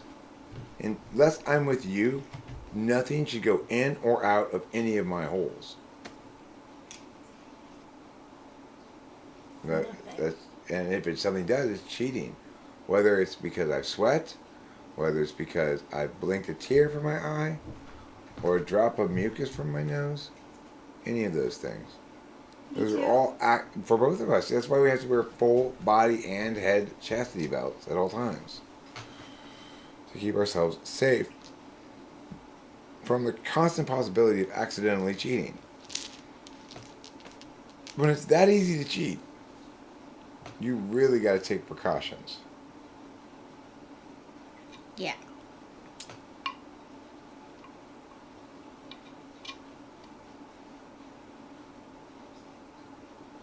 No, it's not so much that I'm retaining hydration, nor am I adding hydration, nor am I fasting, nor am I eating. I'm simply entering into a period of time stasis in which I biologically don't move forward in time until I take off the chastity belt. You know who named their kid Chastity? Sonny and Cher. Why name your kid Chastity? I mean, is that really what you want for your child? Right? Oh, you're such a beautiful baby. I love you so much. I hope you never grow up and have sex. Why are you hoping that for your baby? Well, I mean, you know, I just don't want her to be a slut, basically. Okay, but do you really need to name her Chastity? I mean, if you don't want her to be a slut, why don't you name her Slut? She's more likely to be chaste. If you name her Chastity, she's almost guaranteed to be a slut. You know, you might as well name her Misty Crystal. Crystal Misty. That girl sucks a lot of dick. Boom. You know, she spells it with a K and a Y, and she spells the Misty with a Y and an I-E. So, you know. Wow. Yeah. To name your child Chastity is to hope, wait, and see.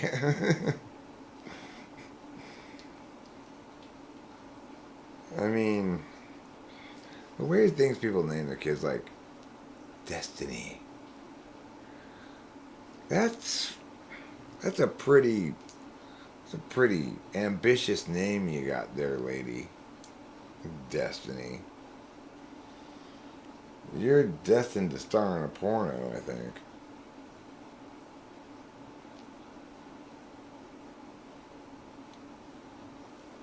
Yes, that's correct, Jonathan. That's how you spell it. Just like that.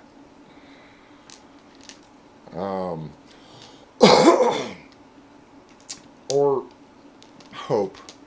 Hope's not a good name. Hope. I don't like it. I don't like it as a name. Hope. I also don't like Verve as a name. Although, I like it better than Hope. I could have Hope. I could also have Verve. I'd rather be named Verve. Verve.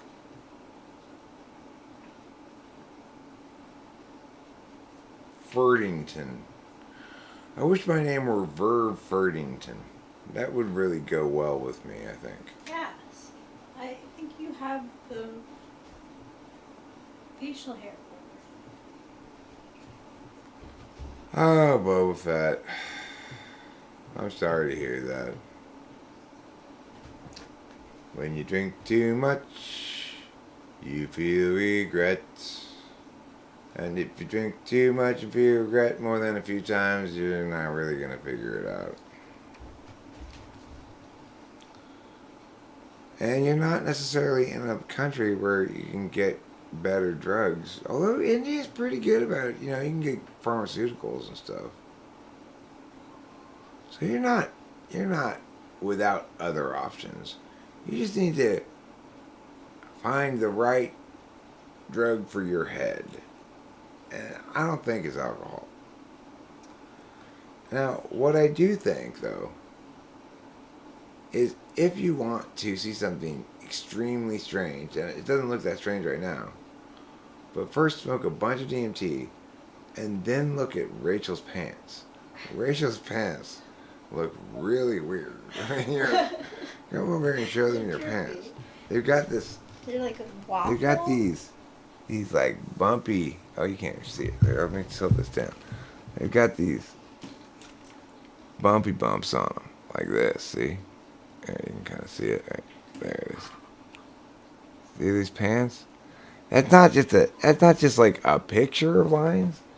This is actually textured. See, it's like it makes that sound. See, it's actually textured. Anyway, when you just smoke like 4 big hits of Dimitri, those pants are like, your pants are so strange. Yeah.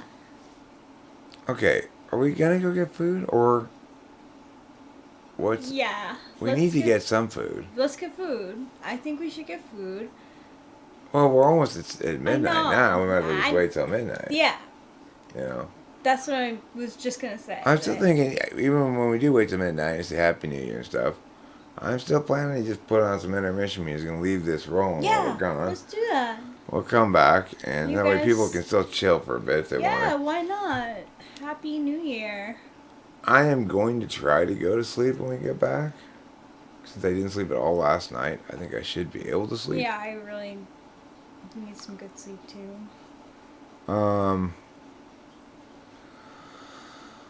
Fly Guy, those are not good solutions to my hunger problem. Okay? No. Not good solutions.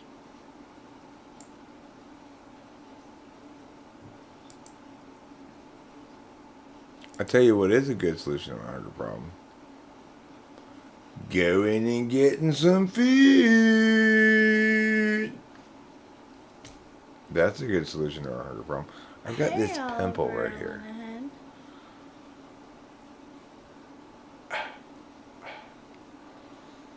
Miley Cyrus's middle name is Destiny? I wish her middle name was Will Smith. You did. Miley Will Smith Cyrus. I I like don't that. see any pimple. Oh, you're not looking hard enough.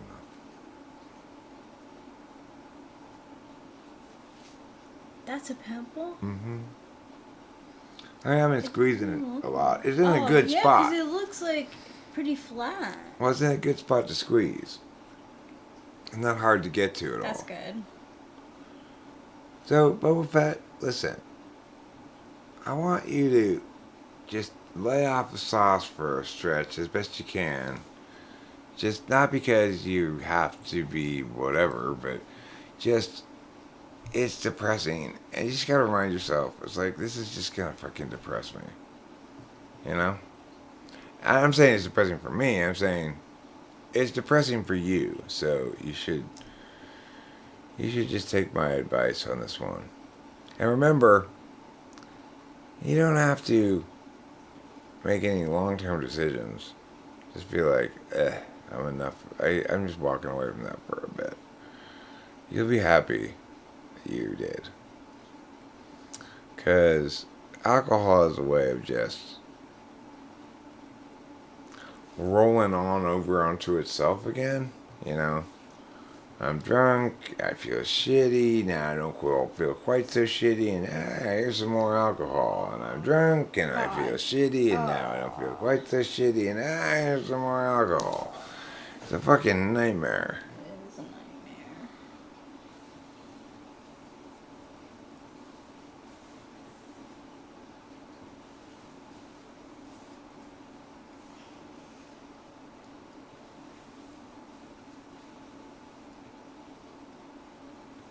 Alexa, Happy New Year.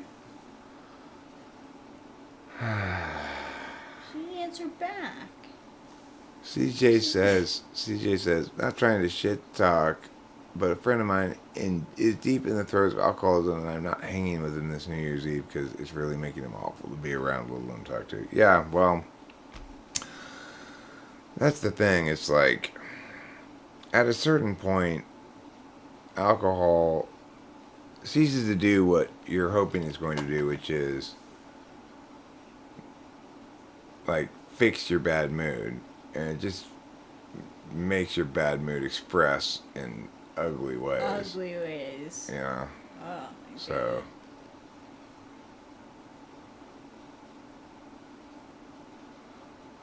I mean, CJ,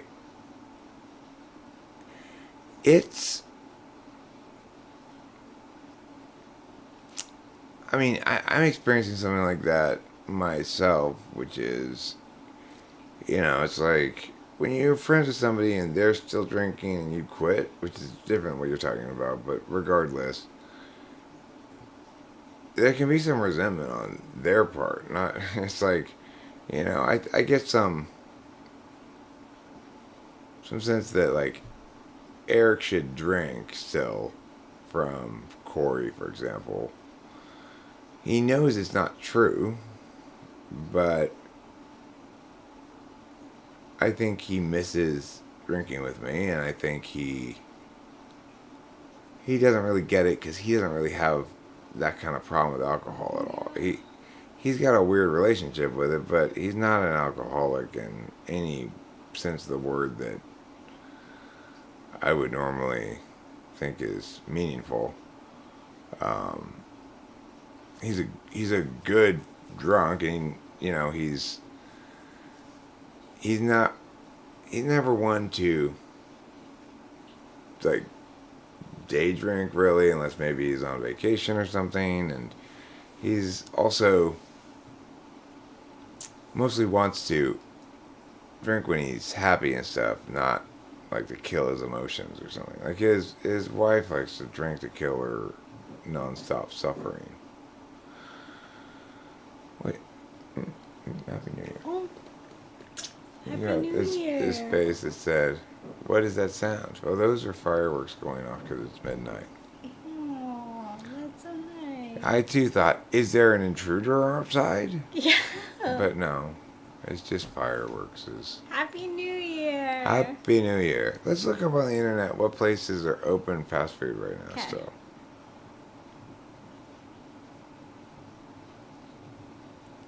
I burned my lips off and they'd be replaced. Meow meow meow meow meow meow meow meow meow meow meow. Okay, I'm looking for fast food places open late on New Year's Eve.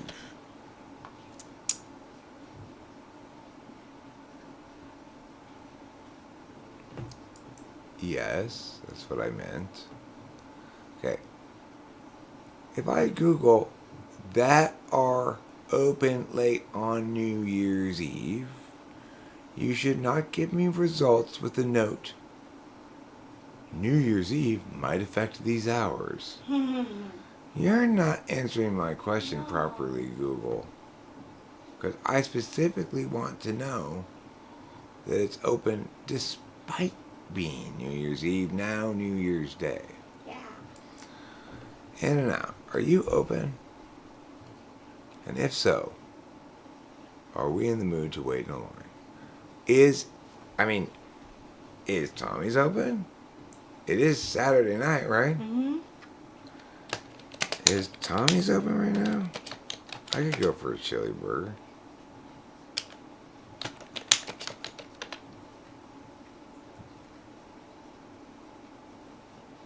What the?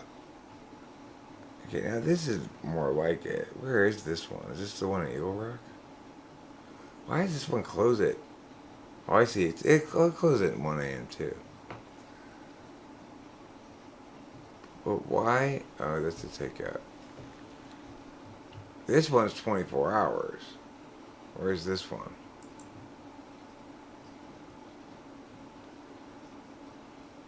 Beverly Boulevard. No, thank you. That's way too far. Okay, you're not pointing me to the one I want to know about. I want to know about this one right here. Yes, this is the one I want to know about. Is this one open? Closes soon, closes at 1 a.m. It's 12:03. I last went there 6 years ago to that Tommy's. I used to live over there in Eagle Rock. August 1st, 2016. Wow. No, I don't want to remove my history. But yes, maps.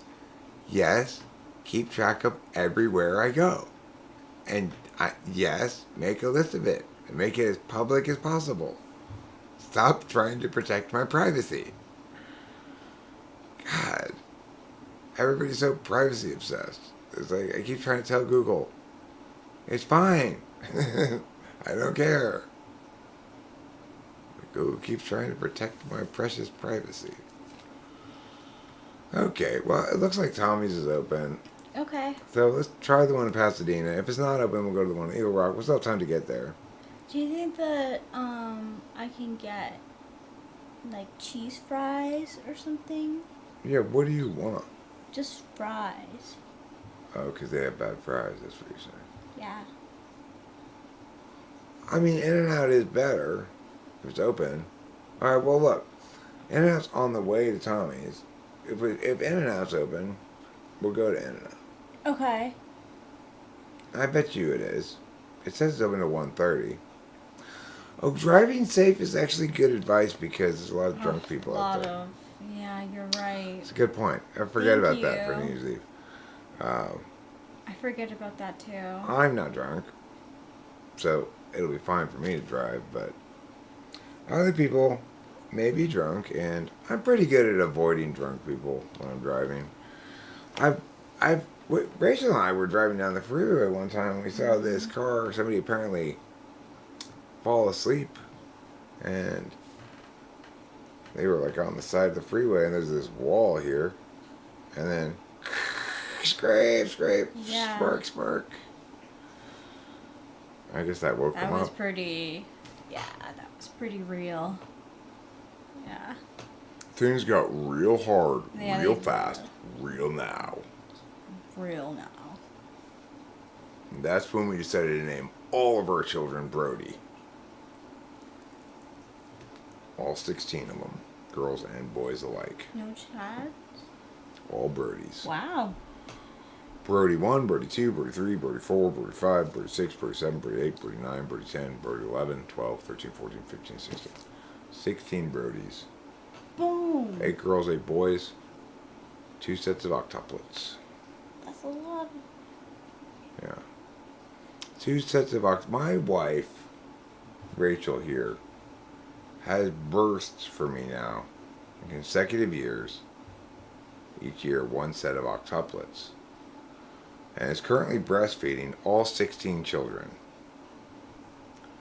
Now, of course, as I tell her all the time, just because you've got your so-called work of childcare doesn't mean I don't still come first.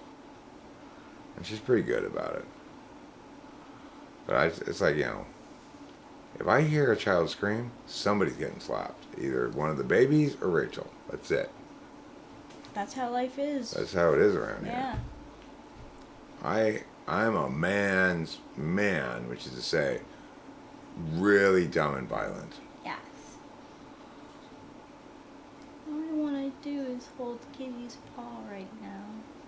I don't blame you. She's a precious woman. Yeah. Maybe we should make a kitty video right now. Yeah.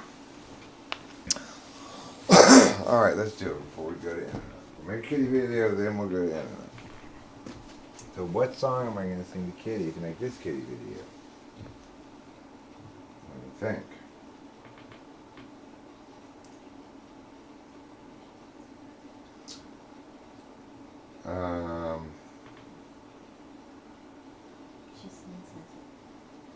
Does she? Okay, let me think. What's a good song to sing for this?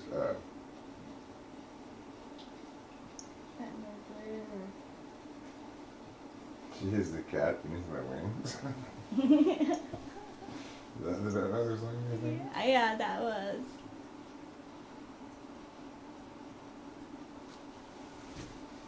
Okay. Or So you want me maybe- to sing? Did you ever know that you're my kitty? Yeah, that's good.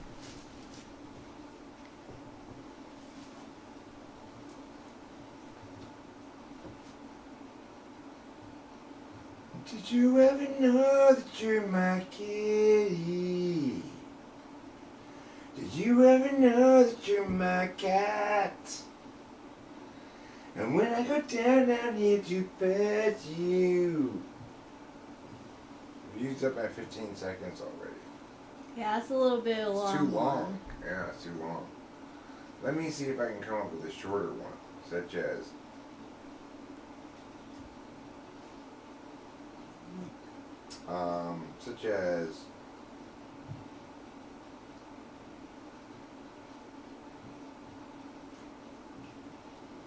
Kitty licks herself with her tongue now, licking lick a lick a lick lick, needs a pet. Oh kitty, who now needs a pet. Maybe Kids in America. I don't know that song well enough. I'll try a different song. How about this I song? want to hold your paw. Alright. I wanna hold your paw. I wanna hold your paw.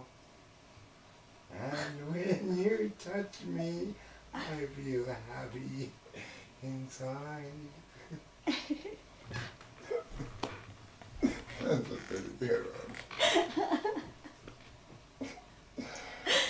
That's a pretty good one. Let's see how it loops out properly. Create a short. Creating a short is a lot easier than creating a long.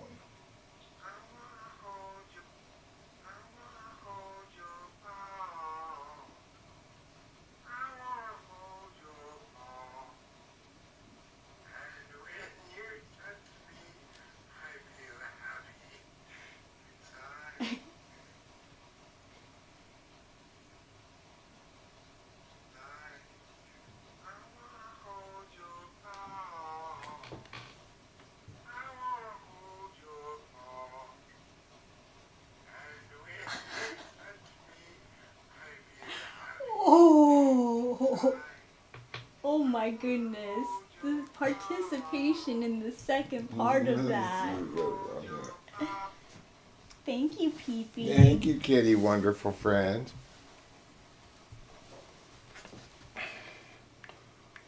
I do want to hold her paw. That's true. Who doesn't want to hold a kitty's paw? It just begs you to hold it. It looks so soft and furry. So, I know, and so round.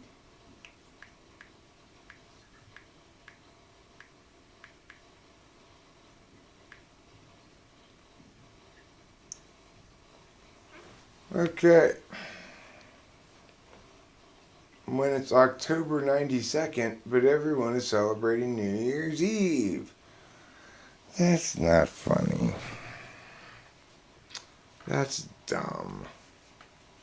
It's not October 92nd.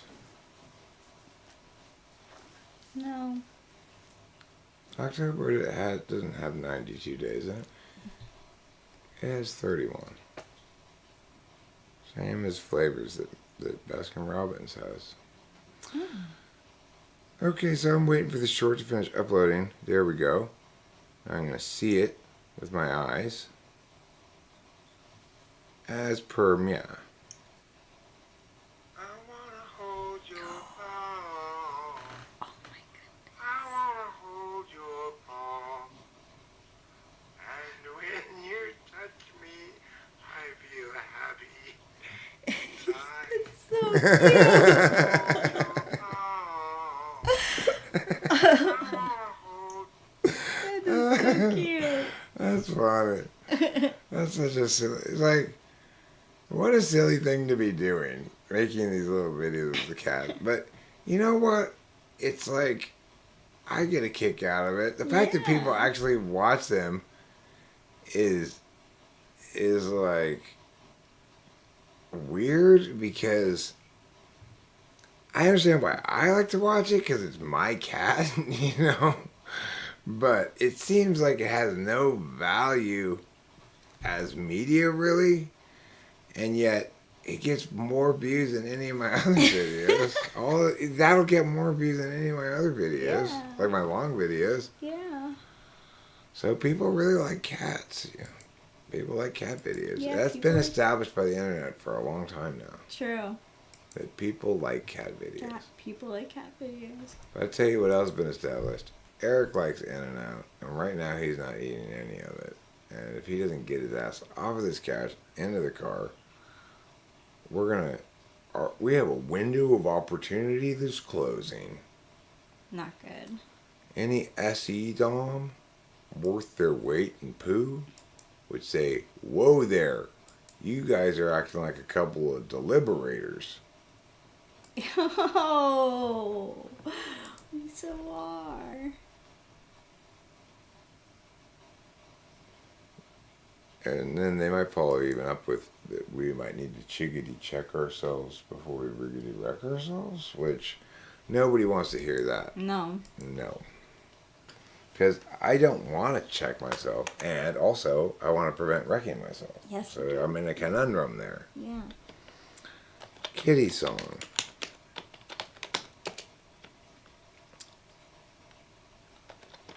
I wanna hold your paw.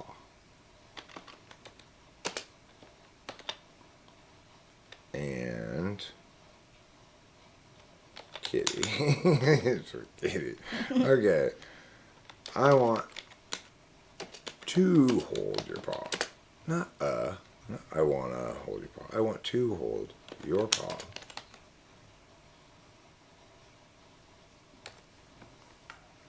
Now I'll put it on the proper playlists, which is the playlist entitled Kitty Songs. Go on. Push it. Push it real good. There. Now it's ready to go. Now I've got another kitty song. Let's go see how my other kitty songs are doing.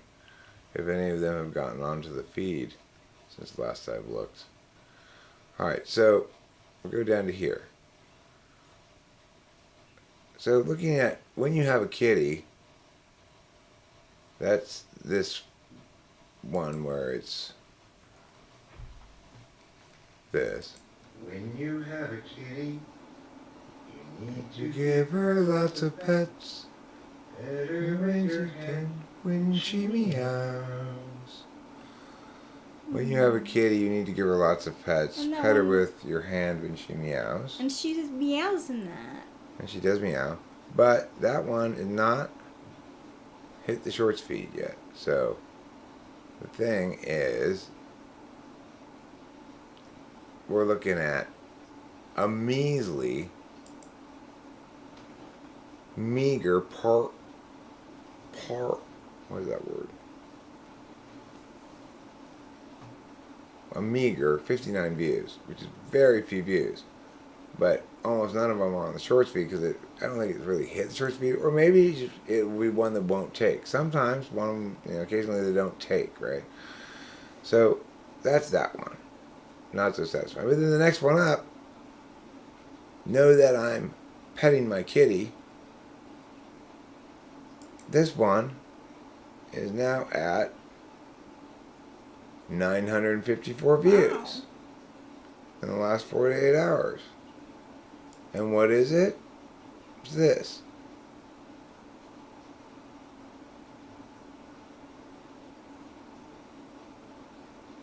Kitty, you know that I'm petting my kitty.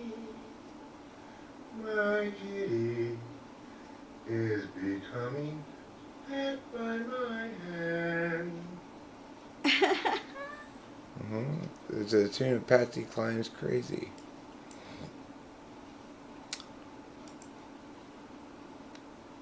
And that's got 1,000 views basically now already. Whereas, say, my typing session with Lich only has 363 views. But this song, I can pet my cat if I want to. Wow. Not unlike the Patsy Cline one, it now also has over 1,000 views. It's got 1,100 views.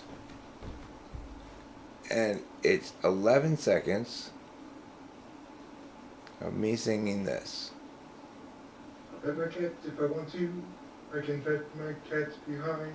Cause if I don't pet my cat, then who will pet that? Cause that here cat is mine. Pet my cat if I want to. I can pet my cat's behind. Because if I don't pet my cat, then who will pet cat? Cause that there cat is mine. Something like that. And then let's see what else we got here. That's 1,100 views. Boom, like that. 100 views, just in 10 seconds. That's pretty good return for my time investment. Yes, it is. But we're not done yet. We're still on December 30th uploads. So remember, I've got December 30th upload, the first one, only 60 views. But the second one, about 1,000. Third one, about 1,000. Fourth one, what is it? The fourth kitty video uploaded? Because this pet is my best bet. And it's got now, it made the short speed finally. Oh, it's 716 and shooting up right now. Yeah. Shooting up. Why? Because everybody loves Hall & Oates. Because this pet is my best bet. Because this pet, I can't forget. Because this pet is my best bet. To pet my kitty right now.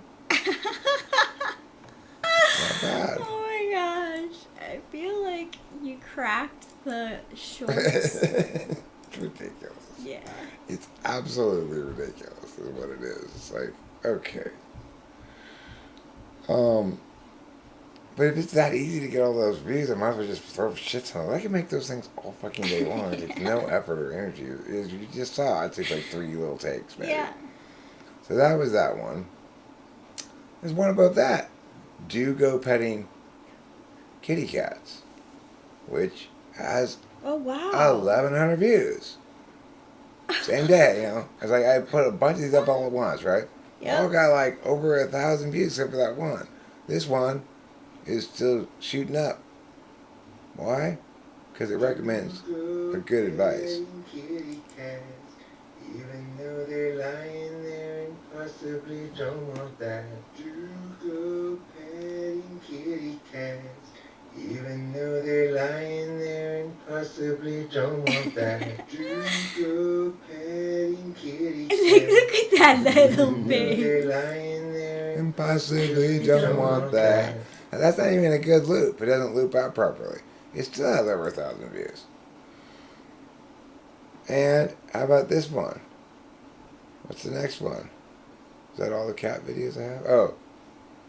Well, this one is specifically for New Year's Eve.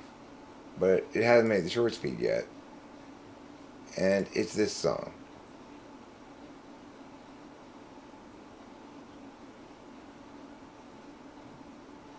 When Wonder Kitty needs a pet to end the passing year, a petting hand from out of frame abruptly will appear. That's a pretty clever one and it loops well too. Yes. When Wonder Kitty needs a pet to end the passing year, a Petting hand from out of frame abruptly will appear. That's And good. then my hand appears, see? Yeah. When From out of Wonder frame. Kitty And it loops. needs It a pet does. to end the passing year, a petting hand from out of frame abruptly will appear. It's a good one. Yeah, it is. But we're worked all our way up to the newest one of all, the one we just made. Let's check it out and see how it stands up in comparison with the others. Let's see. I wanna hold your paw. I wanna hold your paw. And when you touch me, I feel happy inside. I wanna hold your paw. And you get such a good shot of her face, too. And when you touch me, I feel happy inside. That's one of my favorite ones of all. And when you touch me, I feel happy inside. I wanna hold. Her little paw. That's funny. What a cute kitty we have. He really is. She didn't really want me to hold her paw that Nope, much. she didn't. I wanted to hold her paw. She didn't really want to have her paw held No. necessarily, is the thing. Okay, it's off to the thing. Let's end the stream. We're done. We're going to go eat. Just remember, what's the matter with the cat I'm petting? That's the one. They got, oh yeah, 3,700 views. What? Correct. Classic. In 2 hours on the short feed or whatever. Yeah. So it's, if you make enough of those, eventually it's going to be pretty hard to distinguish you from somebody who's successful. Yeah. Okay, we got to go eat. Good night, everybody. Good I love you night. all. Boba Fett, take Love care of you. yourself. We care about you too. So Yes. don't be mad at yourself for being a drunk, and also don't be a drunk. If you can manage that, very complicated than throwing a piece of cactus in your butt. Try it, okay? And bye, everybody. And we love you, and New Year, Happy Happy New New Year, and assorted other things that people say. Okay, the end. Now I go up here, I push this, and I push this, push that.